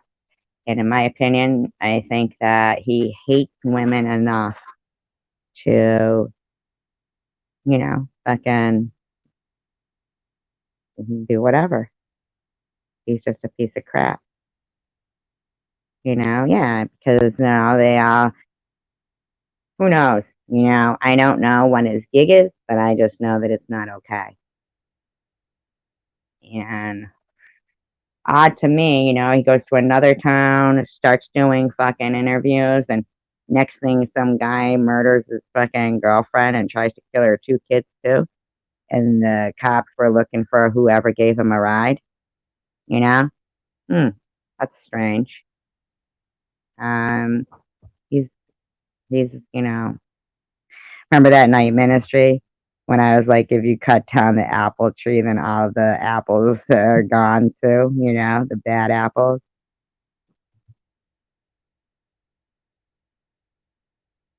I hope I didn't talk too much over her. I feel like I didn't. Yeah, and if we, if I feel inclined to do so and research his electronic trail, I'm pretty certain that there's probably a lot more other people that are suspiciously, who knows. But he uploads his, 6-second videos to convolute his channel so that to try to even go back to and follow an electronic trail with him is so tedious, and that's what he does because he knows I'm fucking onto him. He can go fuck himself. He can go fuck himself. What happened to Mary Mary?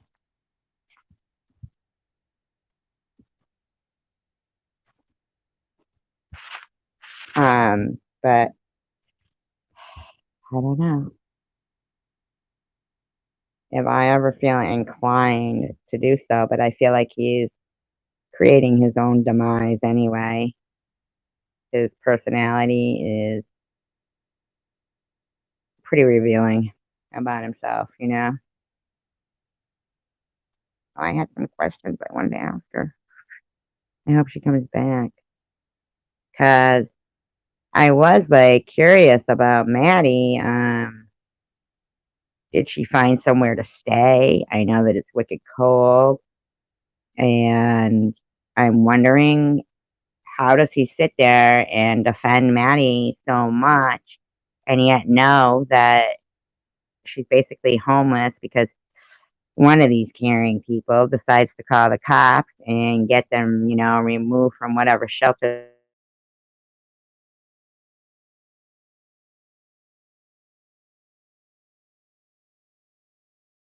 because, I know that she was doing everything out of the kindness of her heart and it wasn't her. I know who I mean. I'm just not saying their name.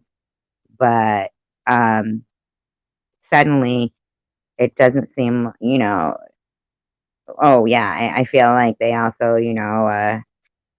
women was found naked in the back of them. Oh, really? Hmm. I feel like from all the crime documentaries I've watched, a lot of those, people, they get off kind of on how much they can push the envelope, but in the end, they basically kind of want to be caught because some of them don't even understand why they're doing what they're doing. Just like the person that was in his live stream that was saying, why is she always screaming in my head? Should I go back and dig her up? Hmm. Coincidentally, Tom's favorite place, Glacier County. What happened to Mary Mary? Did her phone die? So bad. I hope I didn't do anything to offend her. I always feel like that. You never know, like when somebody drops out suddenly, unless they're screaming at you before they do it. And she wasn't, so I feel like I hope I didn't offend her in any way.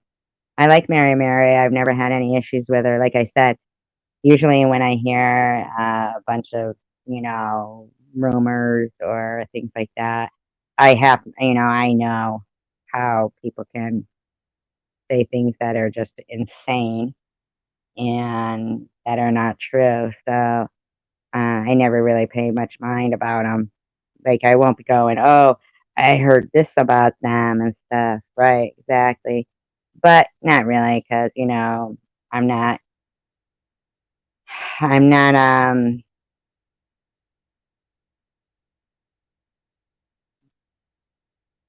I don't know, like let's just say if anything happens to me, let's think of it. Ministry. Bring up what you know. Bring up what you know.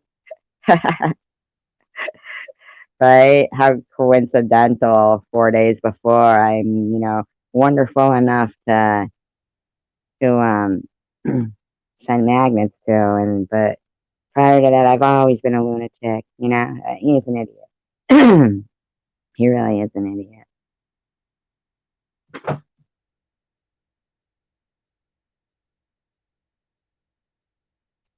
Oh, well hopefully Mary Mary or battery just uh yeah, it does keep going on. And see, when I'll go back and I'll rewatch, and I'll watch, like, I don't really watch many, the stuff that goes on outside of here, unless I'm watching, the shows that I watch on YouTube.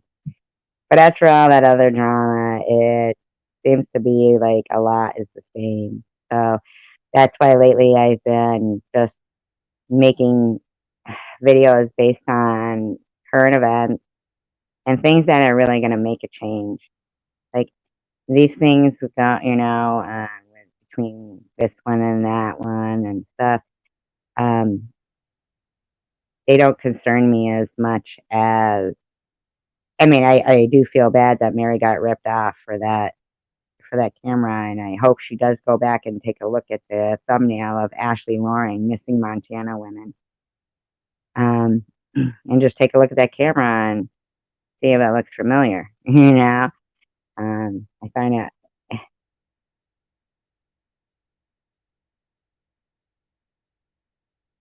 We have to keep track of him. Yeah, no shit, right? Fuck him, like he'd tell us anyway. Fuck him. Um, I get more concerned with. I'm more scared of what's going on with the society's unrest than, because I do happen to care about this country. I know I have some problems with some of the things that go on between, like, the higher ups, the decision makers and stuff. But I always feel like when you become silent is when you die, you know. And I'm not I'm not against humanity and people as a whole. But what I've seen come about towards myself, even, and other people, right? Exactly, exactly. And when people that are living here have no problem destroying it and destroying what other people have tried to maintain and hold together, but they feel like we've got to destroy it. We're going to destroy it. That's an issue for me. Yeah, that's a problem. A problem when stores are um, closing down because there's smash and grabs or right in the middle of broad daylight. Um, the poor employees just standing there. Well, if you have the money, and I don't know how much extensions cost, I really don't, but I do believe they are expensive, correct? If you can afford extensions, couldn't you have afforded to pay for what you just stole? And I'm not blaming any particular people. I'm just saying what is there. I looked through a lot of the security footages in the videos of all these, particular instances that have happened as of recent, and that's what's there, you know. And if you're not concerned about police brutality, right? $500 and up, really? Well, she had a full head of them. Um, if you're not concerned about police brutality towards anyone, then you're not really concerned about police brutality. You know, somebody else who was, you know, um, opposing some of the things my thoughts that I think, was saying, why should we go to World War, or go into war, blah, blah, blah, blah, blah. But the soldiers that fought, in the Civil War, when they left their homes to go fight in that war, and a lot of them, they weren't getting paid and all that crap. When they got back, and the taxes on their properties and on their farms and on their homes couldn't be paid, they got put in debtor's prison. So, um, when you say, why should I go and go fight a war for this, blah, blah, blah, blah, blah.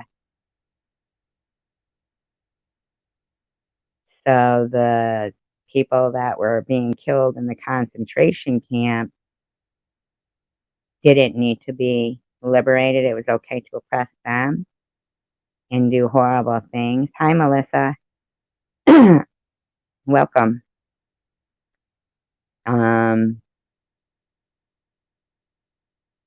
I think that sympathy for humanity should be a natural emotion. And I do say that when I get pulled over, even though I'm not doing anything wrong, I get nervous. They're police, right? You never know, like, what's going to happen, you know? You never know. It's scary. Scary. It's like, oh, shit, now my insurance is going to go up if they give me a speeding ticket. You know, you're going to get a $50 speeding ticket and you're going to be paying for it for the next fucking 7 years, right? It's the whole thing. It's just like, oh, shit, right? But I wouldn't step on the gas and try to get away from them. Certainly wouldn't do that because that's not what you do. But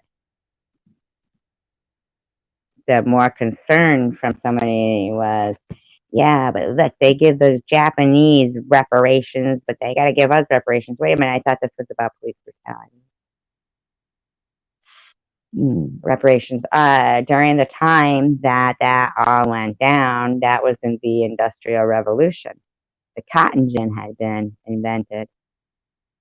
And so basically, they didn't really need to do that anymore. And, you know, right, right, right. It's supposed to be an honor to go fight for your country, not something that you think that you should be excluded from.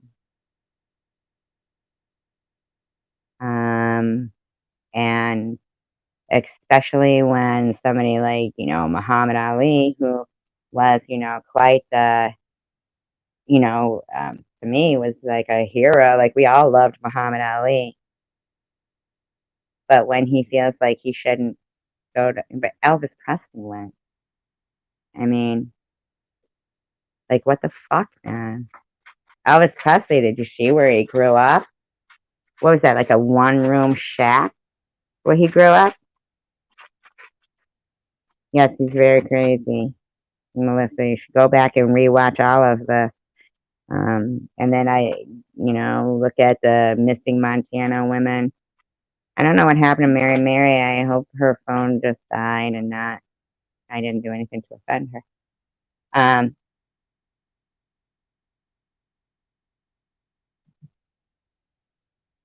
lost again now. Well, that's the thing. I mean, Muhammad Ali, I was like talking about Elvis, how he was raised. Very poor, right? Very poor.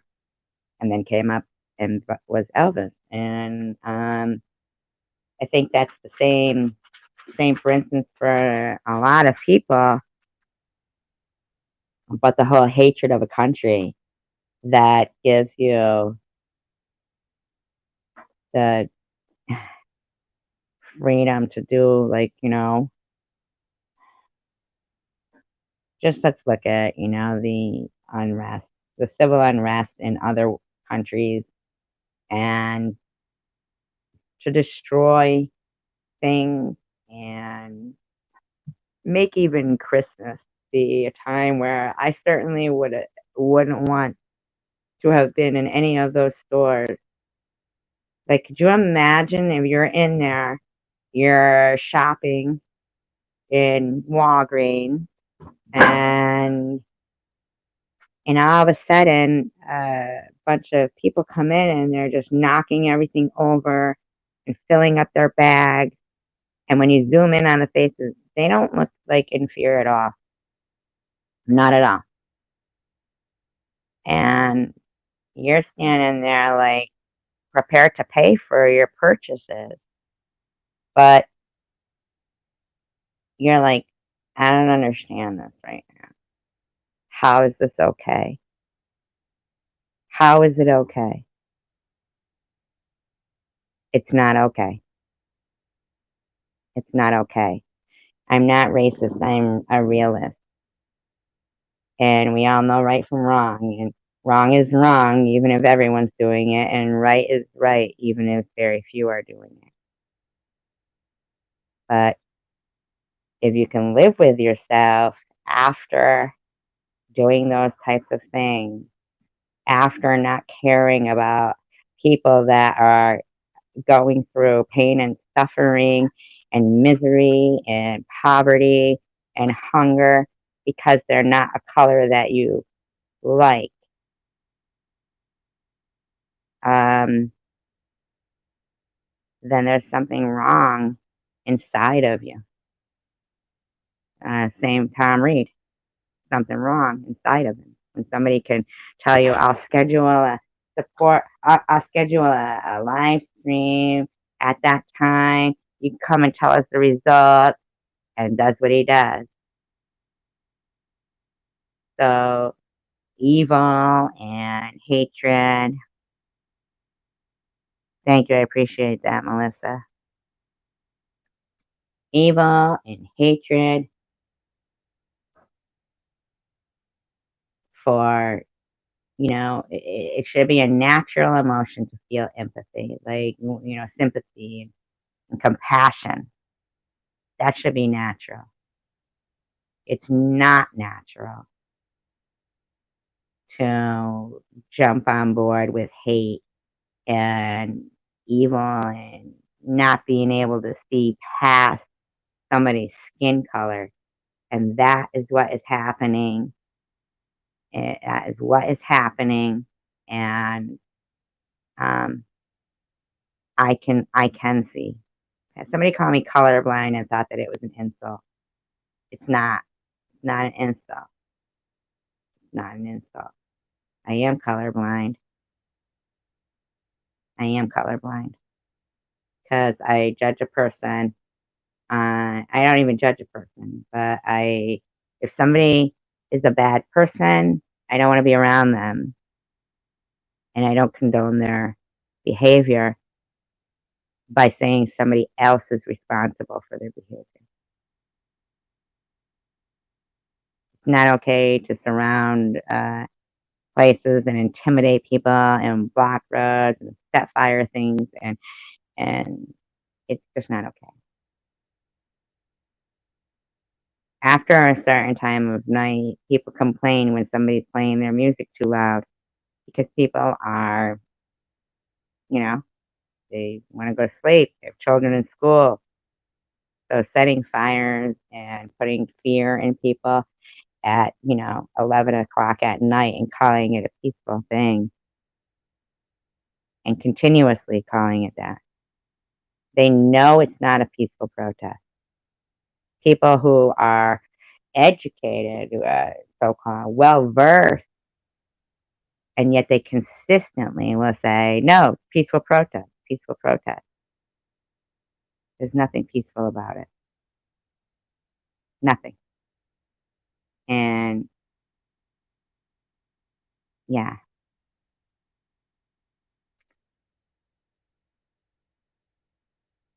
Yes, but I blame just rich people that don't care. They don't mind these neighborhoods getting destroyed, and then they can the gentrification. They don't mind that. And what's going to happen? Rents are going to be sky high. And the taxes to rebuild and to pay these civil wrongful death suits, while at the end of the day, there's still no justice being served if nobody's being held accountable for their illegal action.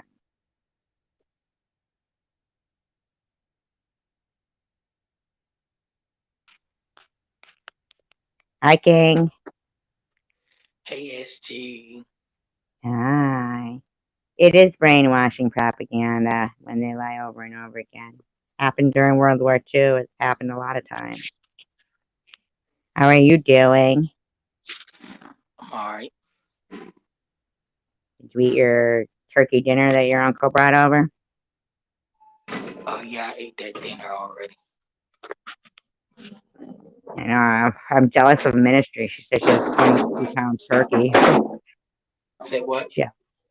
She said she made a 22-pound turkey for two people. I'm jealous. I'm jealous too. Man, I know, right? cause Wish I I can't had it make now with ribs. gravy and mashed potatoes and some green bean casserole.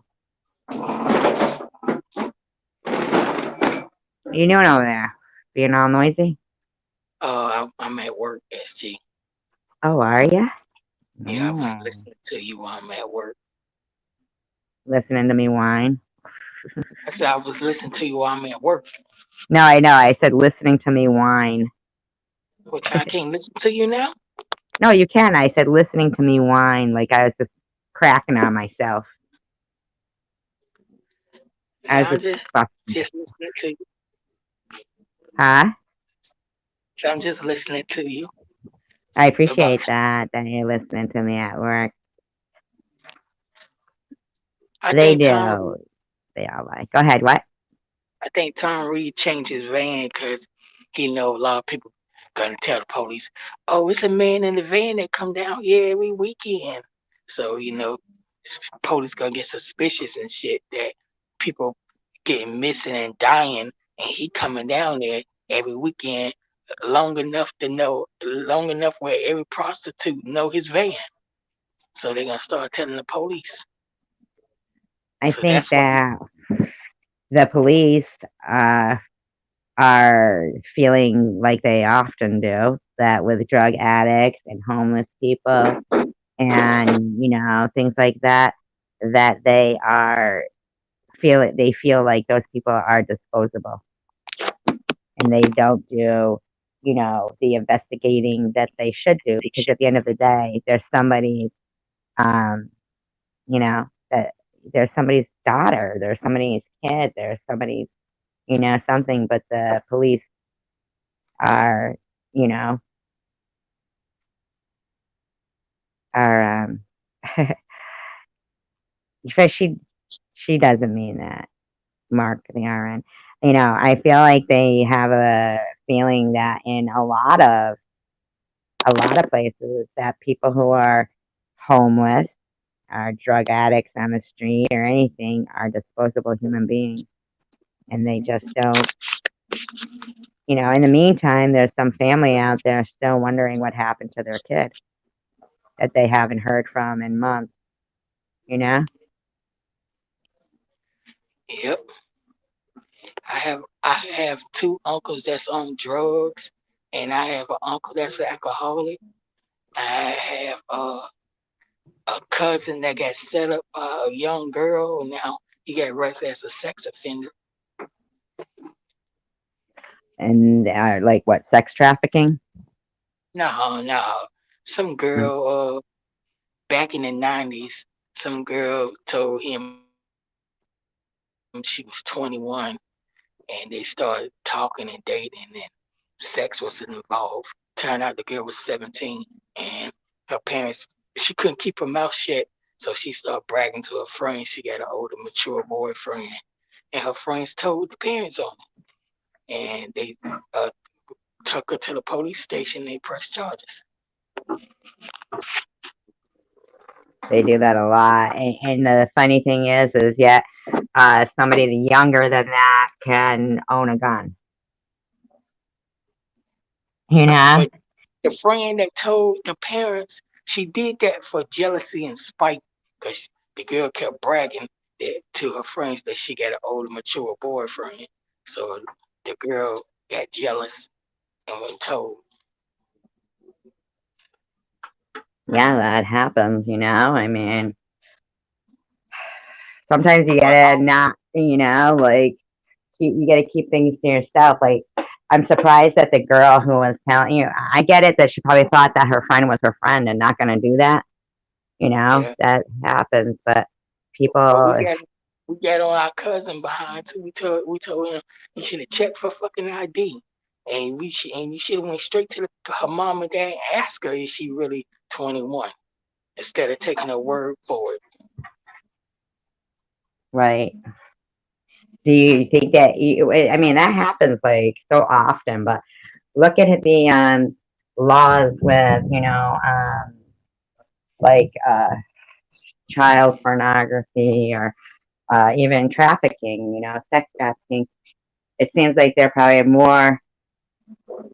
um, more harsher on somebody like your uncle, where they've been, fooled, by somebody telling them they're a certain age, as opposed to people who are sex trafficking young kids and making them, look like they're, older than they are See, out on the streets hooked on drugs. It's a, And a it's just a fucked up world, man. Because it is you a put fucked up world.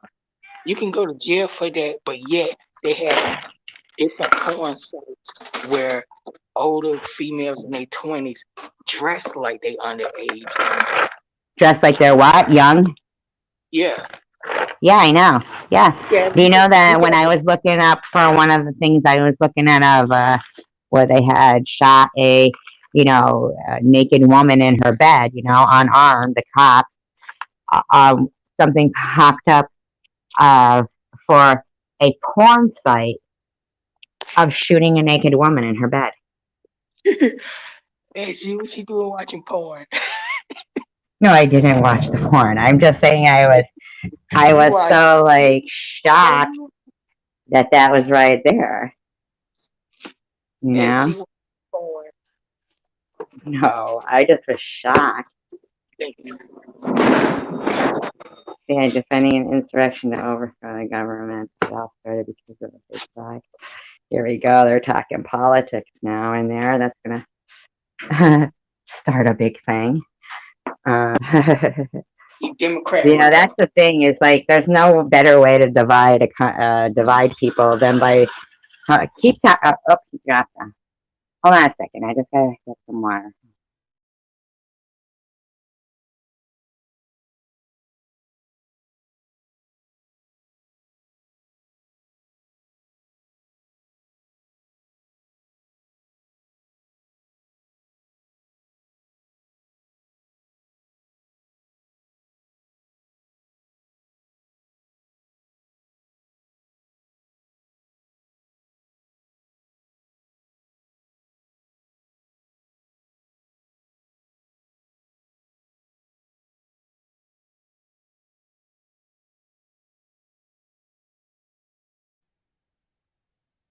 Let's see. That was not answered. That's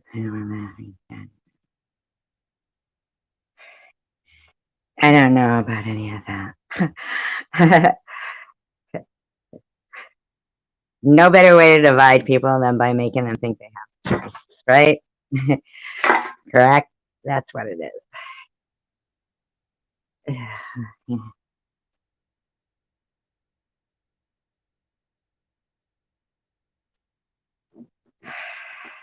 I don't know.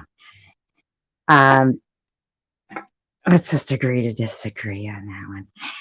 Anyway, you guys, I've been on here for 5 hours, so I'm gonna.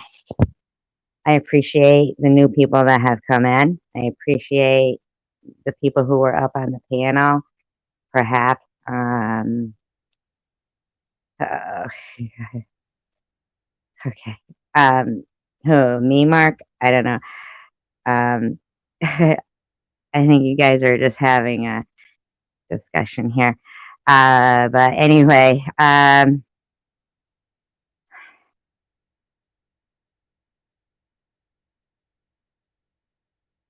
I don't know. I don't know about any of that. Anyway, any government official has qualified immunity. So let's, repeal the qualified immunity doctrine, right? Let's work on repealing the qualified immunity doctrine and holding people responsible for their actions.